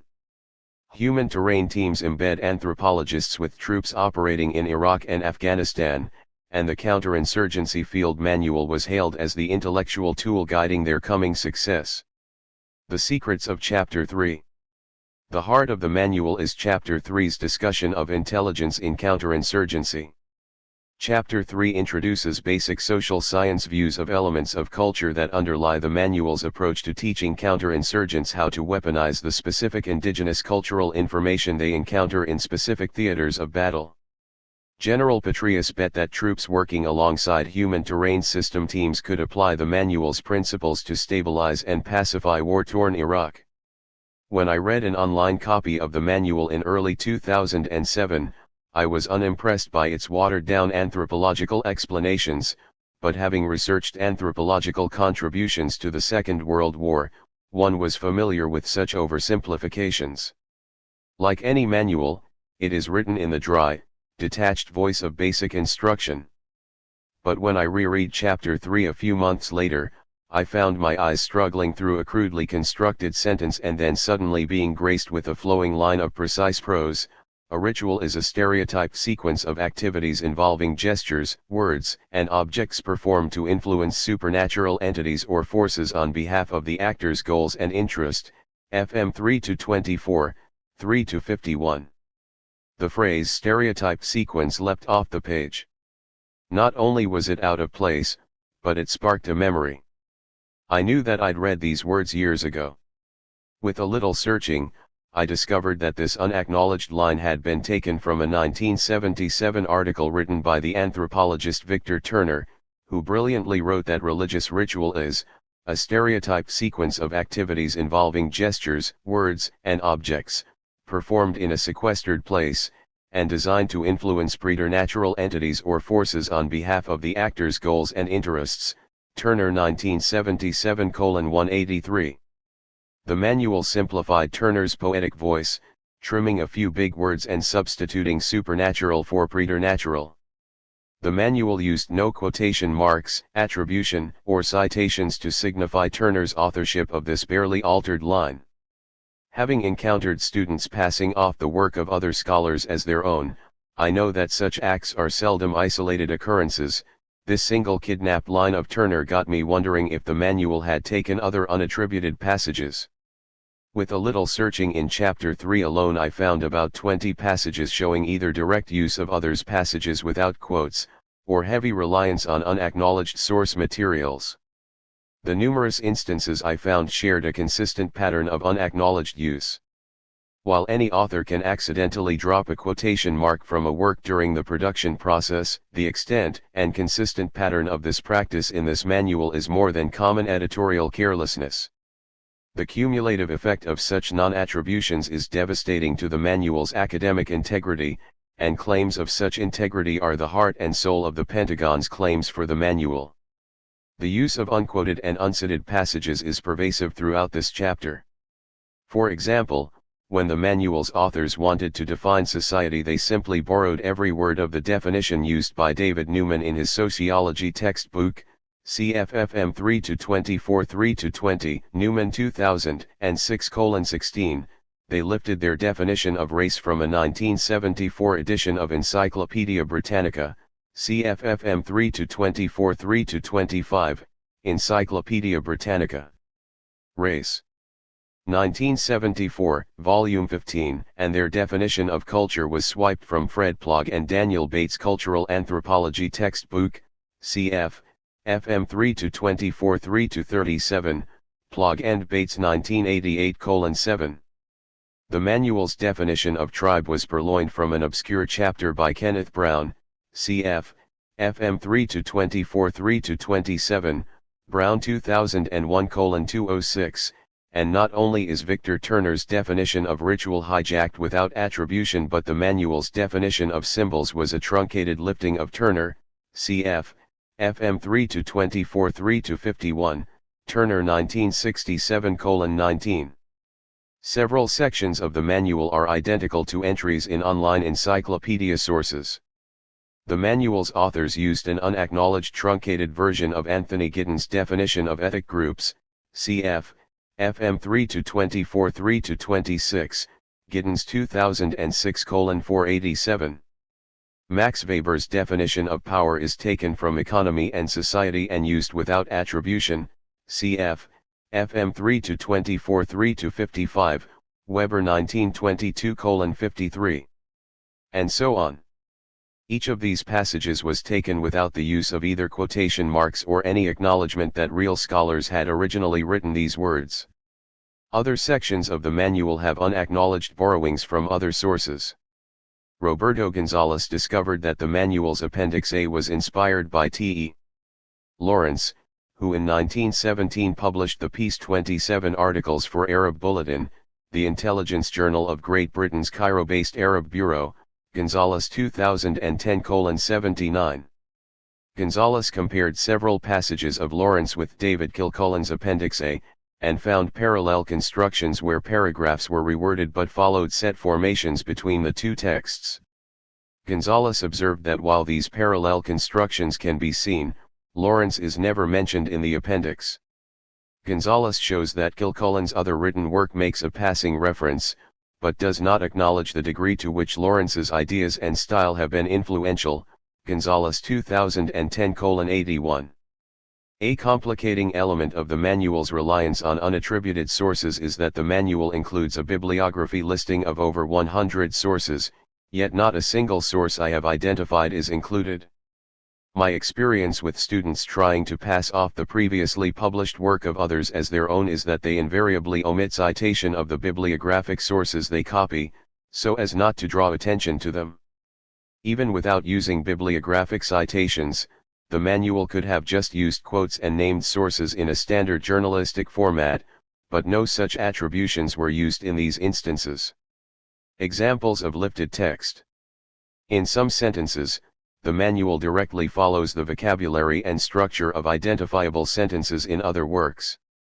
For example, the manual's entry for ethnic groups says, "An ethnic group is a human community whose learned cultural practices, language, history, ancestry, or religion distinguish them from others. Members of ethnic groups see themselves as different from other groups in a society and are recognized as such by others." U.S. Army and USMC 2006, 3-26. Elements of this definition follow the model sentence patterns of a passage in Anthony Giddens' 2006 sociology text discussing ethnicity. Different characteristics may serve to distinguish ethnic groups from one another, but the most usual are language, history, or ancestry, Real or imagined, religions and members of ethnic groups see themselves as culturally distinct from other groups in a society, and are seen by those other groups to be so in return. Giddens 2006:487. Comparisons of unacknowledged sources for passages in the Counterinsurgency Field Manual. Here are specific examples of portions of the Counterinsurgency Field Manual, derived from other unacknowledged sources. The hyphenated numbers preceding passages indicate the citation used in the Counterinsurgency Manual. Bold writing indicates the portion of the passage that has been used without attribution from another source. Indented passages present the original unacknowledged source passage. References for source passages appear in parenthesis. Counterinsurgency Manual, Section 3-20, Society.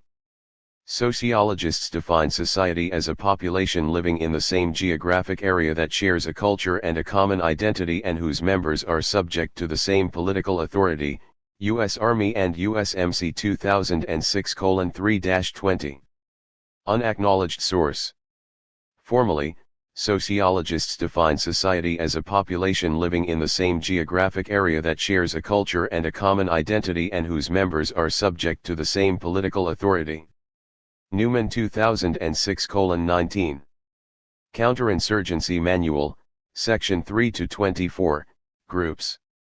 A group is two or more people regularly interacting on the basis of shared expectations of others' behavior and who have interrelated status and roles. U.S. Army and USMC 2006, 3-24. Unacknowledged source. Group, two or more people regularly interacting on the basis of shared expectations of others' behavior, interrelated statuses and roles. Silbey 2002. Counterinsurgency Manual, Section 3-25, Race. A race is a human group that defines itself or is defined by other groups as different by virtue of innate physical characteristics. Biologically, there is no such thing as race among human beings. Race is a social category. U.S. Army and USMC 2006, 3-25. Unacknowledged source. Refers to a human group that defines itself or is defined by others as different by virtue of innate and immutable physical characteristics. Encyclopaedia Britannica 1974. Counterinsurgency Manual, Section 3-26, Ethnic Groups. Members of ethnic groups see themselves as different from other groups in a society and are recognized as such by others. U.S. Army and USMC 2006, 3-26. Unacknowledged source. Members of ethnic groups see themselves as culturally distinct from other groups in a society, and are seen by those other groups to be so in return. Giddens 2006, 487. Counterinsurgency Manual, Section 3-27, Tribes. Tribes are generally defined as autonomous, genealogically structured groups in which the rights of individuals are largely determined by their ancestry and membership in a particular lineage. U.S. Army and USMC 2006, 3-27. Unacknowledged source. Autonomous, genealogically structured group in which the rights of individuals are largely determined by their membership in corporate descent groups such as lineages. Brown 2001:206. Counterinsurgency Manual, Section 3-37, Culture. Culture is a system of shared beliefs, values, customs, behaviors, and artifacts that members of a society use to cope with their world and with one another. U.S. Army and USMC 2006, 3-37. Unacknowledged source. The system of shared beliefs, values, customs, behaviors, and artifacts that the members of society use to cope with this world and with one another. Plog and Bates 1988:7. Counterinsurgency Manual, Section 3-44, Values. A value is an enduring belief that a specific mode of conduct or end state of existence is preferable to an opposite or converse mode of conduct or end state of existence. U.S. Army and USMC 2006, 3-44. Unacknowledged source. A value is an enduring belief that a specific mode of conduct or end state of existence is personally or socially preferable to an opposite or converse mode of conduct or end state of existence. Rokiak 1973:5. Counterinsurgency Manual, Section 3-51, Cultural Forms. A ritual is a stereotyped sequence of activities involving gestures, words, and objects performed to influence supernatural entities or forces on behalf of the actor's goals and interest. U.S. Army and USMC 2006, 3-51. Unacknowledged source. Religious ritual is a stereotyped sequence of activities involving gestures, words, and objects, performed in a sequestered place, and designed to influence preternatural entities or forces on behalf of the actor's goals and interests. Turner 1977:183. Counterinsurgency Manual, Section 3-51, Cultural Forms. Symbols can be objects, activities, words, relationships, events, or gestures. U.S. Army and USMC 2006, 3-51. Unacknowledged source. The symbols I observed in the field were, empirically, objects, activities, relationships, events, gestures, and spatial units in a ritual situation. Turner, 1967:19. Counterinsurgency Manual, Section 3-55, Power and Authority. Power is the probability that one actor within a social relationship will be in a position to carry out his or her own will despite resistance. Unacknowledged source. Power is the probability that one actor within a social relationship will be in a position to carry out his or her own will despite resistance. Weber 1922:53. Several sections of the manual are identical to entries in online encyclopedia sources like www.answers.com. For example, the handbook's definition of language is the same as that on http://www.answers.com/topic/duration-poem-4. Portions of other entries appear on Wikipedia. Because such online entries are not dated, it cannot be demonstrably shown which text is the original, but the overall pattern of unacknowledged use suggests that the handbook relied on these sources. The inability of this chapter's authors to come up with their own basic definitions of such simple socio-cultural concepts as race, culture, ritual, or social structure not only raises questions about the ethics of the authors but also furnishes a useful measure of the manual and its authors' weak intellectual foundation. In all, I quickly found over a dozen examples of lifted passages from uncredited source. When I published an exposé in October 2007 documenting the extent of the manual's unacknowledged borrowed passages in Counterpunch, the military had a variety of responses. Price 2007. U.S. Army spokesman Major Tom McEwen issued a double-speak statement declaring mistakes were made but the message remains true, admission that passages were indeed used in an inappropriate manner. Major McEwen officially proclaimed Army's official position to be that the messages contained in the manual are valid, regardless of any discussion of academic standards. Any argument over missing citations should in no way diminish the manual's utility in the current counterinsurgency fight. The human terrain system is recognition of the fact that academic study and applied social science has practical uses, and those who have chosen to devote their time and efforts to exploring non-lethal alternatives to combat are making a vital contribution to the nation's efforts to secure a peaceful, stable, and secure future for the people of Iraq and Afghanistan. The long-term byproduct of their heroic efforts will be better informed military decisions that minimize casualties and suffering, and ultimately, optimized policy decision-making within government that is harmonized with the ethical principles social science values the most. McEwen 2007.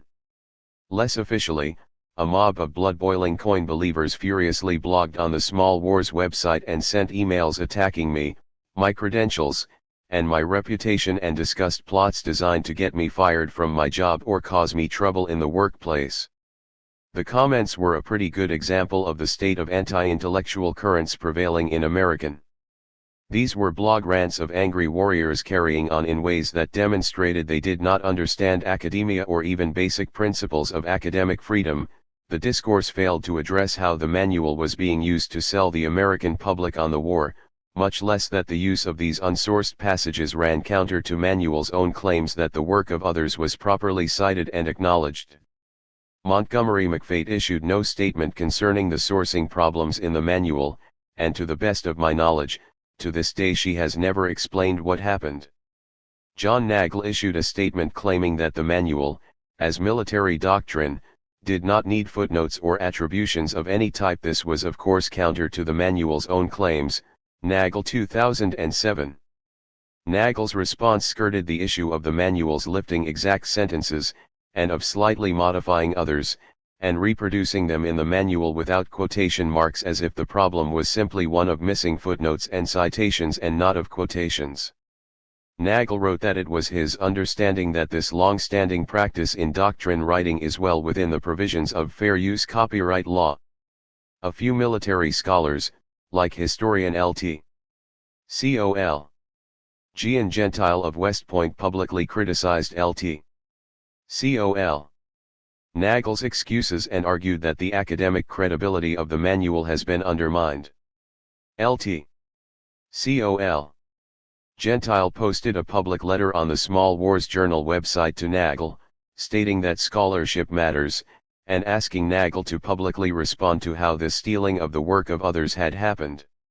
He wrote that he agreed with Nagel that my piece had an angry, strident tone and was using a critique of human terrain teams because a deeper disapproval of anthropologists contributing to warfare, but then he wrote, however, in all of the responses to the Price piece, to include yours, not one has offered a satisfying explanation of the passages that are used in the coin manual that Price shows to be directly lifted from other sources.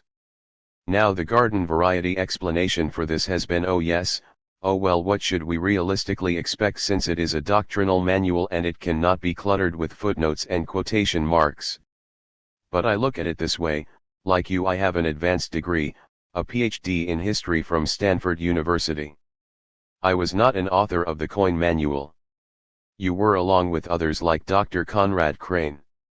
Con was in fact a senior mentor of mine at Stanford and read and critiqued my dissertation. So I have to tell you that if I was involved with the writing of this manual and even understanding the limits of using footnotes, if I would have pulled so many direct quotes from other sources and placed them in quotations and then found out that the publisher had removed the quotations, then I would have taken that to be a fall on my sword issue for me. Is that the way it was with you, Con, and the other scholars who were involved with the writing of this manual? Again, and to sum up, I am looking for an explanation for the reason so many passages from the manual were pulled directly from other sources, as the Price piece demonstrates, but were not set off in quotations in the manual. I mean, heck, on page 1 to 4 of the manual the publishers did find it in their means to use quotation marks to quote directly from T.E. Lawrence, so why not these other passages? GNP Gentile to Nagel, November 2, 07, http://smallwarsjournal.com/blog/2007/11/desperate-people-with-limited. Gentile's questions are fundamental questions that still demand answers. Nagel chose silence to these direct questions about how and why the passages of others appeared in the manual. Montgomery McFate and others involved in the production of these chapters have joined Nagel in the silence over how this occurred, a silence assisted by a national media uninterested in holding the military accountable. In one sense, the particular details of how the manual came to reprint the unacknowledged writings of scholars do not matter. If quotation marks and attributions were removed by someone other than the chapter's authors, the end result is the same as if the authors intentionally took this material. The silence on the reproduction of these passages, the lack of any authorial erratum, and the failure to add quotation marks even when Chicago Press republished the manual seems to argue against the likelihood of a simple editorial mix-up, but who knows? The ways that the processes producing the manual so easily abused the work of others inform us of larger dynamics in play when scholars and academic presses lend their reputations, and surrender control, to projects mixing academic with military goals. Criticizing the manual's rejection of the most basic of scholarly practices is not, as Nagel later tried to argue, holding it to external standards, it is to hold the manual to its own standards, Nagel 2007. Lt. Col Nagel later argued that using the unattributed passages of others is acceptable when writing military doctrine. But the preface of the University of Chicago Press's edition of the manual clearly says, this publication contains copyrighted material. Copyrighted material is identified with footnotes. Other sources are identified in the source notes, U.S. Army and USMC 2007 Slayev. According to Doctrine's preface, Doctrine should have footnotes, and Nagel remains silent on the glaring contradiction. The instances in which the manual does use quotes and attributions provides one measure of its status as an extrusion of political ideology rather than scholarly labor, as these instances most frequently occur in the context of quoting the apparently sacred words of generals and other military figures, thereby denoting not only differential levels of respect but different treatment of who may and may not be quoted without attribution. After my critique was published in Counterpunch, the Small Wars website posted a document full of citations and quoted passages that purported to be an original draft of the problematic section of the manual's third chapter, Coin Draft ND. Even as a draft, this document has a lot of problems. While it has an impressive use of footnotes, there remain sentences, often marked with footnotes, that have no quotation marks yet are the words of others. I don't know the provenance of this document, but even if it were the original draft of a chapter that was later altered by unknown citation and quote-removing editors, it does not answer basic questions of why McFadden, Nagel, or others remained silent when the University of Chicago Press republished a work they would have then known to have contained the unacknowledged work of others. If this is what happened, why was no errata forthcoming? The mysterious production of this claimed early draft without any explanation solves nothing, and raises more questions than it answers. The numerous footnotes in this supposed draft document do shed more light on the extent of anthropologists whose work was consulted in the production of this chapter. These anthropologists include Clifford Geertz, E. Evans Pritchard, Napoleon Jagnon, Raymond Firth, A.R. Radcliffe Brown, Ralph Linton, Bronislaw Malinowski, and Sherry Ortner. I assume that many of the drafts cited non-anthropologist radicals such as C. Wright Mills, Antonio Gramsci, or Pierre Bourdieu, would have been disgusted to have his work used for such manipulative needs of military occupation. See Chapter 11 for a critique of the worthless form of theory this haphazard mixing of social theory produces. The few published critical examinations of the manual focus on the text's provenience and philosophical roots. In The Nation, Tom Hayden links the manual to the philosophical roots of U.S. Indian Wars, reservation policies, and the Vietnam War's Phoenix program, Hayden 2007. Roberto Gonzalez observed that the manual reads like a manual for indirect colonial rule, though empire and imperial are taboo words, never used in reference to U.S. power. The authors draw historical examples from British, French and Japanese colonial counterinsurgency campaigns in Malaya, Vietnam, Algeria, and China. They euphemistically refer to local leaders collaborating with occupying forces as the host nation, rather than indirect rulers, and uniformly describe opponents as insurgents. Yet they never mention empire, hardly surprising, since FM 3-24 is a document written for the U.S. Army and Marine Corps, and from a perspective ensconced within U.S. military culture. Indeed, is it possible to imagine that any U.S. Army field manual would ever use such terms? Instead, FM 3-24's authors imply that a culturally informed occupation with native power brokers safely co-opted by coalition forces, community policing duties carried out by a culturally sensitive occupying army, development funds doled out to local women, etc., will result in a lighter colonial touch, with less collateral damage and a lower price tag. Gonzalez 2010:83. That a press as drenched in reflexive critiques of colonialism as Chicago would publish such a manual is an ironic testament to just how depoliticized many of postmodernism's salon-bound critiques have become, and a New York Times op-ed by University of Chicago anthropologist Richard Schweder, voiced a stance of soft postmodern inaction from which the travesties of human terrain could be lightly critiqued, while anthropologists are urged not to declare themselves as being counterinsurgency, cf. Schweder 2007, Gusterson and Lutz 2007. The politics of republication. The role of University of Chicago Press in bringing the manual to a broader audience is a crucial element of understanding my critique of how the manual was publicly praised, while fake scholarship was a critical element of the manual's domestic propaganda function.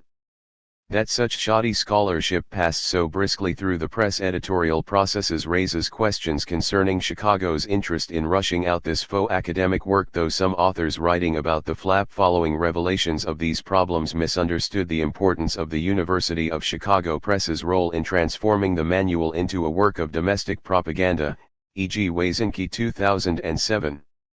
Rushing a book through the production process at an academic press in about half a year's time is a blitzkrieg requiring a serious focus of will. There was more than a casual interest in getting this book to market, whether it was simply a shrewd recognition of market forces, or reflected political concerns or commitments. The press enjoyed robust sales of a hot title. It was one of Amazon's top 100 in September 2007, but it did not adequately consider the damage to the press reputation that could follow its association with this deeply tarnished service manual for empire. To highlight the manual's scholarly failures is not to hold it to some over-demanding, external standard of academic integrity.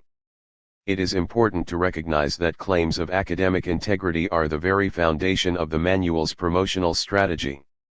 Somewhere along the line, Petraeus' doctorate became more important than his general stars, touted by Petraeus Clack in the media as tokening a shift from Bush's bring 'em on cowboy shootout to a nuanced thinking man's war. In a September 2007 phone call, University of Chicago Press acquisitions editor, John Trinsky, told me the manual went through the standard peer review process, but there are unusual dynamics in reviewing an already published work whose authors are not just unknown, common in the peer review process, but essentially unknowable. Trinsky acknowledged that peer reviewers came from policy and think tank circles. When I asked Trinsky if there had been any internal debate over the decision by the press to disseminate military doctrine, he said there were some discussions and then, without elaboration, changed the subject, arguing that the press viewed this publication more along the lines of the republication of a key historic document. This might make sense if this was an historic document, not a component of a campaign being waged against the American people by a Pentagon, surging to convince a skeptical American public that Bush hasn't already lost the war in Iraq. Chicago's republication of the manual was a transformative event for the document. This transformed the manual from an internal document of military doctrine into a public document designed to convince a weary public that the war of occupation could be won. But the act of republication also forced arguments of academic legitimacy. It is remarkable that the scholars who worked on the manual remained silent about attribution problems when they learned of Chicago's plans to republish the manual. If, as some later claimed, quotation marks and citations had been removed by others after the initial draft was submitted, these authors should have alerted the University of Chicago Press of this. In at least one case, one of the authors of Manual Chapter 3 was notified that Chicago would be republishing the manual, but no such warning was forthcoming. That militaries commandeer food, wealth, and resources to serve the needs of war is a basic rule of warfare as old as war itself. Thucydides, Herodotus, and other ancient historians record standard practices of seizing slaves and food to feed armies on the move, and the history of warfare finds similar confiscations to keep armies on their feet. But the requirements of modern warfare go far beyond the needs of funds and sustenance. Military and intelligence agencies also require knowledge, and these agencies commandeer ideas for use to their own purposes in ways not intended by their authors. Commandeering scholarship for dirty wars. The requisitioning of anthropological knowledge for military applications has occurred in colonial contexts, world wars, and proxy wars.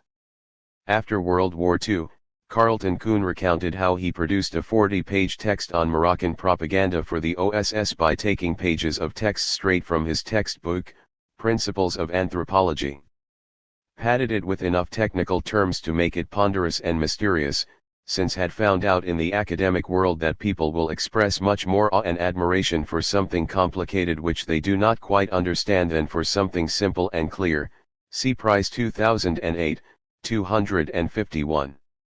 The most egregious known instance of the military's recycling of an anthropological text occurred in 1962, when the U.S. Department of Commerce secretly, and without authorization or permission from the author, translated into English from French the anthropologist Georges Condamines' ethnographic account of Montagnard village life in the central highlands of Vietnam, Nous avons mange la forêt. The Green Berets weaponized the document in the field. The military's uses for this ethnographic knowledge were obvious, as assassination campaigns tried to hone their skills and learn to target village leaders. For years, neither publisher nor author knew this work had been stolen, translated, and reprinted for militarized ends. In 1971, Condamines described his anger in learning of this abuse, saying, "I must admit having been shocked, but not by the disdain for international copyright laws which such an act indicates on the part of a bureaucracy which is at the origin of these laws, and shows such indignation when others bypass them, or by the lack of courtesy shown the author, because I well know that technocrats have little respect for those who indulge in unprofitable occupations. Not. That which irritated me above all was the translation, very bad by the way, had been distributed to the all too famous Green Berets. How can one accept, without trembling with rage, that this work, in which I wanted to describe in their human plenitude these men who have so much to teach us about life, should be offered to the technicians of death of their death? I know very well that these mercenaries, these well-oiled machines with human faces, are too proud of their lack of culture to be interested in that of others, especially if it is filled with poetry and without the sense of money or technology. But you will understand my indignation when I tell you that I learned about the pirating only a few years after having the proof that Srey, whose marriage I described in Nous avons mange la forêt, had been tortured by a sergeant of the special forces in the camp of Fiikao, Condamines 1973:4. Today, anthropologists serving on militarily embedded human terrain teams study Iraqis and Afghans with claims that they are teaching troops how to recognize and protect non-combatants. But as Brian Bender reports in the Boston Globe, one Pentagon official likened to the Civil Operations and Revolutionary Development Support Project during the Vietnam War. That effort helped identify Vietnamese suspected as communists and Viet Cong collaborators. Some were later assassinated by the United States, Bender 2007. This chilling revelation clarifies the role that Pentagon officials envision for anthropologists in today's counterinsurgency campaigns. Militarized anthropology. There is a real demand within the military and intelligence agencies for the type of disarticulated and simplistic view of culture found in the manual, not because it is innovative but because, beyond information on specific manners and customs of lands they are occupying, this simplistic view of culture tells them what they already know. This has long been a problem faced by anthropologists working in such confined military settings. My research examining the frustrations and contributions of World War II-era anthropologists identifies a recurrent pattern in which anthropologists with knowledge flowing against the bureaucratic precepts of military and intelligence agencies faced often impossible institutional barriers. They faced the choice of either coalescing with ingrained institutional views and advancing within these bureaucracies, or enduring increasing frustrations and marginalized status. Such wartime frustrations led Alexander Layton to conclude in despair that the administrator uses social science the way a drunk uses a lamppost, for support rather than illumination. See Price 2008:197. In this sense, the manual's selective abuse of anthropology, which ignores anthropological critiques of colonialism, power, militarization, hegemony, warfare, cultural domination, and globalization, provides the military with just the sort of support, rather than illumination, that they seek. In large part, what the military wants from anthropology is to offer basic courses in local manners so that they can get on with the job of conquest. The fact that so many military anthropologists appear disengaged from questioning conquest exposes the fundamental problem with military anthropology. As the occupations of Iraq and Afghanistan present increasing concrete problems for the manual's lofty claims of counterinsurgency, the manual's authors and defenders take on an increasingly cult-like devotion to the guiding text, a devotion that even finds some betraying the lost cause of Iraq in an effort to save the manual's sacred doctrine. In a December 24, 2007 interview, Charlie Rose gently questioned Sarah Sewell about ongoing disasters in Iraq. Sewell quickly discerned the war she had been recruited to rationalize in order to save the manual, insisting, "The surge isn't the field manual, Iraq is not the field manual." And I think many Americans tend to conflate these things at their peril. And I think they risk of throwing out the baby with the bathwater. If and when we look back on Iraq, it will not mean that the manual was wrong, it will mean that Iraq had very different problems, starting with the legitimacy of the invasion to begin with, Rose 2007. With this twisted logic, the counterinsurgency field manual's use as an instrument of domestic propaganda comes full Orwellian circle, as the public is asked to forget that just months prior to these revelations of poor scholarly practices in the manual, a barrage of media appearances by Lt. Co. Nagel and others had pitched the manual as the intellectual foundation for victory in Iraq.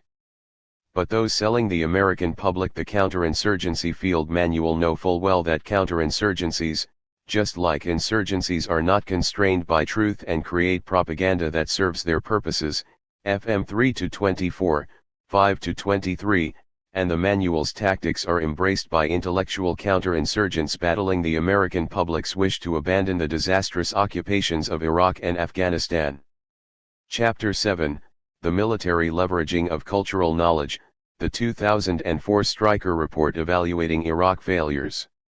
We can no longer pretend to be the anthropologist as hero as Levi Strauss once called the anthropologist embarking on adventures into the unknown. We are on the other side of the looking glass, where the dark side of the image we cast is reflected in the eyes of those who observe us. June Nash. In December 2004, WikiLeaks released the Army Stryker Brigade Initial Impressions Report on Operations in Mosul, Iraq.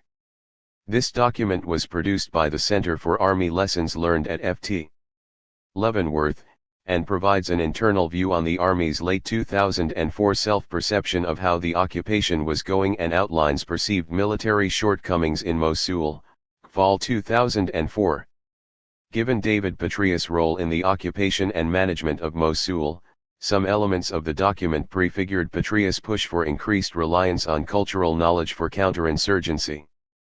The report's 6 chapters cover the topics of command and control, digital systems, non-lethal operations, Stryker vehicle performance and survivability, intelligence and operations.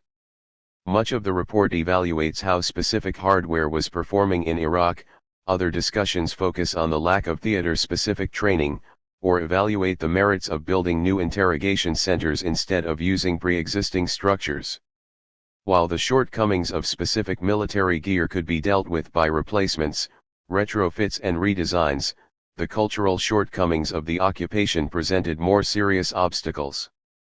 The report's residual image is of a pelagic military only beginning to become aware of the depths of their own ignorance of the complex environment they are attempting to occupy and dominate.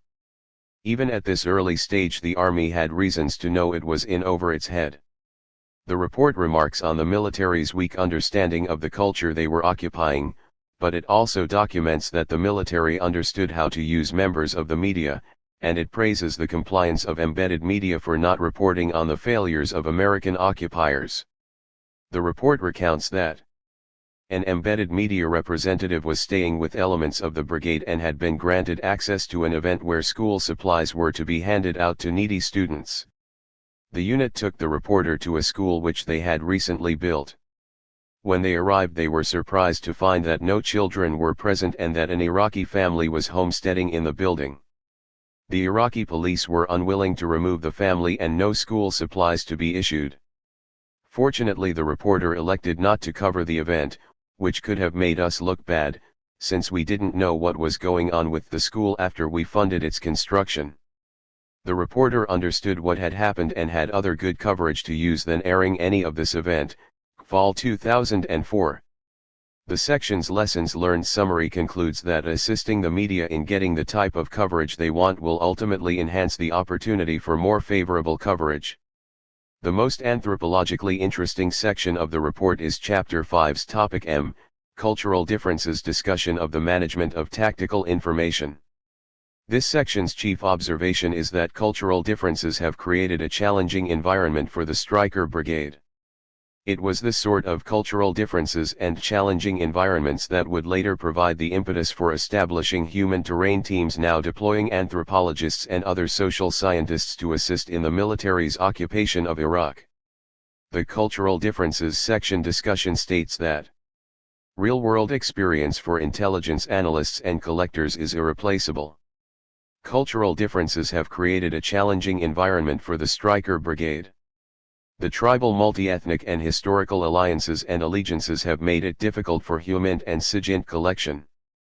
Communications channels, linguistic dialects, and slang terms and cultural customs and courtesies make collection even more challenging. These barriers also affect the analysis of intelligence. Use of theater and national-level assets has helped the brigade overcome many challenges. Attached and reach-back capabilities aided analysis and collectors overcome a steep learning curve. Many analysts and collectors argue no training could fully prepare an intelligence professional for the challenges. Real-world experience for intelligence analysts and collectors is irreplaceable. Training of this caliber cannot be replicated at national training centers. Hired interpreters have enhanced the capability of intelligence professionals in both collection and analysis. Databases developed in country and via production from theater and national level asks in CONUS on topics such as tribes, the spelling of names and regional affiliations were used as resources to assist the brigade with intelligence production. Insights/lessons learned. Cultural understanding is an endless endeavor that must overcome leveraging whatever assets are available. Cultural training prior to deployment, reach-back capabilities, and a resourceful and knowledgeable use of assets available in country is the key to overcoming challenges. Fall 2004. This section observes that the military's occupation was weakened by the sort of lack of cultural knowledge that Gen. Petraeus would later focus upon. It recognizes that the Stryker Brigade's cultural ignorance weakened their day-to-day effectiveness and interfered with the collection and interpretation of intelligence. The recommended solution for these shortcomings is increased training with real-world experience and the development of reach-back capabilities-aided analysis. This reach-back analysis refers to the development of remote high-tech databases located off the battlefield, on a stateside base such as FT Leavenworth, that can be consulted and supplemented from the battlefield. This call for a US-based cultural database with information on tribes and regional information describes the sort of reach-back databases now being compiled and used by human terrain teams in Iraq. The lessons learned component of this section provides a clear view of the military's expectations of how anthropological or cultural knowledge is to be used to meet military needs. In observing that cultural understanding is an endless endeavor that must be overcome leveraging whatever assets are available, the military's choice of leveraging, beautifully clarifies how the military conceptualizes anthropologists and others providing occupying troops in Iraq with cultural information. They are seen as priors of knowledge, tools to be used for the extraction and use of knowledge, assets, in ways that military commanders see fit. It was concerns over this sort of leveraging, the functional use of anthropologists as pry-bars deployed to act upon human and cultural assets used by the military, that led the American Anthropological Association's executive board to declare its disapproval of the military's human terrain systems as an unacceptable application of anthropological expertise, AAA 2007. Obviously, the limited scope of this 2004 Center for Army Lessons Learned report precluded addressing fundamental issues raised by the Bush administration's reliance on false pretenses to illegally invade Iraq. Such issues are not among those included with the designated lessons learned because at this level, the Army follows rather than sets policy. But the same cannot be said for the free agent social scientists who are not part of the military and are now working as contractors on human terrain teams leveraging culture in service of the military occupation of Iraq. These individuals willfully choose to ignore the ethical alarms being sounded by their peers as they voluntarily surrender their disciplinary skills to better leverage cultural assets for whatever ends the military dictates. Given the problems identified in this 2004 report, it makes sense that the Army would strive for a more culturally nuanced occupation. After all, it is the nature of occupying armies to seek to subjugate and occupy nations, legally, or illegally, with as little trouble as can be arranged. But anthropology's abetment of this cause slides it askew from any central ethical principles of the field, and it reveals something of the lesser demons of the field's nature. Granted, anthropology's past has plenty of shameful instances of anthropologists applying their skills to leverage occupied peoples in colonial and neocolonial settings, but the common contemporary understanding that such manipulative leverages are part of a shameful past does not influence those seeking their fortune outside the ethical standards of their discipline's mainstream. I like the notion of a center for Army lessons learned, but the existence of such a center controlled by the Army dooms any prospect that the learned lessons might ever be anything beyond minor tactical or technological adjustments. There is no hope of learning more important lessons about not becoming mired in imperial quagmires or unjust wars. I suppose if one were to conjure a center for anthropological lessons learned, its central findings might include admonitions to not betray or leverage the people one studies and lives amongst. Although those directing the war appear to have discovered ways to use anthropology to more efficiently achieve their goals, they don't care that anthropology becomes what it is used for. But anthropologists need to worry about these uses. As a member of my anthropological moiety, Kurt Vonnegut, once noted, shrapnel was invented by an Englishman of the same name. Don't you wish you could have something named after you? Vonnegut 2005:88. Chapter 8, Rendering Cultural Complexities as Stereotype, Anthropological Reflections on the Special Forces Advisor Guide. Men are more apt to be mistaken in their generalizations than in their particular observations. Niccolò Machiavelli. In the years since September 2001, United States military and intelligence agencies have acknowledged institutional shortcomings concerning their knowledge of other cultures.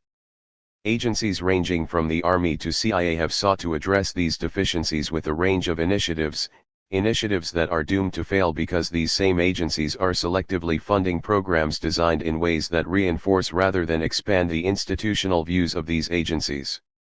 These new programs will likely expand knowledge for consumption by the military, but the types of knowledge are intentionally limited by these programs designed so that only certain elements of academic knowledge are sought, while other branches of knowledge are ignored. Anthropology's concerns with ethical principles of voluntary informed consent and taking measures to not harm studied populations, anthropological inquiries into structures of power, or the nature of neo-imperialism are routinely ignored, as if these were epiphenomenal baggage unrelated to the ways, means and meaning of the discipline. It is as if some in the military want to part out the discipline of anthropology. The sort of anthropology these new military-linked programs seek to generate are limited, as anthropology's historical examinations of power relations, paracolonialism, and imperialism and other critical forms of anthropology are bypassed for elements of anthropology thought to be easily adaptable for military goals.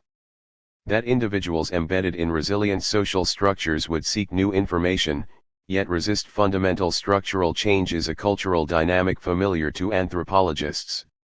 Social structures are resilient formations that can resist change in all sorts of ways, and when left to their own devices, organizations and other social formations often select narratives that reinforce things they already know. As Marshall Solins observed, you would have to be pretty naive to think anthropologists as individuals could have significant influence in the private councils of the Department of Defense or State Department, except as their expert advice were in line with existing policies. MS to DP October 31, 07. One example of the way these processes work is shown in the writing of U.S. military manuals designed to help individuals and institutions interface with other cultures. Such examples show how these agencies select specific limited views of culture, views that reaffirm rather than challenge, to self-conceptualize these relationships. A leaked Special Forces Advisor Guide Handbook provides one example of the ways that branches of the U.S. military selectively seek and use specific anthropological theories and data. In 2008, WikiLeaks provided me with an embargoed copy of the 2008 Special Forces Advisor Guide, TC 31-73, a 130-page manual instructing Special Forces personnel on the doctrinal approach to successful operations in foreign environments, U.S. Army 2008.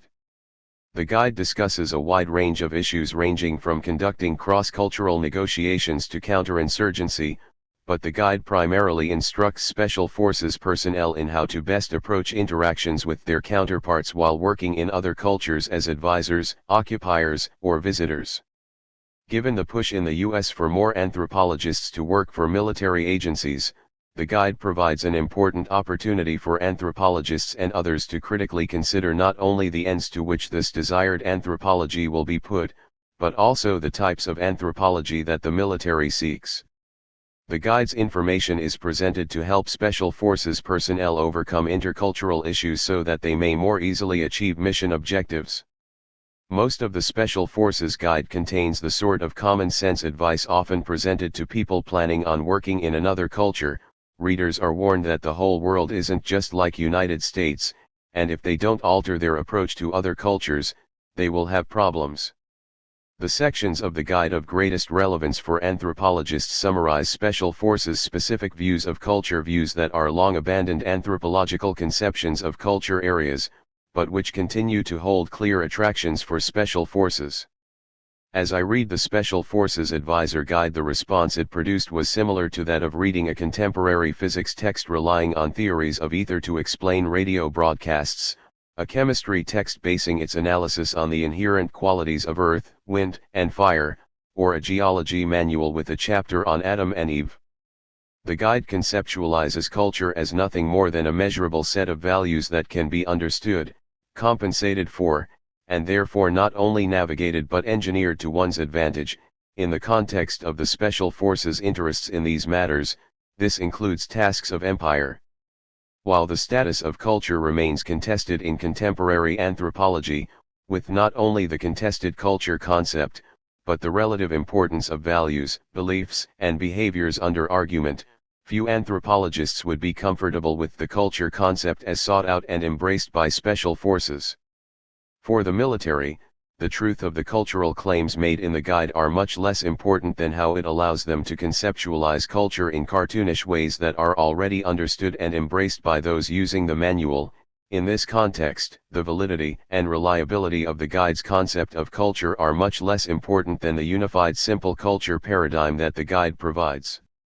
The Special Forces view of culture resurrects psychological anthropology's state-of-the-art back in the 1950s and 1960s, drawing on bizarre notions of culture and personality areas that have not been seriously taught in anthropology classrooms for decades. These antiquated views present broad spectrums of cultural traits using metaphors often linked to simplified analysis of personality. These theories were largely rejected by anthropologists because their simplistic rendering of complex cultural phenomena glossed over vital complexities with simplistic stereotypes. This military predilection for the antique is not accidental. These are exactly the sort of culture notions the military seeks and selects for its own internal cultural reasons. These institutional notions of culture fit the military's desires to interpret and control environments where they operate.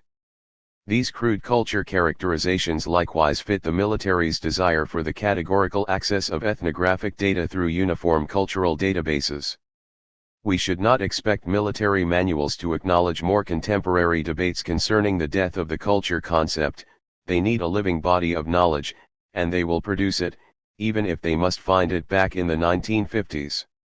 The Advisor Guide argues, the more that people understand about other people and places, the more they can enrich their own culture and the less likely they are to blunder into conflict. As the world becomes increasingly more accessible, are becoming more dependent on the ability of the special advisor to demonstrate an understanding of the rest of the world. 2-18. The guide reduces this rest of the world into 7 cultural regions consisting of North America and Europe, including Australia and New Zealand, Southwest Asia and North Africa, South and Central America, including Mexico, Sub-Saharan Africa, Pacific Rim, excluding the Americas, Russia and the independent republics, Oceania, the Pacific Islands, 2 to 17. The 2008 guide draws heavily on anthropologist Florence Kluckhohn's and social psychologist Fred Strodbeck's values orientation model to present cartoonish representations of regional cultural stereotypes. The values orientation model was developed at Harvard's Laboratory of Social Relations during the 1950s, and it followed the premise that all cultures have a central core of meaning basic values, and using a series of standardized questions these core values are measured to understand the root values of a given culture. Kluckhohn and Strodbeck 1961:2. Kluckhohn and Strodbeck believed that value orientations are complex but definitely patterned, rank-ordered, principles, resulting from the transactional interplay of 3 analytically distinguishable elements of the evaluative process: the cognitive, the affective, and the directive elements which give order and direction to the ever-flowing stream of human acts and thoughts as these relate to the solution of common human problems. Kluckhohn and Strodbeck 1961:4. The values orientation model maintains that large cultural regions are dominated by easily characterized culture values that can be charted on a simple scale expressing tendencies related to 5 cultural elements with 3 possible responses for each of the 5 cultural elements. Kluckhohn and Strodbeck believed that the following 5 cultural elements could be described with the 3 descriptors. 1. Human nature, evil, mixed, good.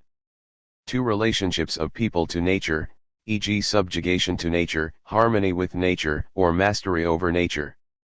3. Temporal focus, past, present, or future orientation. 4. Human activities, being, becoming, doing. 5. Social relations between men, hierarchical, collateral, individual. Under this values orientation model's rubrics, a specific culture might have a collective outlook that conceived of human nature as either good, evil, or mixed, and so on. The combination of the 3 possible descriptors for each of the 5 cultural elements is supposed to combine to produce concise descriptors of culture groups. Kluckhohn Center 1995. During the past century there have been numerous efforts by anthropologists to characterize or describe identifiable personality traits of entire cultures. In the early 20th century, 1934, Ruth Benedict's book Patterns of Culture used narrative descriptions of cultures.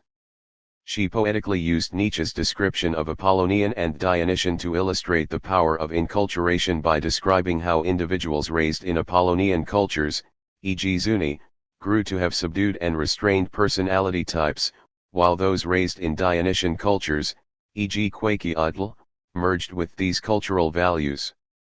Benedict believed that a culture, like an individual, is a more or less consistent pattern of thought and action. 1934:46. During the Second World War and throughout the Cold War, anthropologists conducted national character studies designed to reduce the complexities and rationales of other nations down to overly simplified and often pseudo-psychological profiles designed to help U.S. forces understand their enemies. During the Second World War, Jeffrey Gorer theorized that Japanese military aggression was reducible to Freudian explanations of childhood toilet training, and during the Cold War Margaret Mead produced a RAND report describing what she believed to be uniform features of the Soviet national character, Price 2008a, Mead 1951. With time, most anthropologists have come to see that efforts to identify national character, or broad culture and personality types were doomed to fail for several reasons. One significant reason was that when condensing broad cultural variations into simplistic characterizations, anthropologists ignored more behaviors and beliefs than were ever explained. Similarly, while statistical assessments of normative cultural values or behaviors were identified, there are significant variations among individuals in any society. Whatever personality is, it is not static, and just as individuals have broad ranges of responses to situations, so do cultures. It's not even that something like identifiable traits for cultures don't exist, but today, anthropologists debate not only the nature, and existence, of culture, but there is greater acknowledgement of such a diversity of specific cultural traits. Today few anthropologists would be comfortable with the sort of vulgar generalizations that are the basis of Cluckhan's work. Today, the idea of reducing cultural characteristics to a small number, or even a large number, of identifiable elements that can be measured through simple questionnaires seems absurd to most anthropologists.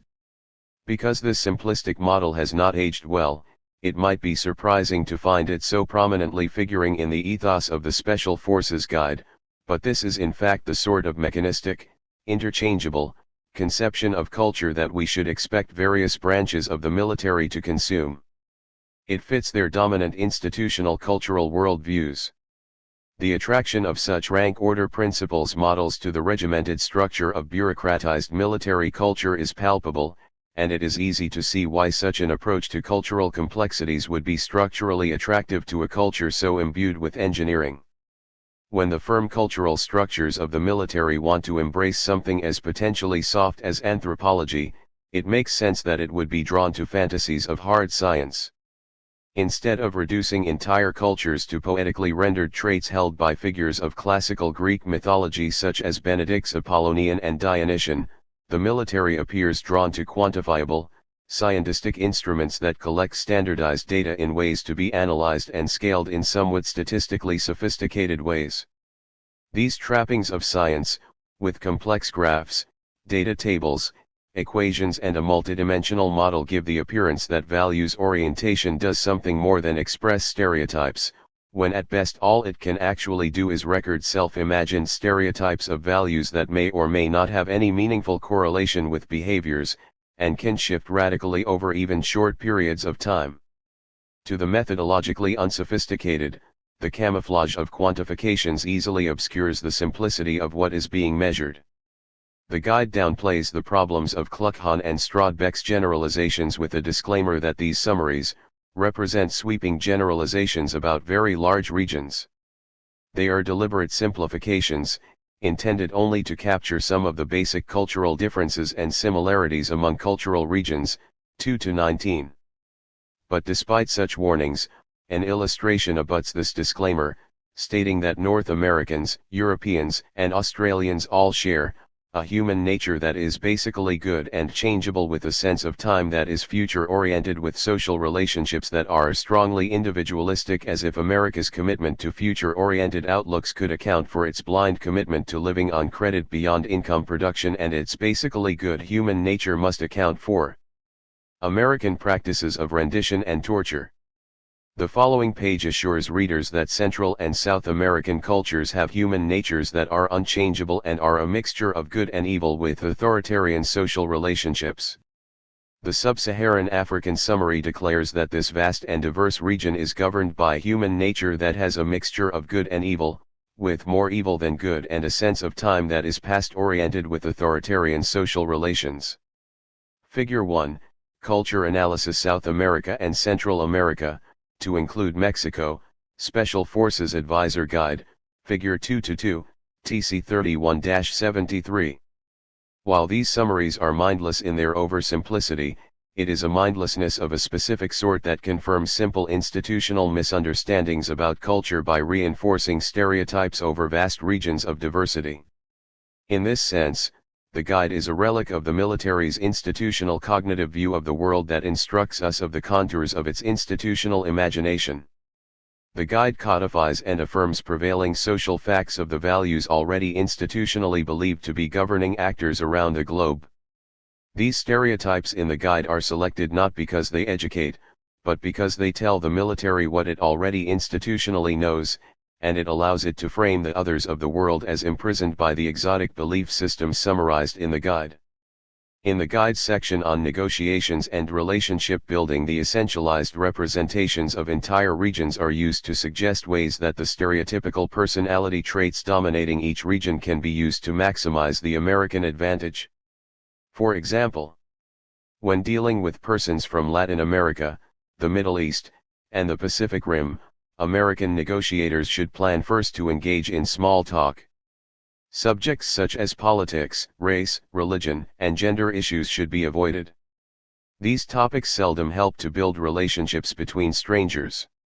Instead, American negotiators should try discussing the foreign country's history, cultural heritage, traditions, beautiful countryside, contribution to the arts, economic successes, and popular sports. Questions about local restaurants are usually safe, neutral topics to begin a conversation. Negotiators must be prepared to discuss typical American traditions, sports, and cultural heritage. However, they must be careful not to go overboard with talk about America. It may come across as pompous and overbearing. 4-23. This is not rocket science and would be useful only to the extent that those reading it were truly culturally insensitive, though I would question the wisdom of recommending that representatives of U.S. armed forces discuss the foreign country's history, given the likelihood that the U.S. presence in a given nation is part of a long history of foreign occupation or colonial occupation or neocolonial extraction of wealth or subversion of democratic self-rule. Figure 2.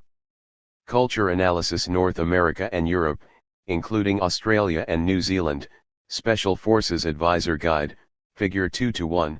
TC 31-73. The guide also informs us about widespread military desires for simplistic culture templates that the military can plug into interchangeable cultural data sets.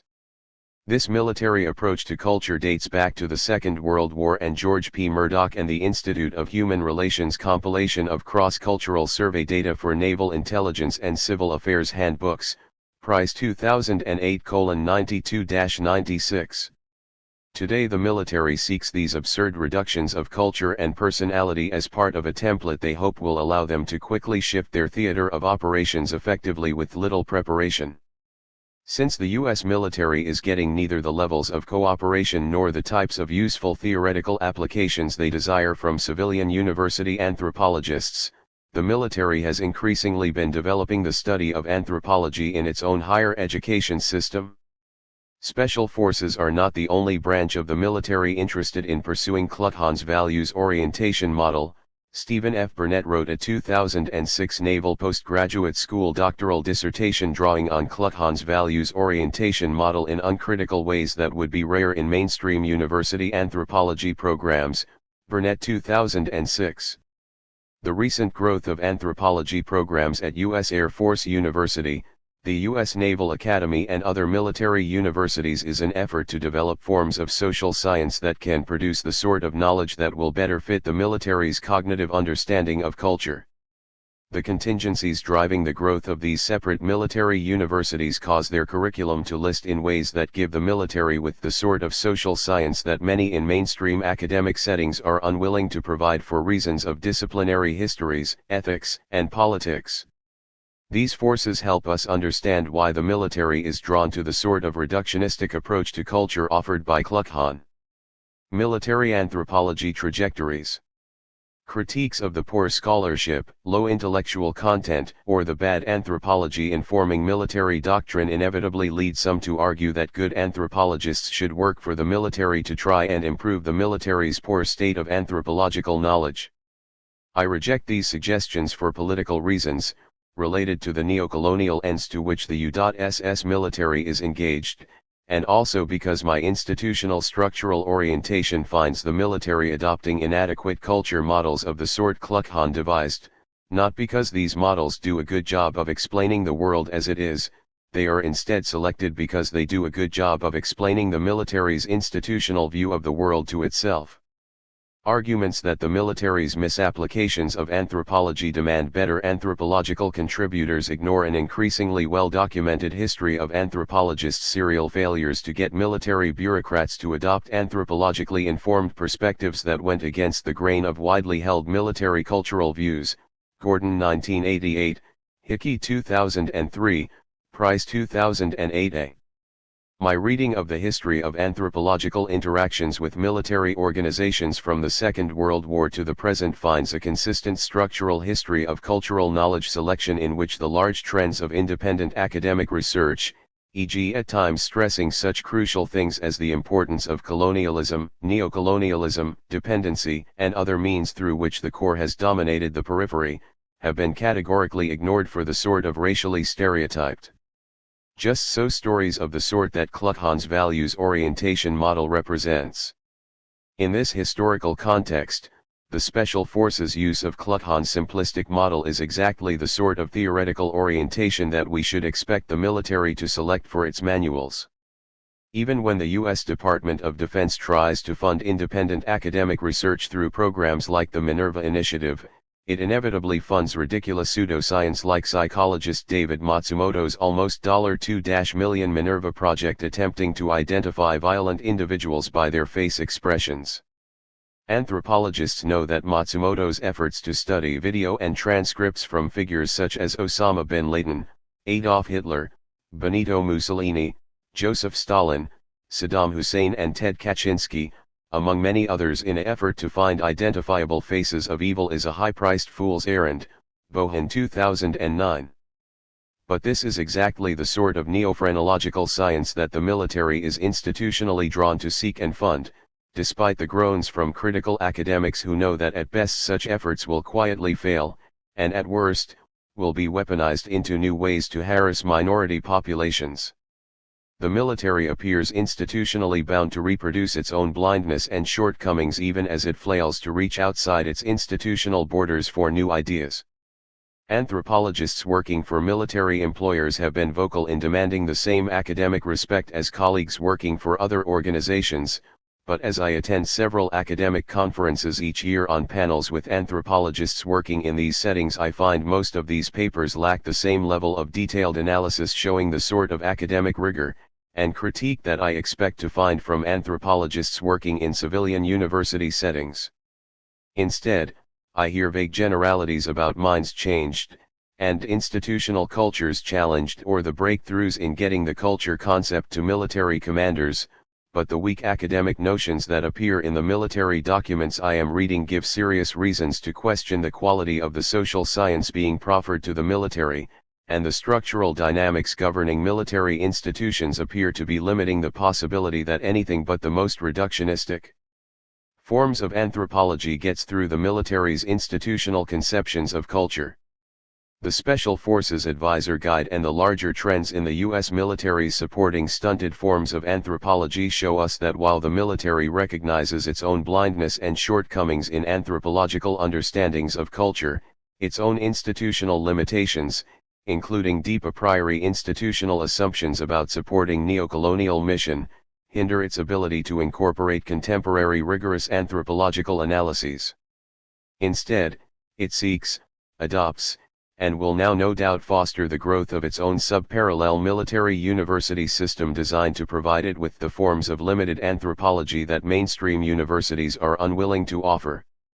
What will emerge from this military university system stands to develop in ways distinctly different from civilian universities, and while professors with anthropology degrees will increasingly teach within this system, it remains unclear if the body of knowledge that will emerge from this system will be recognized as anthropology as we understand the discipline today. Finally, I suppose that my analysis opens me for criticism that my analysis of the rigidity of the military's social structure commits the same variety of totalizing oversimplifications that I accuse the military of undertaking. While I cannot entirely discount this possibility, I find the historical recurrence of these military approaches to foreign cultures, as well as the interdependency between America's military-industrial infrastructure and the military's internal structure and mediating military relationships with foreign cultures offers compelling support for the interpretations I offer here. I will be happy to revise this analysis should the U.S. military begin producing widespread holistic accounts of cultures that are void of simplistic caricatures of cultural stereotypes, and have critical anthropological analysis of hegemonic power relations that include situating the military's roles in creating the problems facing the cultures under consideration. Part 3, Counterinsurgency Theories, Fantasies, and Harsh Realities. Chapter 9, Human Terrain Dissenter, Inside Human Terrain Team Training's Heart of Darkness. All social research worthy of the name raises the question of who will use the results, and for what purposes. This is an old question among physical and biological scientists, and it will not down. In the social sciences it carries more explosive implications, as when gangsters make use of studies of an American community to enrich themselves. This has happened more often than some social scientists realize. Douglas G. Herring, 1951. I first came into contact with cultural anthropologist John Allison in 2008 when he invited me to join a session of a global organization of archaeologists presenting innovative papers on themes related to military uses of anthropology and archaeology at the World Archaeology Congress in Dublin. I was unable to participate in the conference, but we corresponded occasionally after that. I had not heard from John in a while, and then in November 2009 I suddenly got an email from him telling me that he was writing me from inside the Human Terrain Systems training program in Leavenworth, Kansas. My initial inclination was to wonder if this was a gag, or, having written several critiques of the Human Terrain Systems program describing why it is an ethical and practical anthropological disaster, I wondered if someone might be setting me up. While I've had several other human terrain social scientists write me with complaints about the program, it didn't seem likely that Human Terrain Systems, HTS, would hire someone with John's politically progressive views, but then again, the program has not been known for its competence in vetting employees. The email address was the same one John had used in the past, and John's story checked out and made sense, so I approached our correspondence along the lines of his initial request to help him organize his focus and to understand critiques of HTS, and as he undertook his HTS training, we corresponded and I passed along articles, and offered friendship and critiques of what he was learning in this training. Not that John needed help with this critique, the flaws in the program were obvious to him. John explained to me that a few weeks earlier he had lost his job working as a cultural resource management archaeologist. He had been terminated for fulfilling his duties as a program manager, which led to him being accused of failing to follow the chain of command after having consulted with the California State Historic Preservation Officer.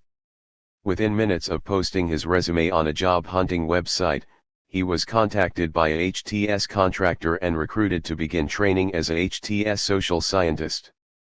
The contractor indicated John was just what they were looking for because he had conducted anthropological fieldwork in Afghanistan in 1969-70 while working towards a PhD in anthropology. The Human Terrain program recognized him as potentially a very valuable asset to the program. All this for a handsome salary during the pre-deployment training stage at a rate that was twice the salary I earn as a full professor. Given the public claims that the Human Terrain program is saving lives of Afghan civilians, it made sense that John Allison would consider joining Human Terrain Systems, HTS. HTS proponents claim that it mixes ethnographic fieldwork and troop education in ways that will reduce violent interactions between troops and occupied/enemy populations. But the claims of what human terrain teams, HTT, accomplish are far different from the reality, and anthropologists' ethical commitments to secure voluntary informed consent and to not harm studied populations creates insurmountable ethical problems for anthropologists in the HTS program. A 2009 detailed report written by a commission of the American Anthropological Association, of which I was a contributor, found that HTS was an ethical and practical failure that sloppily mixed education, research, and intelligence gathering functions and had such poor safeguards that it inevitably contributes to targeting of populations. AAA 2009. This report concluded that, when ethnographic investigation is determined by military missions, not subject to external review, where data collection occurs in the context of war, integrated into the goals of counterinsurgency, and in a potentially coercive environment, all characteristic factors of the HTS concept and its application, it can no longer be considered a legitimate professional exercise of anthropology. AAA 2009:4. Yet, the well-orchestrated PR campaigns pitching HTS to the public has made it an inviting program for many. From the beginning, John was skeptical of the claims offered by the Human Terrain Systems program. While his research in Afghanistan, and Afghan friends who had died in the Great Game between the US, Russia and others interested in controlling Afghanistan made the possibility of reducing harm a personal issue, he was skeptical that the military could use anthropological knowledge in ways that would serve the Afghan people. Given the range of claims about the Human Terrain program and conflicting reports that its social scientists did or didn't engage in targeting or collect intelligence, he knew he was in a unique position to observe how the training program approached these issues, and the closed-door reports from HTS team members reporting in from downrange could provide a clear view of these and other issues. Between mid-October 2009 and February 2010 I heard from John several times each week. Sometimes John wrote me emails requesting links to articles and sources on HTS, things like the American Anthropological Association's 2009 report on heights and articles written by Roberto Gonzalez and other members of the network of concerned anthropologists. Other times he wrote with brief reports on the day's activities. Early on, a lot of my correspondence with John consisted of just sending him journal articles, drafts of papers I was working on, or the same news clips that I regularly sent to friends.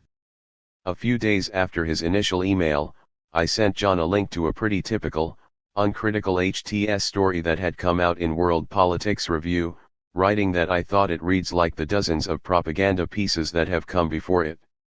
Anything that you can gather on how the 40 or 50 of these uncritical hegemonic press reports keep coming off the assembly line might be interesting. It isn't really a mystery how it works, it just might be interesting for you to watch how these reporters are corn-fed the party line from the inside.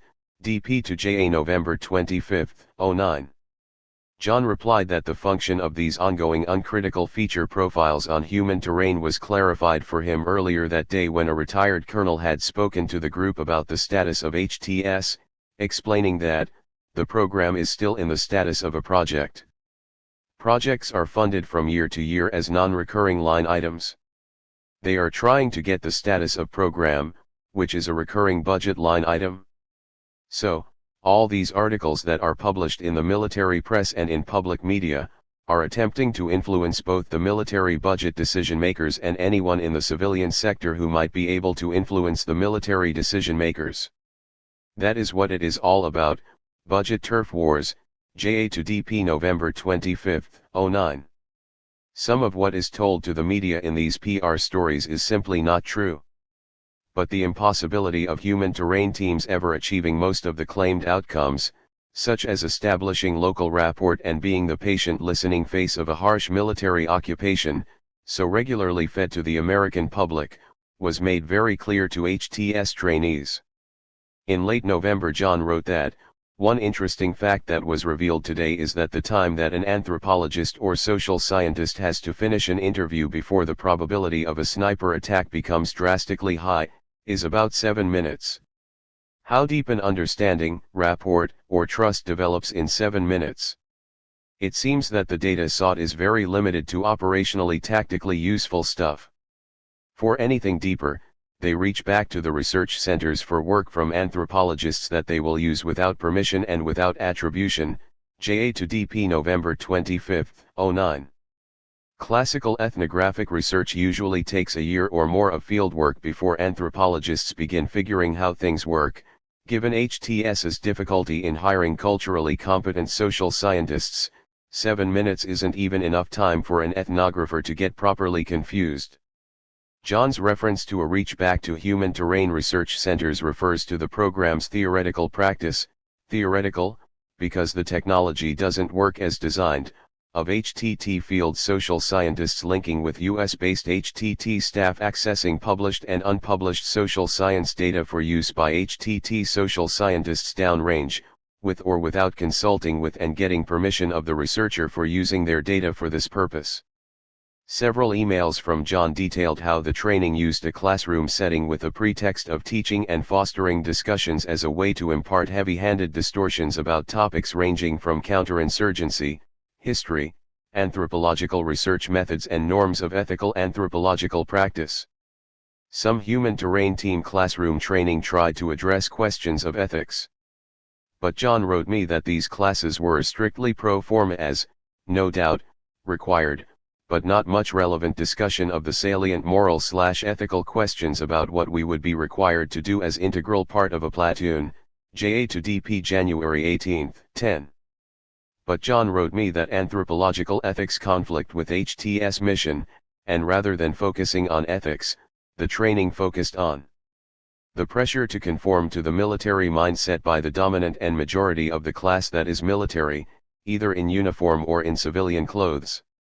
If you don't join the lockstep notion that a US life is much more valuable than an Afghan life, then you will get marginalized and stigmatized in the class and downgraded during the peer review process. Most civilian social scientists, which include historians, psychologists, and industrial psychologists, have merged into that military mindset. The few who have not are being made to feel our separateness. If I was allowed to go downrange, those who would be my team leader would relish to opportunity to get rid of me at the first difference of opinion. JA to DP January 18, 10. John explained that one of the training instructors, a PhD anthropologist who worked mostly with statistical sociological methods as a public relations consultant, was teaching the HTS class in ethnographic field methods, a class that never touched on the central methods of ethnography, dismissed the ethical complication of HTS ethnography, telling the class that consent is implied by the continued participation of the informant, and also by those who join in the discussion without an invitation. JA to DP January 19, 10. Not only is this a predatory standard of consent, but it runs counter to the Nuremberg Code, the Belmont Report, and U.S. Federal Research Consent Guidelines. Human Terrain Systems is desperate to hire anthropologists, but the ethical problems presented for anthropologists working on HTS counterinsurgency operations makes it difficult to keep actual anthropologists in the program. John had important insight into the program's failures to hire anthropologists or social scientists with pertinent cultural or linguistic experiences.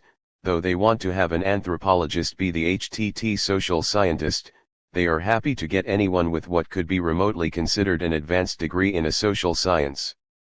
So, although we have 5 anthropologists, we also have several historians, an economist, an industrial psychologist, etc., and only one for the Iraq group and one, me, for the Afghanistan group has any previous experience in the region of their destination. January 22, 09 JA to DP. There are good historical reasons why anthropologists find HTS's practices to run counter to their disciplinary commitments to the people with whom they share their lives when doing field work. Historians and industrial psychologists often approach the people they study as objects, or in ways that are more distant, or are fundamentally different than anthropologists.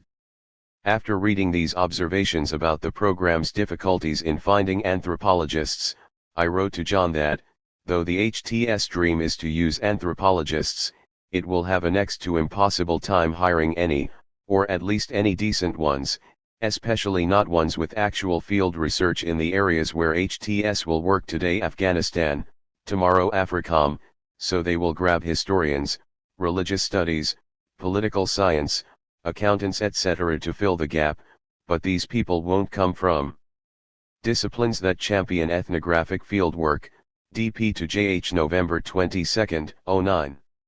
John wrote me that HTT personnel are given cursory lectures on research ethics, including information on the basics of the Nuremberg Code and ethical principles by professional organizations such as the American Anthropological Association, but that the specifics of how to negotiate ethical research in armed, occupied settings are not made clear to students.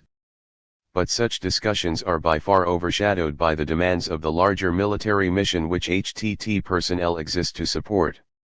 John wrote, clearly does not give its participants luxury consider whether the orders they comply with consider the ethical obligations to those they interview in the presence of their armed team leaders, some of whom have a deep dislike for the enemy which includes most Muslims. And this is why they are hiring economists, historians, and others as social scientists who, initially, were intended to be cultural anthropologists. JA to DP December 1, 09. These issues have such significance to professionally trained anthropologists. The military is increasingly becoming aware that the unethical nature of the everyday procedures makes it difficult for them to hire PhD anthropologists with normative understandings of ethical practices. One choice for the military facing this problem would be to halt a program that necessitates engaging in ethically problematic behaviors. The other choice for the military could be to start training their own ethnographers and anthropologists, with a different standard of ethical behavior. According to John Allison, the military appears interested in the second of these two choices. In early December he wrote me that he concluded that the military is beginning to do an end run by producing its own anthropologist/social scientist PhDs at West Point, the Air Force Academy, the Naval Academy and other cooperating institutions, thus marginalizing the criticism. JA to DP December 8, 09. This makes a lot of sense. It fits with larger institutional moves in which the military, through programs like the Minerva Program, the Intelligence Community Scholars Program and the Pat Roberts Intelligence Scholars Program, is trying to bend independent scholarship in ways that will get scholars to more directly produce less independent social science that will tell them what they want to hear or what they already believe. This military university system can be used to produce social scientists operating with different ethical commitments, where military scholars can be trained to do the military's bidding without raising the sort of fundamental ethical questions that members of the American Anthropological Association, AAA, and other groups have raised. They can develop their own ethics codes that can warp ethical commitments in ways that will align with military missions. Allison wrote, if military academies want to displace the AAA's ability to advise and sanction through resolutions, by providing degrees to career military officers who will not question the chain of command, then they will have their way, for a while. When the results of the HTTs in providing data to the brigades are shown not to be what they had been anticipating, the HTT project will be denied program status, and the military will again turn to PSYOPs, provincial reconstruction teams, and the other standard military options for coin. In the end, David, it is all really about profit and control. JA to DP December 8, 09. Huge profits for the military contractors running the program. HTS training is managed by CLI contractors, and control for the Army commanders directing HTS activities in the field. Promises of profit and control are the sort of desired outcomes that will keep HTS funded long after internal military evaluations show the program to be an abject failure. John wrote me that in a class covering information operations, InfoOps, they were told that HTTs are used to measure the change in the population's mental image after a PSYOPs propaganda pamphlet drop. John wrote that part of HTS's job is to devise such measures and make such an evaluation to be presented to the commander as a brief PowerPoint slide presentation. JA to DP January 12, 10. Such mercenary acts transform anthropological sensitivities into mechanical instruments measuring the efficiency of military occupations. Throughout our correspondence, John's hopes for the program came and went. He began with hopes that HTS could shift the military's focus away from violent kinetic engagements towards engaging with the population without force. In early January he wrote me an enthusiastic email after engaging in some training role-playing where he had asked one of the two Arabic-speaking HTT women who were the interviewer and the interviewee, whether she would feel more safe if she were there with the woman alone, rather than accompanied by armed, uniformed soldiers. Her answer was yes, she has done field work in Yemen for a couple of years. I went on to make two suggestions that were well received. One, that HTT's job is as much to shift the center of gravity, COG, in coin speak, of the military, including those military who are participating in HTTs, from the kinetic to the coin position. That is, to get them to see the world and their role in it differently. That they need to do that before they can effectively try to shift the cog of how Afghans perceive them from negative to positive. In other words, their intent toward the Afghan people needs to become positive, not that of forceful occupiers. 2. That this would best be achieved by putting the HTT social scientist as resident with the local people, not embedded in the military and inside the wire. I was shocked at the response, quite positive, even from hard-nosed career soldiers. Subversion, it may be, but for improving things so deeds match words. JA to DP January 5, 10. I replied to John, pointing out that the political issues raised by military anthropologists embedding with villagers, or the political and ethical issues raised by anthropologists becoming agents of occupation and counterinsurgency. I wrote him that this proposal sounded like the dream of panoptical control of the enemy, becoming the all-seeing eye, surveillance ethnography brought to a new level. The counterinsurgency dream is to understand and control the other by shifting cog from the external shooting and threatening with harm by the military, to other means of co-option and control. The key is that the military still seeks to control local populations, not through hard power, but through soft power. The problem is found in what one means by become positive in your sentence reading. The intent toward the Afghan people needs to become positive, not that of forceful occupiers. Notions of what would entail positive would be measured not only by local standards. If this were the case, then positive might include in some instances enabling insurgents to remove foreign occupiers by force, but by U.S. military standards. In other words, if the U.S. presence in Afghanistan, Iraq, coming soon, Yemen, Nigeria, etc., has anything to do with issues of empire, it does, then these issues remain elements of what a positive outcome would be. Moving HTT social scientists into local settings isn't some form of social work, it is a form of social control. The HTT project seeks to blur what coin is, so that we internalize it as humanitarian assistance and cross-cultural understanding, but counterinsurgency remains counterinsurgency. Soft power in these circumstances remains military power. It leaves less obvious dead bodies in the streets, but it remains a tool of empire. DP to JA January 6, 10.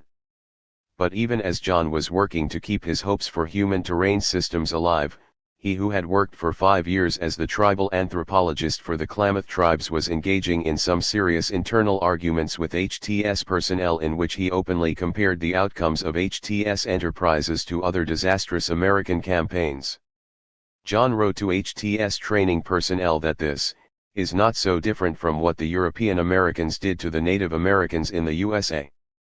Now, several generations later, the stories are passed on and are deep in the collective consciousness of those Indian peoples and colors their way of seeing the European Americans today, having its effect on how they view government programs, attempts to change their view of work, alcohol and drugs, etc. JA to DP January 7, 10. In January, John wrote that his HTT training group was undertaking intense role-playing where human terrain social scientists advised commanders about whether or not the U.S. military should undertake an airstrike on a specific northern Afghani village. John said the information used for these decisions, in the classroom and in Afghanistan, was mostly whatever they could muster from Google, but in one role-playing scenario assigned to him, the village under consideration in this instance was one he knew from his dissertation research. John wrote me that one team was asked to advise on a training scenario set in the Weigel Valley of Nuristan. The HTT social scientists assigned this case. Based all his information on internet resources as did everyone, and, as would be necessary for the real situation, since the air assault was necessary because the people there were not receptive to our occupation. Weigel Valley is the next valley east from the Ashcan area, where I did my doctoral research. When he finished, I gave a brief summary of the reality of Nuristan, told them that the suggestion of attacking them because they resisted invasion as they had against Islam, against the British and against the Russians, made me want to cry. I suggested that there has to be another function for the HTTs than simply to loyally and without direct knowledge of the people, subscribe to such an attack.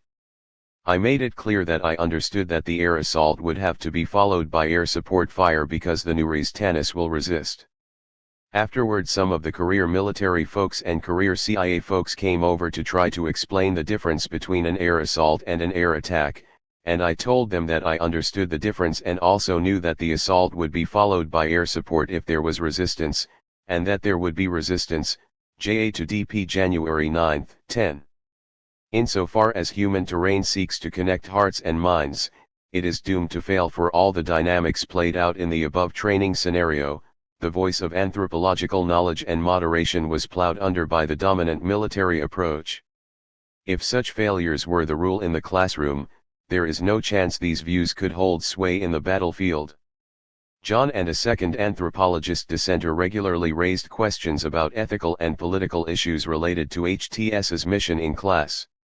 In the beginning this was welcomed as normal classroom discourse. With time these dissenters became increasingly marginalized within the cohort. 2 months into the program John wrote me that the program was getting tighter on those who don't buy into the military's version of what HTT should do. Now, it is becoming highly pressured to begin private lessons with firearms, and the image is that we will actually be soldiers who also do a little intel work as prescribed by the commander. The truth of the situation in the field is not quite that, as told by some who have recently returned, but the various career guys make it out that way, that you have to carry a weapon because you are bumping a soldier from the vehicle going on a mission that is exclusively military, and they are being so kind as to maybe allow you a few minutes to do some interviewing, but you better have a gun so as to be able to fill in for the soldier whose place you took in case of attack. The old Stockholm Syndrome pressures are increasing. JA to DP January 15, 10. I replied that, from the outside, the timing of now introducing firearms lessons seems pretty smart. At this point you have all been indoctrinated with enough stories about what really happens downrange that whatever logical resistance to becoming armed members of a counterinsurgency team that would have naturally been vocalized by many in your class will have been pushed below the surface. The notion that you are all taking the seat of a soldier on a mission where you may have to kill those you are trying to defeat with soft power is just another way of establishing how HTS social scientists are soldiers. I can only imagine how nasty the subtle and not so subtle group dynamics with all this can get. DP to JA January 16, 10. During the following weeks, John's descriptions of his training increasingly presented a picture of an inflexible program that turned against, ridiculed, and isolated individuals offering advice aligned with perspectives outside the narrow limits of military doctrine. During the first week of February, John described how the range of acceptable views was rapidly narrowing and adherence to military doctrine became an objective unto itself, writing that the most important of the targeting indoctrination presentation by the contractors was that we all need to adopt the doctrinal language and viewpoint.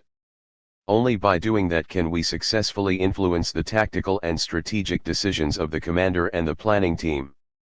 When I tried to point out again that by being limited to talking and thinking like one of them the social scientist loses his own perspective and cannot really make the changes in perspective of the military, that is, to move the military's center of gravity toward a more human terrain, anthropology-focused viewpoint.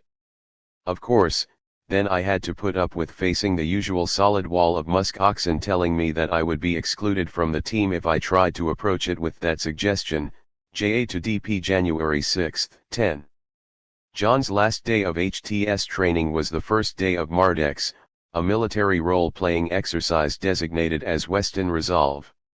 For the exercise, the class was presented with a training scenario in which the fictional nation of Lakeland was located in an area to the northeast of Kansas City was the focus of operations. John wrote that, in the PowerPoint slide presentation laying out the background for the operations, the wargame role-playing is represented by staff as merging into the real-world drug, crime, and environmental contention within the community. The whole mission is represented as bringing a military state control of the local population which has recently elected a local government that is a permissive, supportive, environment for U.S. Army activities after the previous local government had withdrawn from the U.S. as a sovereign society. Now the U.S. military is taking over the area to re-establish public security. JA to DP February 10, 10. The class was then told that the mission they were training to support was one in which the military was establishing order in a setting where environmentalist separatists had taken over. John explained that in this hypothetical training scenario, Eaton, a coal-fired power plant on the Missouri side of the river, is one of the main military foci due to contention within the community over the environmental pollution it is causing.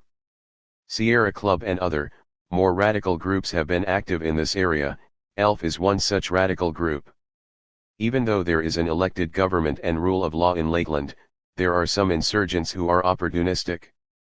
That is why the US Army has moved into this area that has broken away from US control.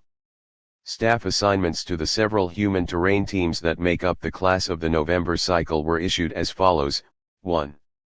Find out more details on the criminal activity. 2.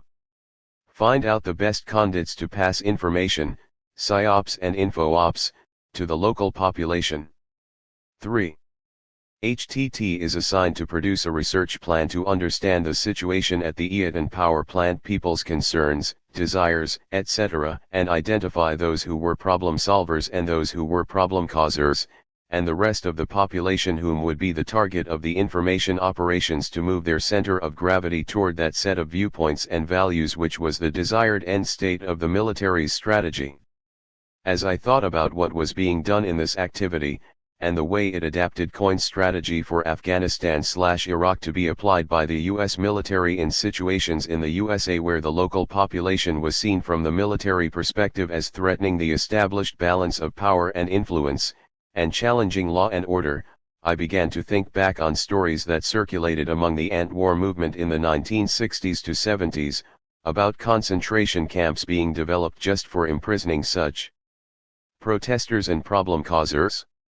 And I wondered who would be working on the human terrain teams to enable the US military's actions against unruly segments of their own countrymen, perhaps Afghan and Iraqi anthropologists who had specialized in US ethnography. JA to DP February 10, 10. Human terrain teams practicing training scenarios set in regions actually within the United States bring the very notion of human terrain back home to its domestic counterinsurgent roots. As anthropologist Roberto Gonzalez documents in his book, American Counterinsurgency, Human Science and the Human Terrain, the very phrase human terrain grew out of domestic counterinsurgency initiatives.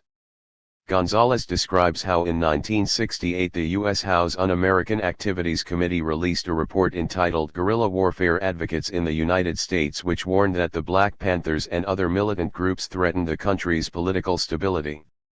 HUAC warned that irregular forces possess the ability to seize and retain the initiative through a superior control of the human terrain, Gonzalez 2010:113-114. The clear implication was that the control of civilians in America's cities was vital to winning the counterinsurgency struggle at home. When John resigned from the program on February 10, 2010, he submitted a summary critique of HTS to those directing the program. John's words convey his hopes and disappointments for the Human Terrain Systems program, and clarify the deep systemic problems with this flawed program. Below is the critique he submitted upon his resignation. Summary critique of human terrain systems from a trainee's perspective.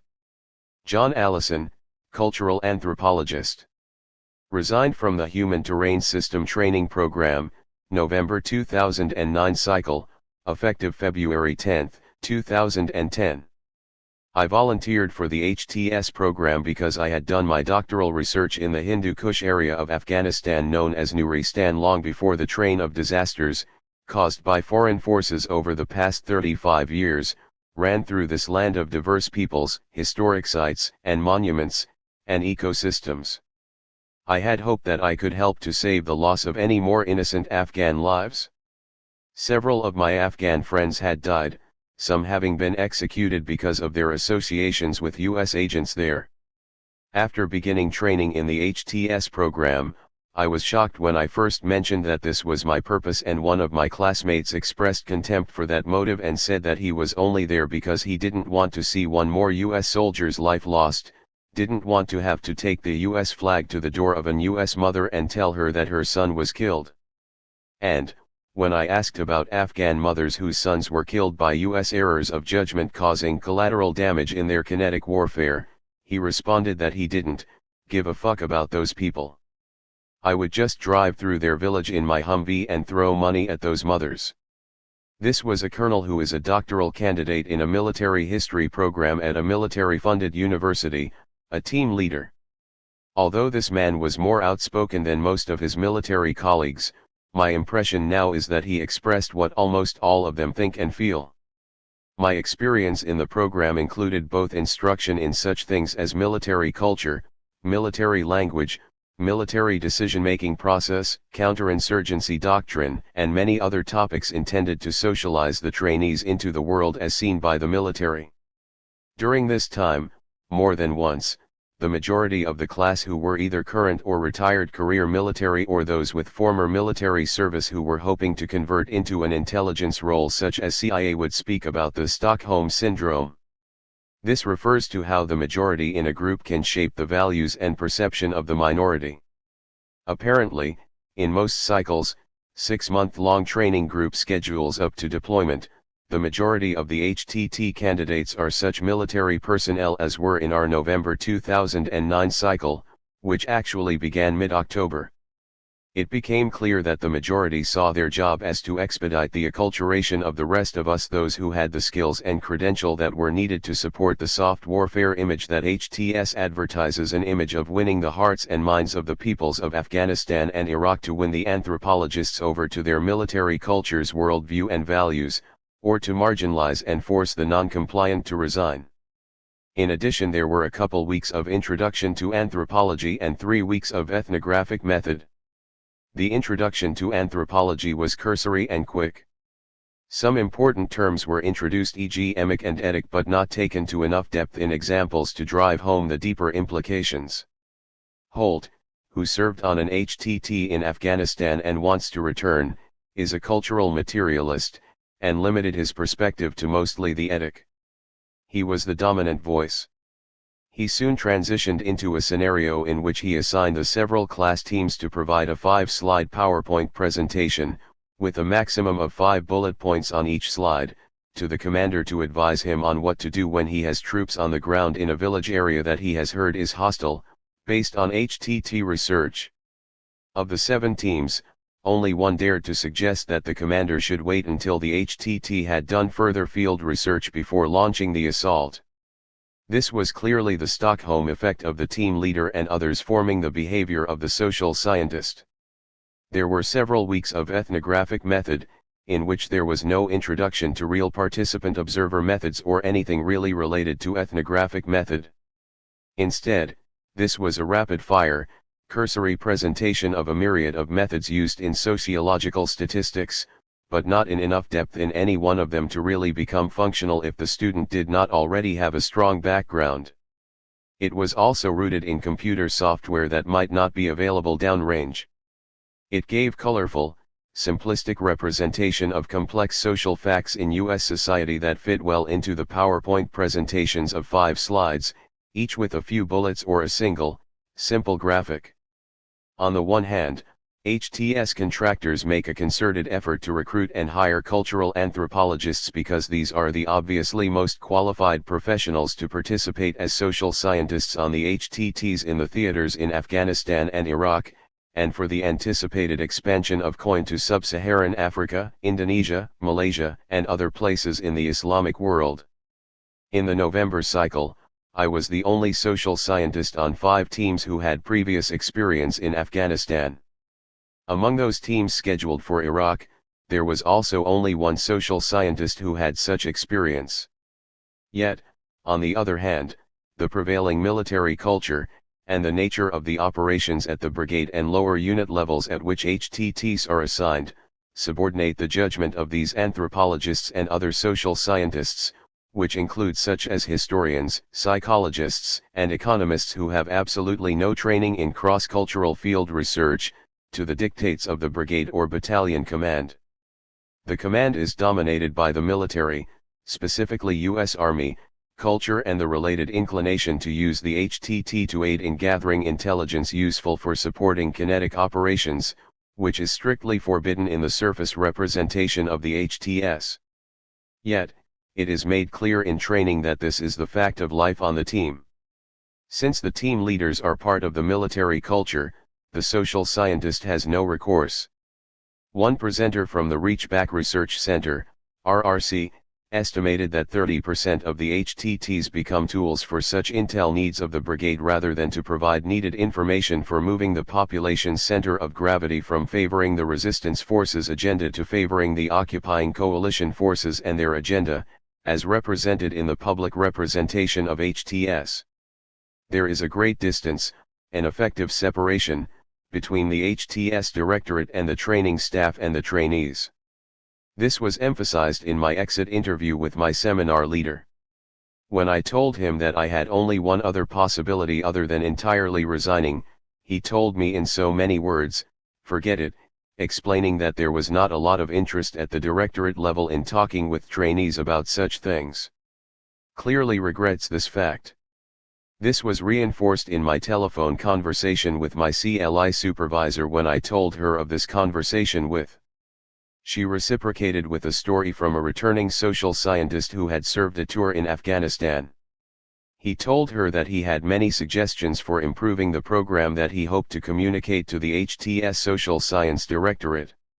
However, when he got to his debriefing interview and attempted to relate his thoughts and suggestions to the upper echelons, the interviewer, either Montgomery McFate or Jennifer Clark, simply blew him off and cut him short, not allowing him to really express himself in less than 10 minutes allotted to him after a year of service. You, yourself, Mark, told me that this was consistent with your impressions. There is not a lot of receptiveness to feedback from the rank and file if it runs against the grain of military culture, especially U.S. Army culture, as contrasted with U.S. Navy, Air Force, or even U.S. Marine culture, that still is the dominant kinetic perception of the purpose of deployment. Even though Generals McChrystal and Petraeus have made the transition to the soft strategy of modern coin, the predominant U.S. Army mindset is still deeply set into the kinetic approach. Until the center of gravity of the brains of the U.S. military's boots on the ground is moved to understand the value of a cultural anthropologist's in-depth research to really helping the U.S. military and civilian assistance to enable a nation such as Afghanistan to achieve self-determined stability and sovereignty, the money spent on HTS will be greatly a waste of U.S. taxpayer money. This includes the need for the military as well as the U.S. Department of State to understand the reasons behind the ethical concerns of anthropologists regarding this program. JA2DP February 12, 10. The significance of John Allison's insider account of HTS training is found in the details he provides about the program's inability to address basic ethical or functional issues. John was open to the possibility of reforming a program with so many structural shortcomings, but I remain convinced that the program's flaws are too fundamental for a course correction. The ethical problems alone will make it impossible for the program to recruit competent anthropologists. The fate of human terrain as a program is uncertain. The 2010 defense budget withheld funds from the program until it demonstrates measures of its effectiveness and demonstrates it is complying with normal research ethics standards. As a recent House Armed Services Committee investigation gathered reports of serious problems ranging from fundamental incompetence and ineffectiveness to reports of financial waste, the historical trajectory of recurrent military desires to try and solve military problems with promises of culture magic indicates that the abject failures of human terrain systems may matter little in a world where Pentagon desires trump human needs and obvious measurable outcomes. Chapter 10, Going Native, Hollywood's Human Terrain Avatars. Anthropology since its inception has contained a dual but contradictory heritage. On the one hand, it derives from a humanistic tradition of concern with people. On the other hand, anthropology is a discipline developed alongside and within the growth of the colonial and imperial powers. By what they have studied, and what they have not studied, anthropologists have assisted in, or at least acquiesced to, the goals of imperialist policy. Radical Caucus of the American Anthropological Association, 1969. At the end of 2009, James Cameron's 3D cinematic science fiction saga dominated the American box office, and even as tie-in products permeated fast food franchises and toy stores, one could not escape an interesting bit of cultural leakage tying America's own real militarized state to Cameron's virtual world of Avatar. Avatar is set in a world where the needs of corporate military units align against the interests of indigenous blue humanoids long inhabiting a planet with mineral resources desired by the high-tech militarized invaders. The exploitation of native peoples to capture valuable resources is a story obviously older than Hollywood, and much older than the discipline of anthropology itself. though the last century and a half has found anthropologists' field research used in recurrent instances to make indigenous populations vulnerable to exploitation in ways reminiscent of Avatar. Avatar draws on classic sci-fi themes in which individuals break through barriers of exoticness, to accept alien others in their own terms as equals, not as species to be conquered and exploited, and to turn against the exploitive mission of their own culture. These sorts of relationships, where invaders learn about those they'd conquer and come to understand them in ways that shake their loyalties, permeate fiction, history, and anthropology. Films like Local Hero, Little Big Man, Pocahontas, Dances with Wolves, Der Suozala, or even the musical The Music Man use themes where outsider exploitive adventurists trying to abuse local customs are seduced by their contact with these cultures. These are themes of a sort of boomeranging cultural relativism gone wild. Avatar drew plenty of criticism from some anthropologists for its stereotypical portrayals of ecologically balanced natives unable to organize an effective military resistance without the gallant assistance of a heroic white male outsider.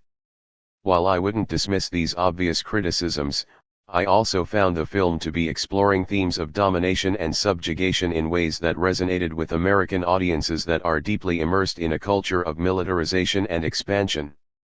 Fans of Avatar were moved by the story's romantic anthropological message favoring the rights of people to not have their culture weaponized against them by would-be foreign conquerors, occupiers, and betrayers. It is worth noting some of the obvious parallels between these elements in this virtual film world, and those found in our world of real bullets and anthropologists in Iraq and Afghanistan.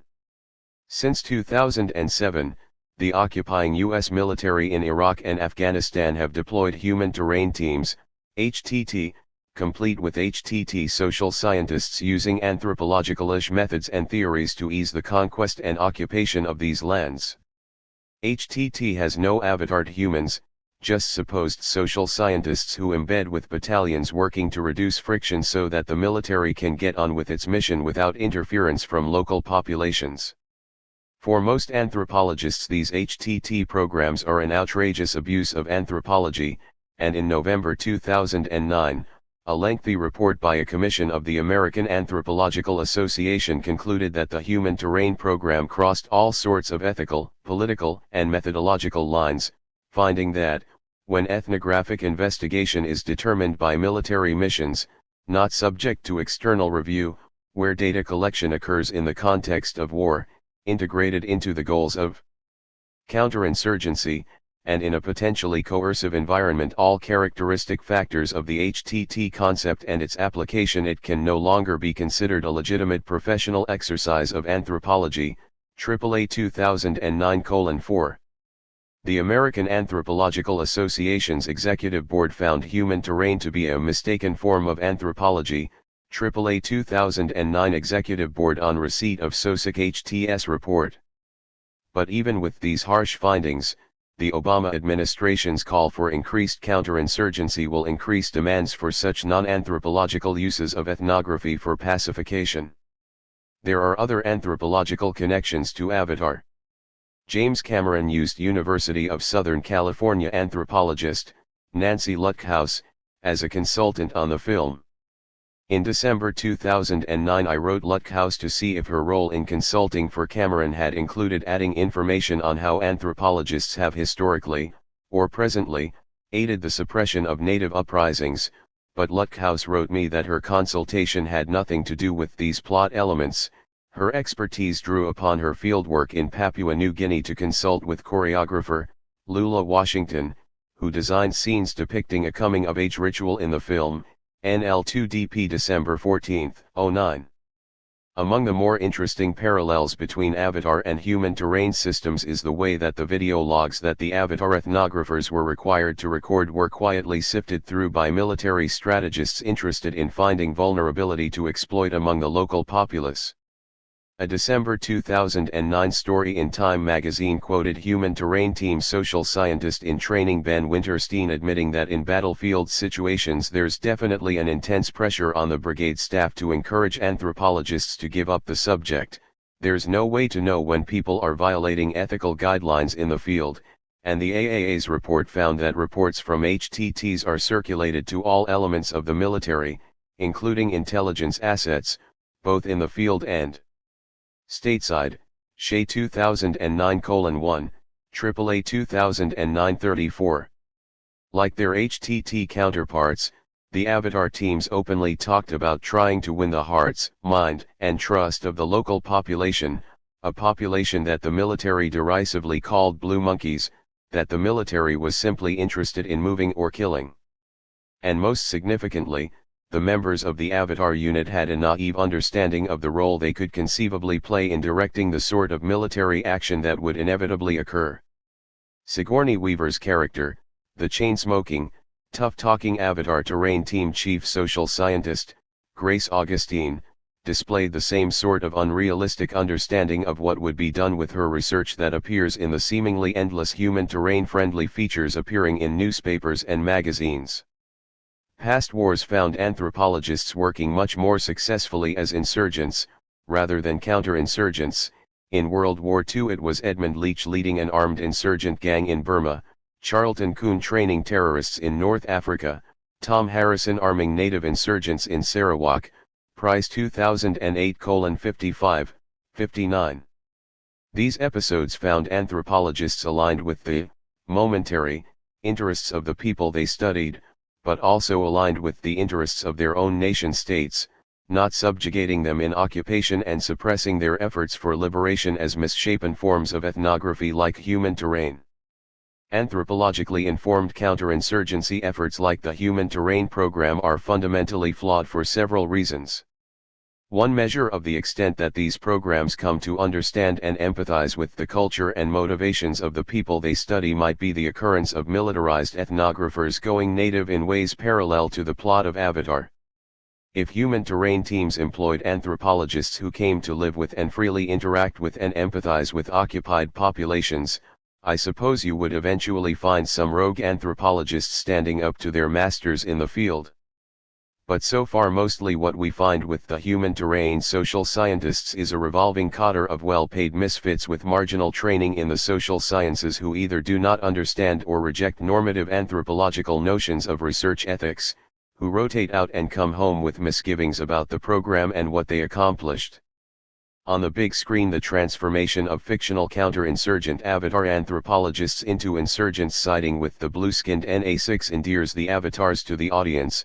Yet off the screen in our world, this same audience is regularly bombarded by media campaigns designed to endear HTT social scientists embedded with the military to an audience of the American people.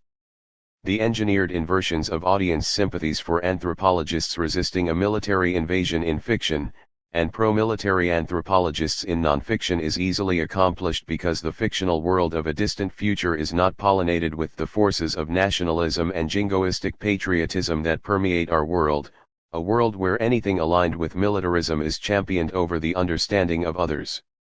Chapter 11, Problems with Counterinsurgent Anthropological Theory, or, by the time a military relies on counterinsurgency for foreign victories it has already lost.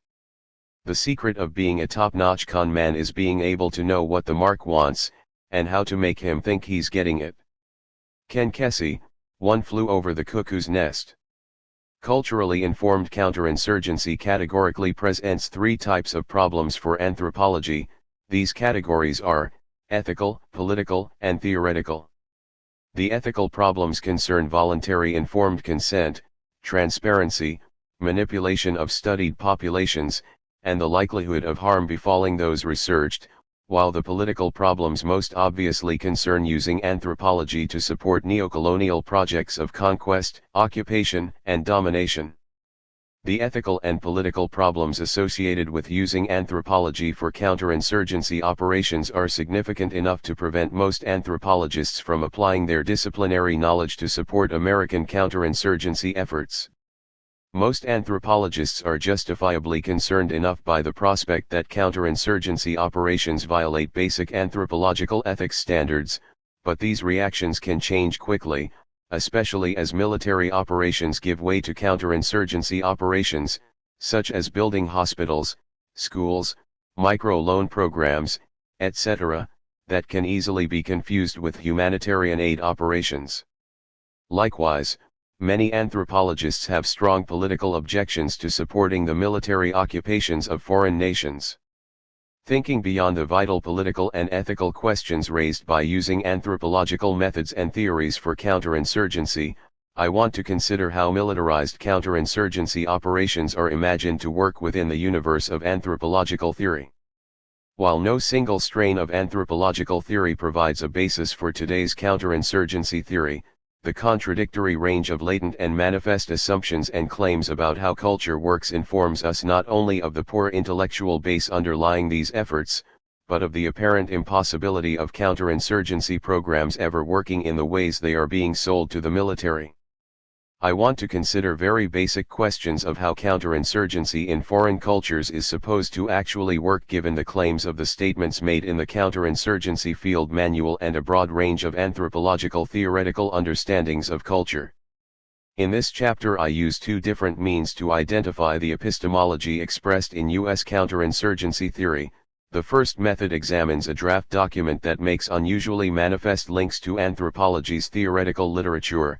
The second method examines the latent assumptions and principles expressed in the writings and statements of American counterinsurgency doctrine.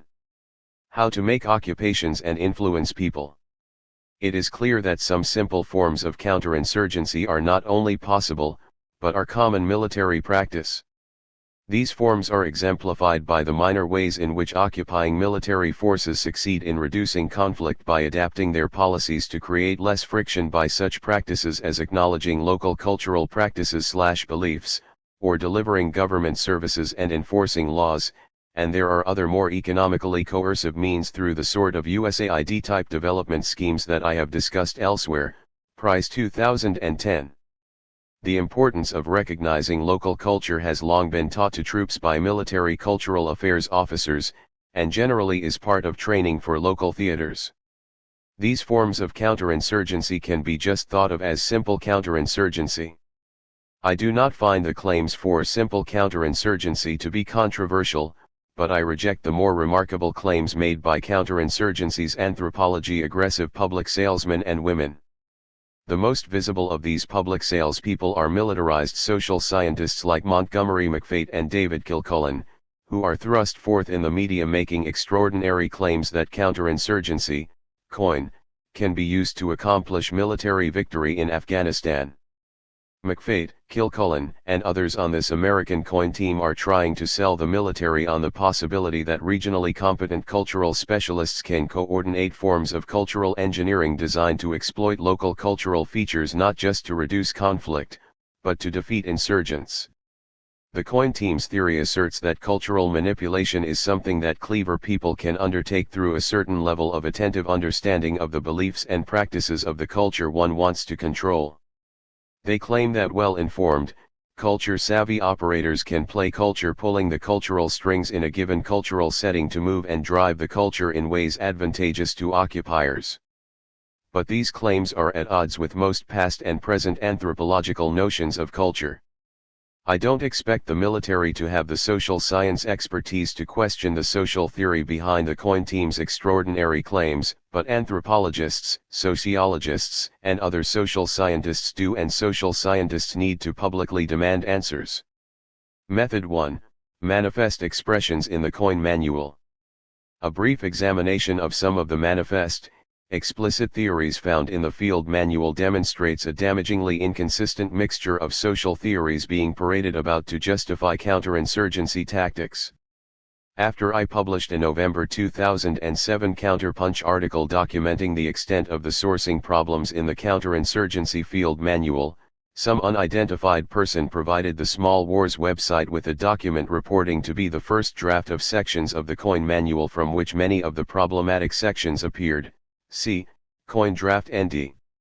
This document answers none of my identified concerns, but it likely is, as claimed, an original draft of theoretical sections of what would become the final manual, complete with extensive citations and quotes, and as such it provides an invaluable glimpse at the raw theory informing those cooking up anthropologized counterinsurgency theory. COIN Draft ND. In just a few pages, this draft manuscript cites and quotes from such diverse sources as Evans-Pritchard's 1940 definition of social structure from the newer, coin draft N.D1, and 3, Gramsci's 1930s prison notebooks on dominant hegemonic culture, coin draft N.D1, and 2, Raymond Firth's 1955 Principles of Social Organization, coin draft N.D1, and 4, A.R.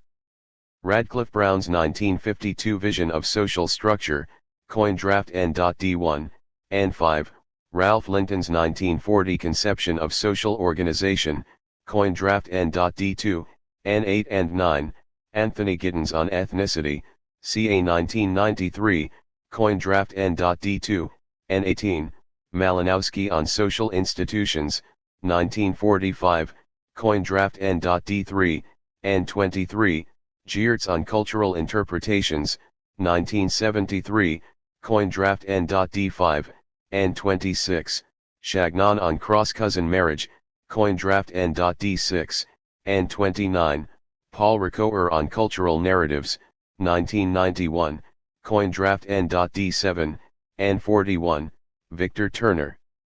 1968, on Rituals and Symbols, coin draft N.D7 and 44-47, Pierre Bourdieu on Social Capital, coin draft N.D9 and 48, and Max Weber on Traditional Power and Authority, coin draft N.D10, and 51. The resulting mishmash of inconsistent social theory conjured by the swamp water version of culture supporting the counterinsurgency field manual is instructive. The clumsy surgical joining of such divergent works creates something misshapenly Frankensteinian. The field manual's quick conjoinings produce unlikely graphs where we find Evans-Pritchard's segmentary view of social structure stressing idioms of alliances combined with Gramsci's hegemonic cultures and sub-societies struggling for contested meanings, meanings that coin operators dream they can manipulate like puppet strings. Firth and Radcliffe Brown's attention to the structural articulations of these groups reveals limits to the ways that meanings and behaviors can be negotiated. Linton's notion of status alerts coin operators to specific roles that can be manipulated to coin's advantage, just as Giddens' distinctions between ethnic groups can be played against one another. Ricoeur's attention to subtleties of cultural narrative combines with Turner's grasp of rituals and symbols promising an ability to read and hijack local meanings for counterinsurgent ends. Bourdieu's cultural, social, and economic capital combine with Weber's understanding of traditional authority to reveal hidden power alliances that can be manipulated. This contradictory conjoining of seriously divergent theories betrays not only an amateurish and uncritical approach to social theory, but it betrays a sloppy effort to sell the military claims of cultural manipulation that would not survive 10 minutes of scrutiny in an undergraduate anthropological theory seminar. While the coin team glossed over the profound epistemological differences inherent in these cannibalized theoreticians' work, it behooves anyone interested in thinking through just how these vague counterinsurgency plans are supposed to work to stop and consider, before awakening with a quagmire hangover, just how incompatible the different elements of this hastily concocted cocktail is. Obviously, the military doesn't get why it is problematic to indiscriminately mix Evans-Pritchard, Gramsci, Ricoeur, Bourdieu, Geertz, Radcliffe Brown, and the rest of these folks together. Given the historical problems between the most theoretically similar from this mix, example the hyphenates, Radcliffe Brown and Evans-Pritchard, it is an inconsistent, incoherent, theory that mixes say, Clifford Geertz and Napoleon Chagnon together as if they were theoretical kindred brethren whose worldviews were separated only by differences in vocabulary. To understand the ends to which the manual imagines applying this amalgamation of culture theory, consider this brief passage that appears in a manual section following the sampling of theory. The manual observes that, tribal and religious forms of organization rely heavily on traditional authority. Traditional authority figures often wield enough power, especially in rural areas, to single-handedly drive an insurgency. Understanding the types of authority at work in the formal and informal political system will help counterinsurgency forces identify the agents of influence who can help or hinder the completion of objectives, Coin Manual 3-64. Through such logic Max Weber's distinctions of authority types can be used to select tactics and targets. The logic of counterinsurgency is that those who hinder occupations are eliminated, while those who help are supported. And in theaters of operation dominated by over 14,000 drones, anthropologists are increasingly needed at ground level to sort the hinderers from the helpers and to divine the landscape of culture and symbols that the drones cannot decipher. There are other forms of intellectual bankruptcy underlying the theoretical disorientation of the coin manual. The mental world of culture is disarticulated from the physical world so that culture does not include learned behaviors, while anthropologists have argued for decades over definitions of culture, and sometimes over the existence of it. Choosing a definition of culture that excludes behaviors creates more problems for counterinsurgency theory. But without differentiating between ideas and practices, there is little hope of accounting for the physical, behavioral and ideational components of occupation, subjugation, and resistance. Despite fundamental claims to the contrary, counterinsurgency theory confuses the controlling of bodies with the capturing of spirits, believing that cultural nuance will get the occupied to render unto Caesar not just that which is Caesar's, but loyalties.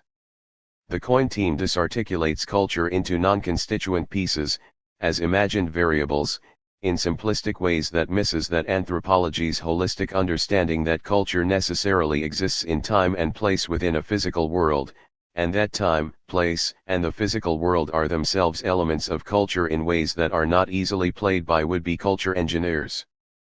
As the graveside Engels reminds us, Marx cut through that hitherto concealing overgrowth of ideology and observed that mankind must first of all eat, drink, have shelter and clothing, before it can pursue politics. In the context of occupation, I would add that these physical conditions have as much to do with the conditions in which one wages counterinsurgency as does knowledge of cross-cousin marriage practices. An environment marked by the slaughtered remains of dead bodies, broken buildings, sewer systems, roads, and power grids, and 12 years of sanctions, is not easily shrouded by the sort of growths of ideology that the coin team promises to cultivate as part of its central plan.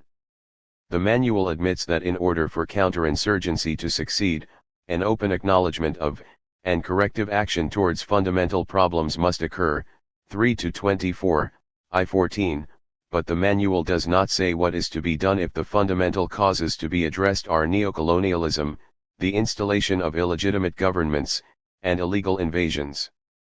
Counterinsurgency cannot talk its way out of this dilemma, but if you can believe the counterinsurgency field manual, that's the plan. The manual hides behind the elusive mumbo-jumbo of anthropology's theoretical tachyon particles, but the stark physical conditions of occupation weakens the possibility that culturally appropriate propaganda messages, or targeting key individuals, can defeat an insurgency. Method 2. Latent expressions in the coin manual. Let me switch my analysis from manifest themes to consider some of the latent themes in this work.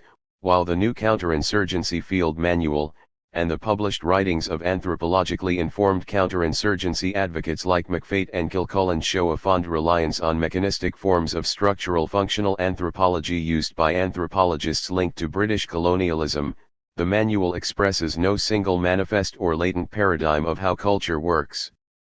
If one reads the manual, it is impossible to divine a consistent model of culture, much less of how one controls culture. The latent culture paradigm of the counterinsurgency field manual finds inconsistently jumbled culture theories of a sort that play well with the non-social scientists consuming this work in the Pentagon, but appear sophomoric to anthropologists familiar with the lineages of this work.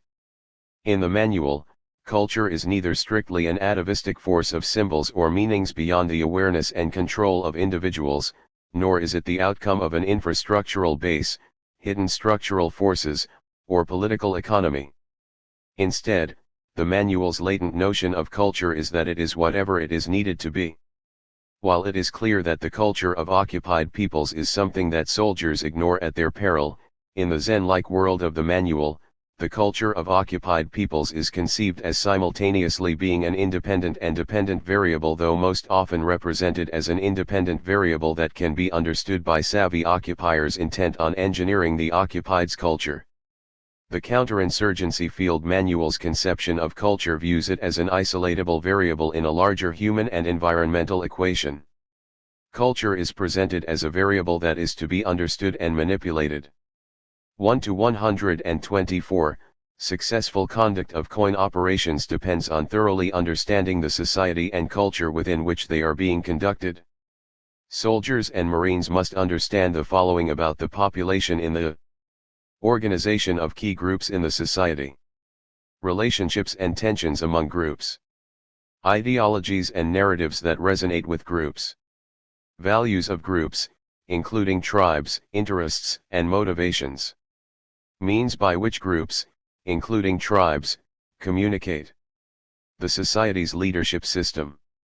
FM 3-24, 1 to 124. These 6 elements are thus seen as independent variables to be added to the military's master domination equation. Most of these 6 elements are structural or ideational cultural elements. The manual also identifies 6 socio-cultural factors to be analyzed in counterinsurgency operations. These are society, social structure, culture, language, power and authority, and interests.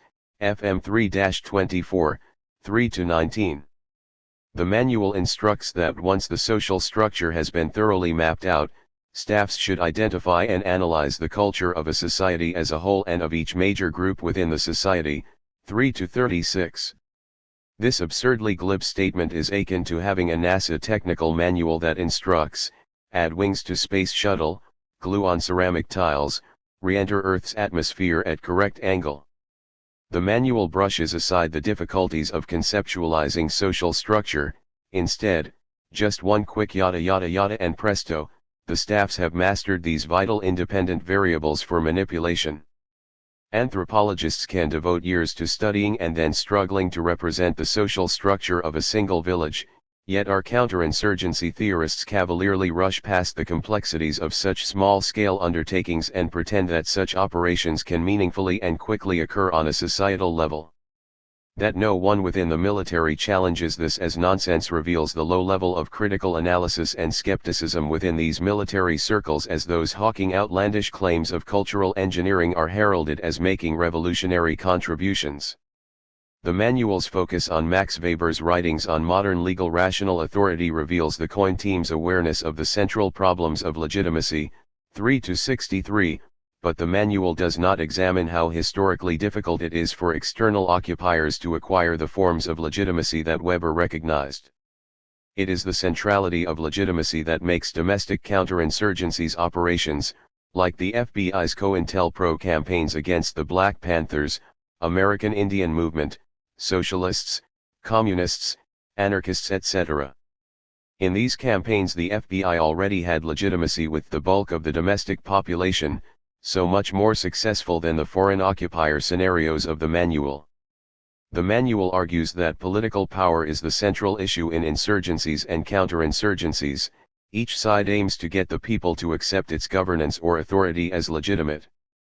But anthropologists know the difficulties for outsiders to achieve legitimacy, and the manual has no magic answers to this problem. As William Polk bluntly concluded in his book Violent Politics Review of 2 Centuries of Insurgencies, the single absolutely necessary ingredient in counterinsurgency is extremely unlikely ever to be available to foreigners, that ingredient being legitimacy. Polk 2007:209-210. The manual's focus on the writings of Antonio Gramsci betray the author's worried interest in how occupying forces can learn to hijack hegemonic narratives to aid in full-spectrum domination. 3 macro-latent themes emerge in the counterinsurgency field manual. The first is that, the military-specific definitions of culture views culture exclusively as structural and meaning-based systems of knowledge, ignoring material and behavioral components. Second, culture has identifiable structural components that not only determine the nature of social life, but these can be identified and controlled to one's advantage. Third, crudely mechanical views of culture are presented in ways consistent with structural functionalist anthropology's historic links to colonial management. One implication of these 3 themes is that culture, or elements of specific cultures are seen as consisting of interchangeable data units that can be managed in databases. A point linking counterinsurgency theory with human terrains plans for handheld field access to HRAF databases for interchangeable theaters of operation. It is worth briefly mentioning some of what is not represented in the counterinsurgency field manual's latent culture theory. Most prominent is the absence of any systemic discussion of how difficult it is to bring about engineered culture change. There is no mention of applied anthropologists' failures to get people to do simple things, like recycling, losing weight, reducing behaviors associated with the spread of HIV, etc., basic things that are arguably in their own self-interest. The manual does not address the fact that no amount of cultural shinola can hide from occupied people the brutal facts of their situation, yet this is just what complex counterinsurgency seeks to do. The COIN team thinks they can leverage social structure and hegemonic narratives so that the occupied will internalize their own captivity as freedom. Sock puppets dreaming of being John Malkovich. The COIN team's representations of anthropology to their Pentagon customers remind me of Borat's representations of Kazakhstan. Both accentuate and exploit pre-existing stereotypes held by their target audiences. Borat's shtick depends on extant notions of steppe peasants who might really bring live chickens in their suitcases onto a New York subway. The COIN team's shtick depends upon notions of near-magical anthropological levels of knowledge of the mysteries of culture and local customs. Borat's joke is on the unsuspecting Americans who think they are interacting with a confused but kindly foreigner. The COIN team's joke is on Pentagon customers who think they're buying the real magic beans of culture. But anthropologists know better. Even when anthropologists can agree that culture itself actually exists, anthropologists know that culture doesn't work that way. It doesn't matter where you side between culture or practical reason. Culture can't be hacked in the simple ways the military is being told it can. Cf. Solins 1978, Harris 1979.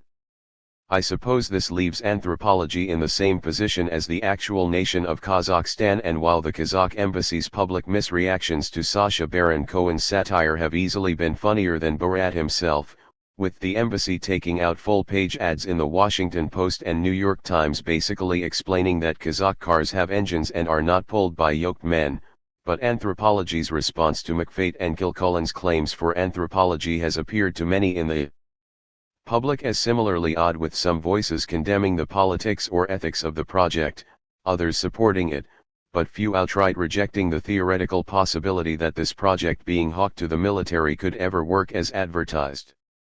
In an essay on the martialization of South African anthropology, Robert J. Gordon documents how South African ethnographers once contributed anthropological knowledge to the South African Defence Forces, SADF, brutal control of South Africa's indigenous populations. While the lower ranks within the SADF were skeptical of the value of this ethnographic information, many SADF officers came to fetishize this knowledge, and with time SADF anthropologists became highly cherished experts. Some of these successful SADF ethnographers plagiarized the ethnographic writings of other scholars, others legitimate common folk knowledge about tribal populations. Gordon 1988:448. Gordon establishes that much of the ethnographic knowledge was little more than racist stereotypes repackaged with endorsements of anthropological legitimacy in ways that left SADF ethnographers reinforcing what SADF officers already believed. Gordon insightfully observed how the elevation of South African ethnographers as possessing unique, invaluable cultural knowledge for use in counterinsurgency operations bolsters the status of the ethnologist as a ritual expert, since other white personnel have little chance of challenging his or her magical knowledge. Gordon 1988:446. The hokum of claims of special magical knowledge of the inner workings of culture thematically connects this past South African reliance on anthropological knowledge with the current COIN team, as both present unexamined claims about special cultural knowledge that are uncritically embraced by military personnel desperately seeking answers but who are unequipped to evaluate the veracity of remarkable claims. The counterinsurgency field manual's approach to anthropological theory was not selected because it works or is intellectually cohesive. It was selected because it offers an engineering-friendly false promise of managing the complexities of culture as if increased sensitivities, greater knowledge, panoptical legibility could be used in a linear fashion to engineer domination. It fits the military's structural view of the world. It is the false promise of culture as a controllable, linear product that drives the coin team's particular construction of culture. Within the military, the coin team is not alone in this folly. This is reminiscent of the absurd forms of analysis discussed in Chapter 8's analysis of the Special Forces Advisor Guide, where military clients are drawn to simplistic, dated anthropological notions of culture and personality theories which produce essentialized reductions of entire continents as having a limited set of uniform cultural traits, a feat that finds the military embracing a form of anthropology that quantitatively tells it the world is a lot like it already understood it to be. I'm not surprised, but remain outraged that the social scientists advising the military have been allowed to push counterinsurgency within military circles while avoiding explaining to anthropologist colleagues how counterinsurgency is even supposed to theoretically work, and without having to face up to the paucity of successful historical examples of armed foreign counterinsurgency campaigns. McFate and Kilcullen do not answer the critiques of academics. They know that the military is not concerned with the noises coming from the academy because they have cultural engineers telling them what they want to hear. The coin team downplays the failures of counterinsurgency's history in a hyped cloak of theory, but upon closer inspection this cloak appears to be not much more than tattered scraps selectively sewn together, providing little cover. One thing this cloak is hiding is the likelihood that once a nation finds itself relying on counterinsurgency for military success in a foreign setting, it has already lost. I am not arguing that insurgencies are always successful. I am instead following military strategist and historian Edward Luttwak's observation that insurgents do not always win, actually they usually lose. But their defeats can rarely be attributed to counterinsurgency. Luttwak 2007-34. Even Kilcullen admits that counterinsurgency victories have been rare in the last half-century. He just has the hubris to think that he has built a better mousetrap, a claim thwarting millennium of historical, structural, and material trends. The insurmountable problem that the coin team faces is that expressed by a senior French commander who told journalist Eric Wahlberg that, "We do not believe in counterinsurgency because if you find yourself needing to use counterinsurgency, it means the entire population has become the subject of your war, and you either will have to stay there forever or you have lost." Wahlberg 2008. Hiding behind a mess of unarticulated bits of anthropological and sociological theories doesn't change the situation. It is a problem of history, cultural contingencies, and limits of possible forms of cultural engineering. The jumbled amalgamations of anthropological theory that the coin team is hiding behind shows how weak are the theoretical foundation underlying the empty promises that Kilcullen and McFate are making for their Emperor's New Clothes counterinsurgency ensemble. The inconsistencies and internal structural failures of their own articulated theory betray the improbability that the product they're selling could ever work as advertised. Chapter 12, Working for Robots, Human Terrain, Anthropologists, and the War in Afghanistan. War in the age of intelligent machines depends primarily on machines, rather than human beings, for the production, analysis, and distribution of death.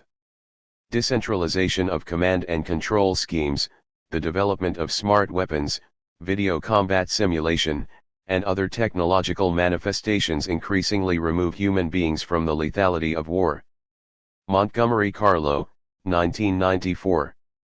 As anthropologist Montgomery McFate became the public spokesperson for human terrain systems, she increasingly pulled back from public discussions of the workings and implications of human terrain. But in her early writings on British counterinsurgency operations against the IRA, we find a model of how she, and, it appears, her military sponsors, view anthropology as a tool for military conquest. While working on her doctorate in anthropology at Yale in the early 1990s, Montgomery McFate undertook fieldwork and library research focusing on the resistance of the Provisional Irish Republican Army and British military counterinsurgency campaigns in Northern Ireland. She was not yet married to stability operations specialist and retired Army officer Sean McFate, and her dissertation appears under her maiden name, Montgomery Carlo. She focused on the 1969 to 1982 period, and British Army changes away from strictly tactical military responses to more culturally calibrated counterinsurgency campaigns during those years. McFate's research was supported by a mix of fellowships including the National Science Foundation, Mellon, and several Yale-based fellowships directed toward international security issues. McFate explained that her dissertation examined how cultural narratives, handed down from generation to generation, contributed to war, and how people justify violence.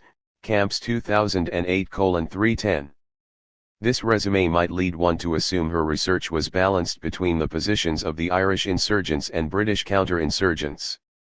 Such an impression would be false. Her dissertation reads as a guide for militaries wanting to stop indigenous insurgent movements. McFate's doctoral dissertation, written under her maiden name, Montgomery Carlo, was an exercise in sympathetically understanding the internal meaning of the Irish resistance. This was not a cultural study designed to give voice to the concerns of an oppressed people so that others might come to see their internal narrative as valid. It was designed to make those she studied vulnerable to co-optation and defeat. Carlo 1994. For her dissertation fieldwork, McFate made multiple trips to Ireland and met with members of the occupying British military and of the Provisional IRA, but when she wrote her dissertation, she made a conscious decision not only not to identify whom she had spoken with, but also not to directly quote from these interactions. Carlo 1994:3. In her dissertation, McFate claimed that her decision to not quote from these fieldwork experiences was done for disciplinary ethical reasons. McFate's proclaimed concern in 1994 over the ethical protection of research participants is admirable, and stands in stark contrast to Human Terrain's later disregard of such ethical protections. It remains unknown what happened to her notes and other records from interviews with IRA members, but given McFate's later work in environments requiring security clearances, such past contacts and records would have raised many questions when she applied for her security clearance. It would be standard operating procedure during a security clearance background investigation to ask about the identity of her 1990s contacts with the Provisional IRA and other groups, as it would be normal to ask such a clearance applicant for field notes and other such material. McFate's early counterinsurgency years provide a significantly less guarded glimpse at her, then, understanding of the promise of anthropology's role in counterinsurgency. This younger, less prudent McFate avoided soft language. She now calls her mercenaries of yesteryear independent military subcontractors. Carlo 1994:4. While she now avoids linking militarized anthropology with killing, in her dissertation days she more openly asked if one could conclude that ethnocentrism bad anthropology interferes with the conduct of war. But does good anthropology contribute to better killing?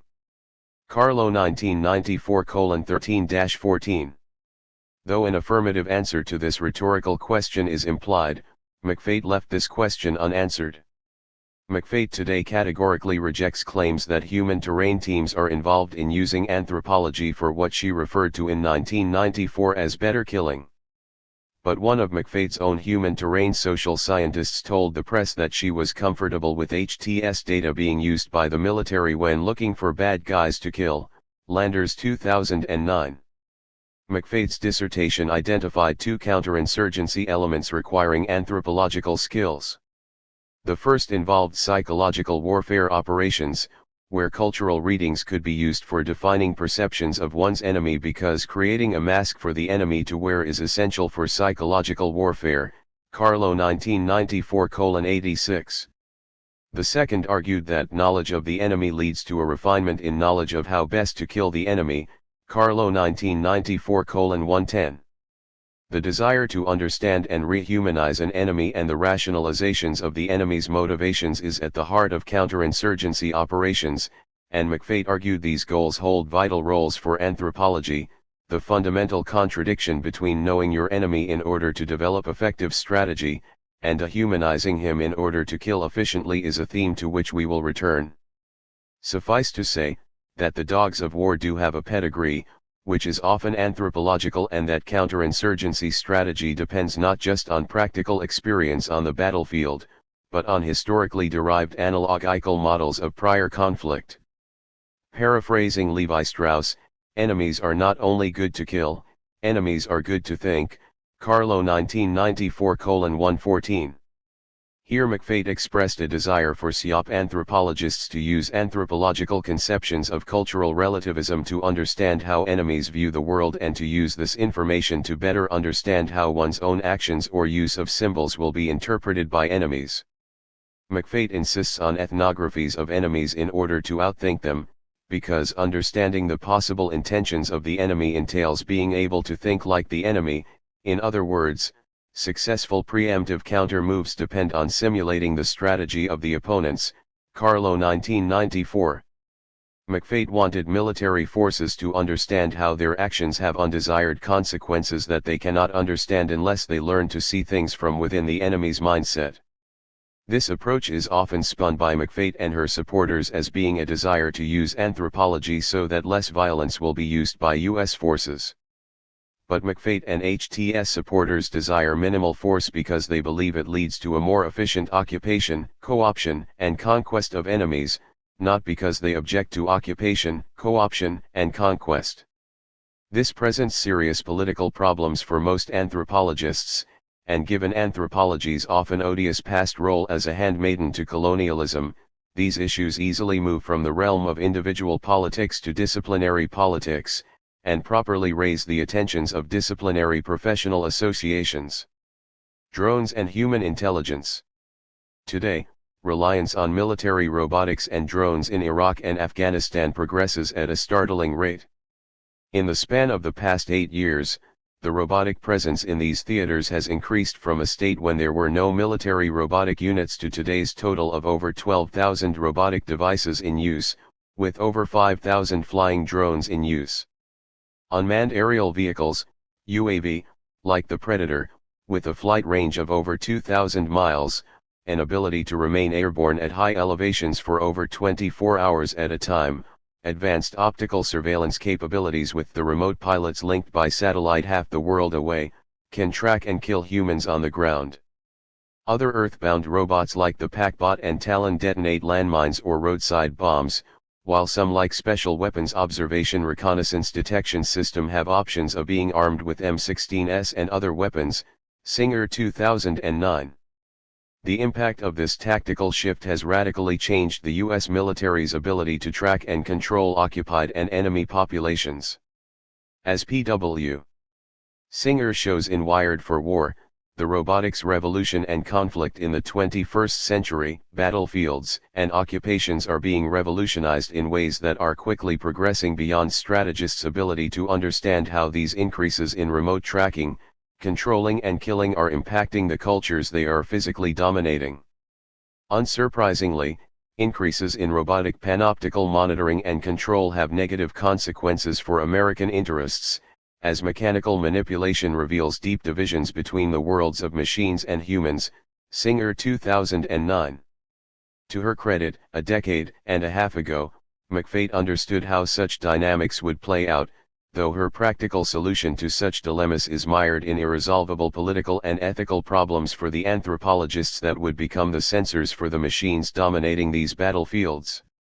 Early McFate's most insightful statements concerning military needs for anthropological knowledge focus on high-tech warfare's inability to decipher or address the human reactions and problems created by warfare. McFate understood that, global positioning systems and cruise missiles won't pay for your ammunition in Kurdistan. Low-intensity conflict requires human-generated intelligence, local knowledge, and mission-oriented tactics.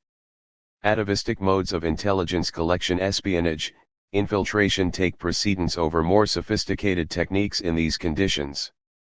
Thus, an interesting inversion occurs, as the technological sophistication of the enemy declines, reliance on intelligence derived from human sources, HUMINT, increases, Carlo 1994:216. McFate was correct. While battlefields become increasingly dominated by high-tech gadgetry and panoptical drones, iris scanners and computer tracking software, something like the currently attempted human terrain teams will be needed to gather human knowledge on the ground. McFate's early writings clarify why those designing counterinsurgency campaigns crave anthropological knowledge, and given the economic collapse's impact on the anthropological job market, I would not preclude the likelihood of some measure of success, especially as these calls for anthropological assistance are increasingly framed in under false flags of humanitarian assistance or as reducing lethal engagements.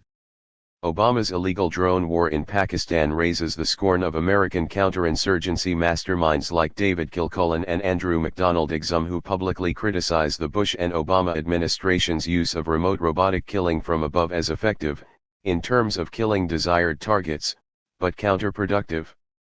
In the pages of the New York Times, they asked readers to imagine, for example, that burglars move into a neighborhood.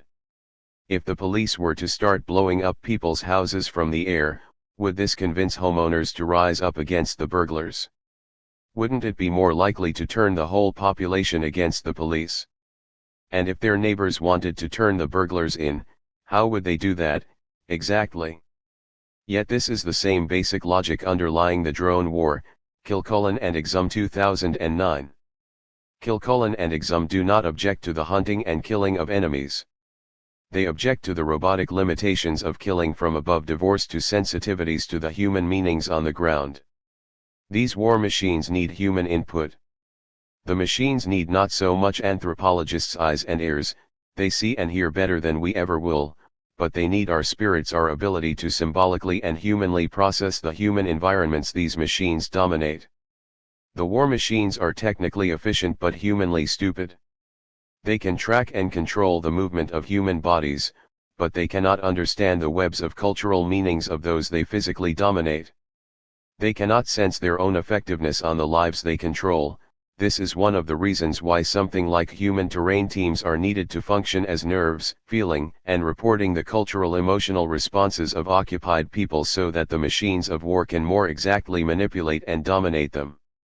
It is useful to metaphorically consider themes of the Matrix when considering the ways that humans, anthropologists, are needed to be the interface with and serve the machines of high-tech warfare. Nabokov riddles his novel Lolita with references to a form of destiny referred to as McFate, which are cruel turns of apparent coincidence that set characters upon paths linking their destinies with larger themes. In Nabokov's world, the synchronizing phantom of McFate arranges what might have been chance events into patterns revealing, if not providence, then at least a recurrence of trajectories. Nabokov 1959:103. In only a partial Nabokovian sense, anthropology's McFate merges old anthropological and military themes together in ways revealing new uses for anthropology that the core of the discipline will be increasingly unable to control, regardless of how offensive these uses are to core anthropological values. It's not that anthropology and warfare haven't merged before, they have fatefully merged in all sorts of ways that have been historically documented. One stark difference is that today's counterinsurgent abuses of anthropological knowledge occur after the discipline of anthropology has clearly identified such activities as betraying basic ethical standards for protecting the interests and well-being of studied populations.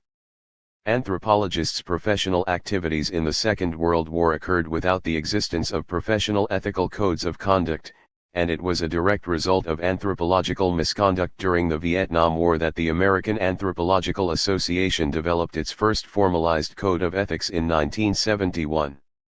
It insisted that anthropologists' primary loyalties be to those studied and that research not lead to events harming research participants. There was to be no secret research. There were mandates for voluntary informed consent. That HTS throws up weak sophistic arguments claiming that their involvement in warfare reduces harm changes nothing. The notion of using anthropologists and other social scientists to gather information, probe, and soothe the feelings of those living in these environments, increasingly monitored and controlled by machines, strikes me as an anthropological abomination. Given what we know anthropologically about the complexities of how culture works, it also seems doomed to failure. Simple notions of mechanical, disarticulated representations of culture can be found in the Army's new counterinsurgency field manual, in which particular forms of anthropological theory were selected not because they work or are intellectually cohesive but because they offer the promise of managing the complexities of culture, as if increased sensitivities, greater knowledge, panoptical legibility could be used in a linear fashion to engineer domination. Such notions of culture fit the military's structural view of the world. It is the false promise of culture as a controllable, linear equation that drives the coin team's particular construction of culture. What McFade's writings and those of fellow counterinsurgency supporters do not address is just how difficult it is for anthropologists, or anyone else, to successfully pull off the sort of massive cultural engineering project needed for a counterinsurgency-based victory in Afghanistan.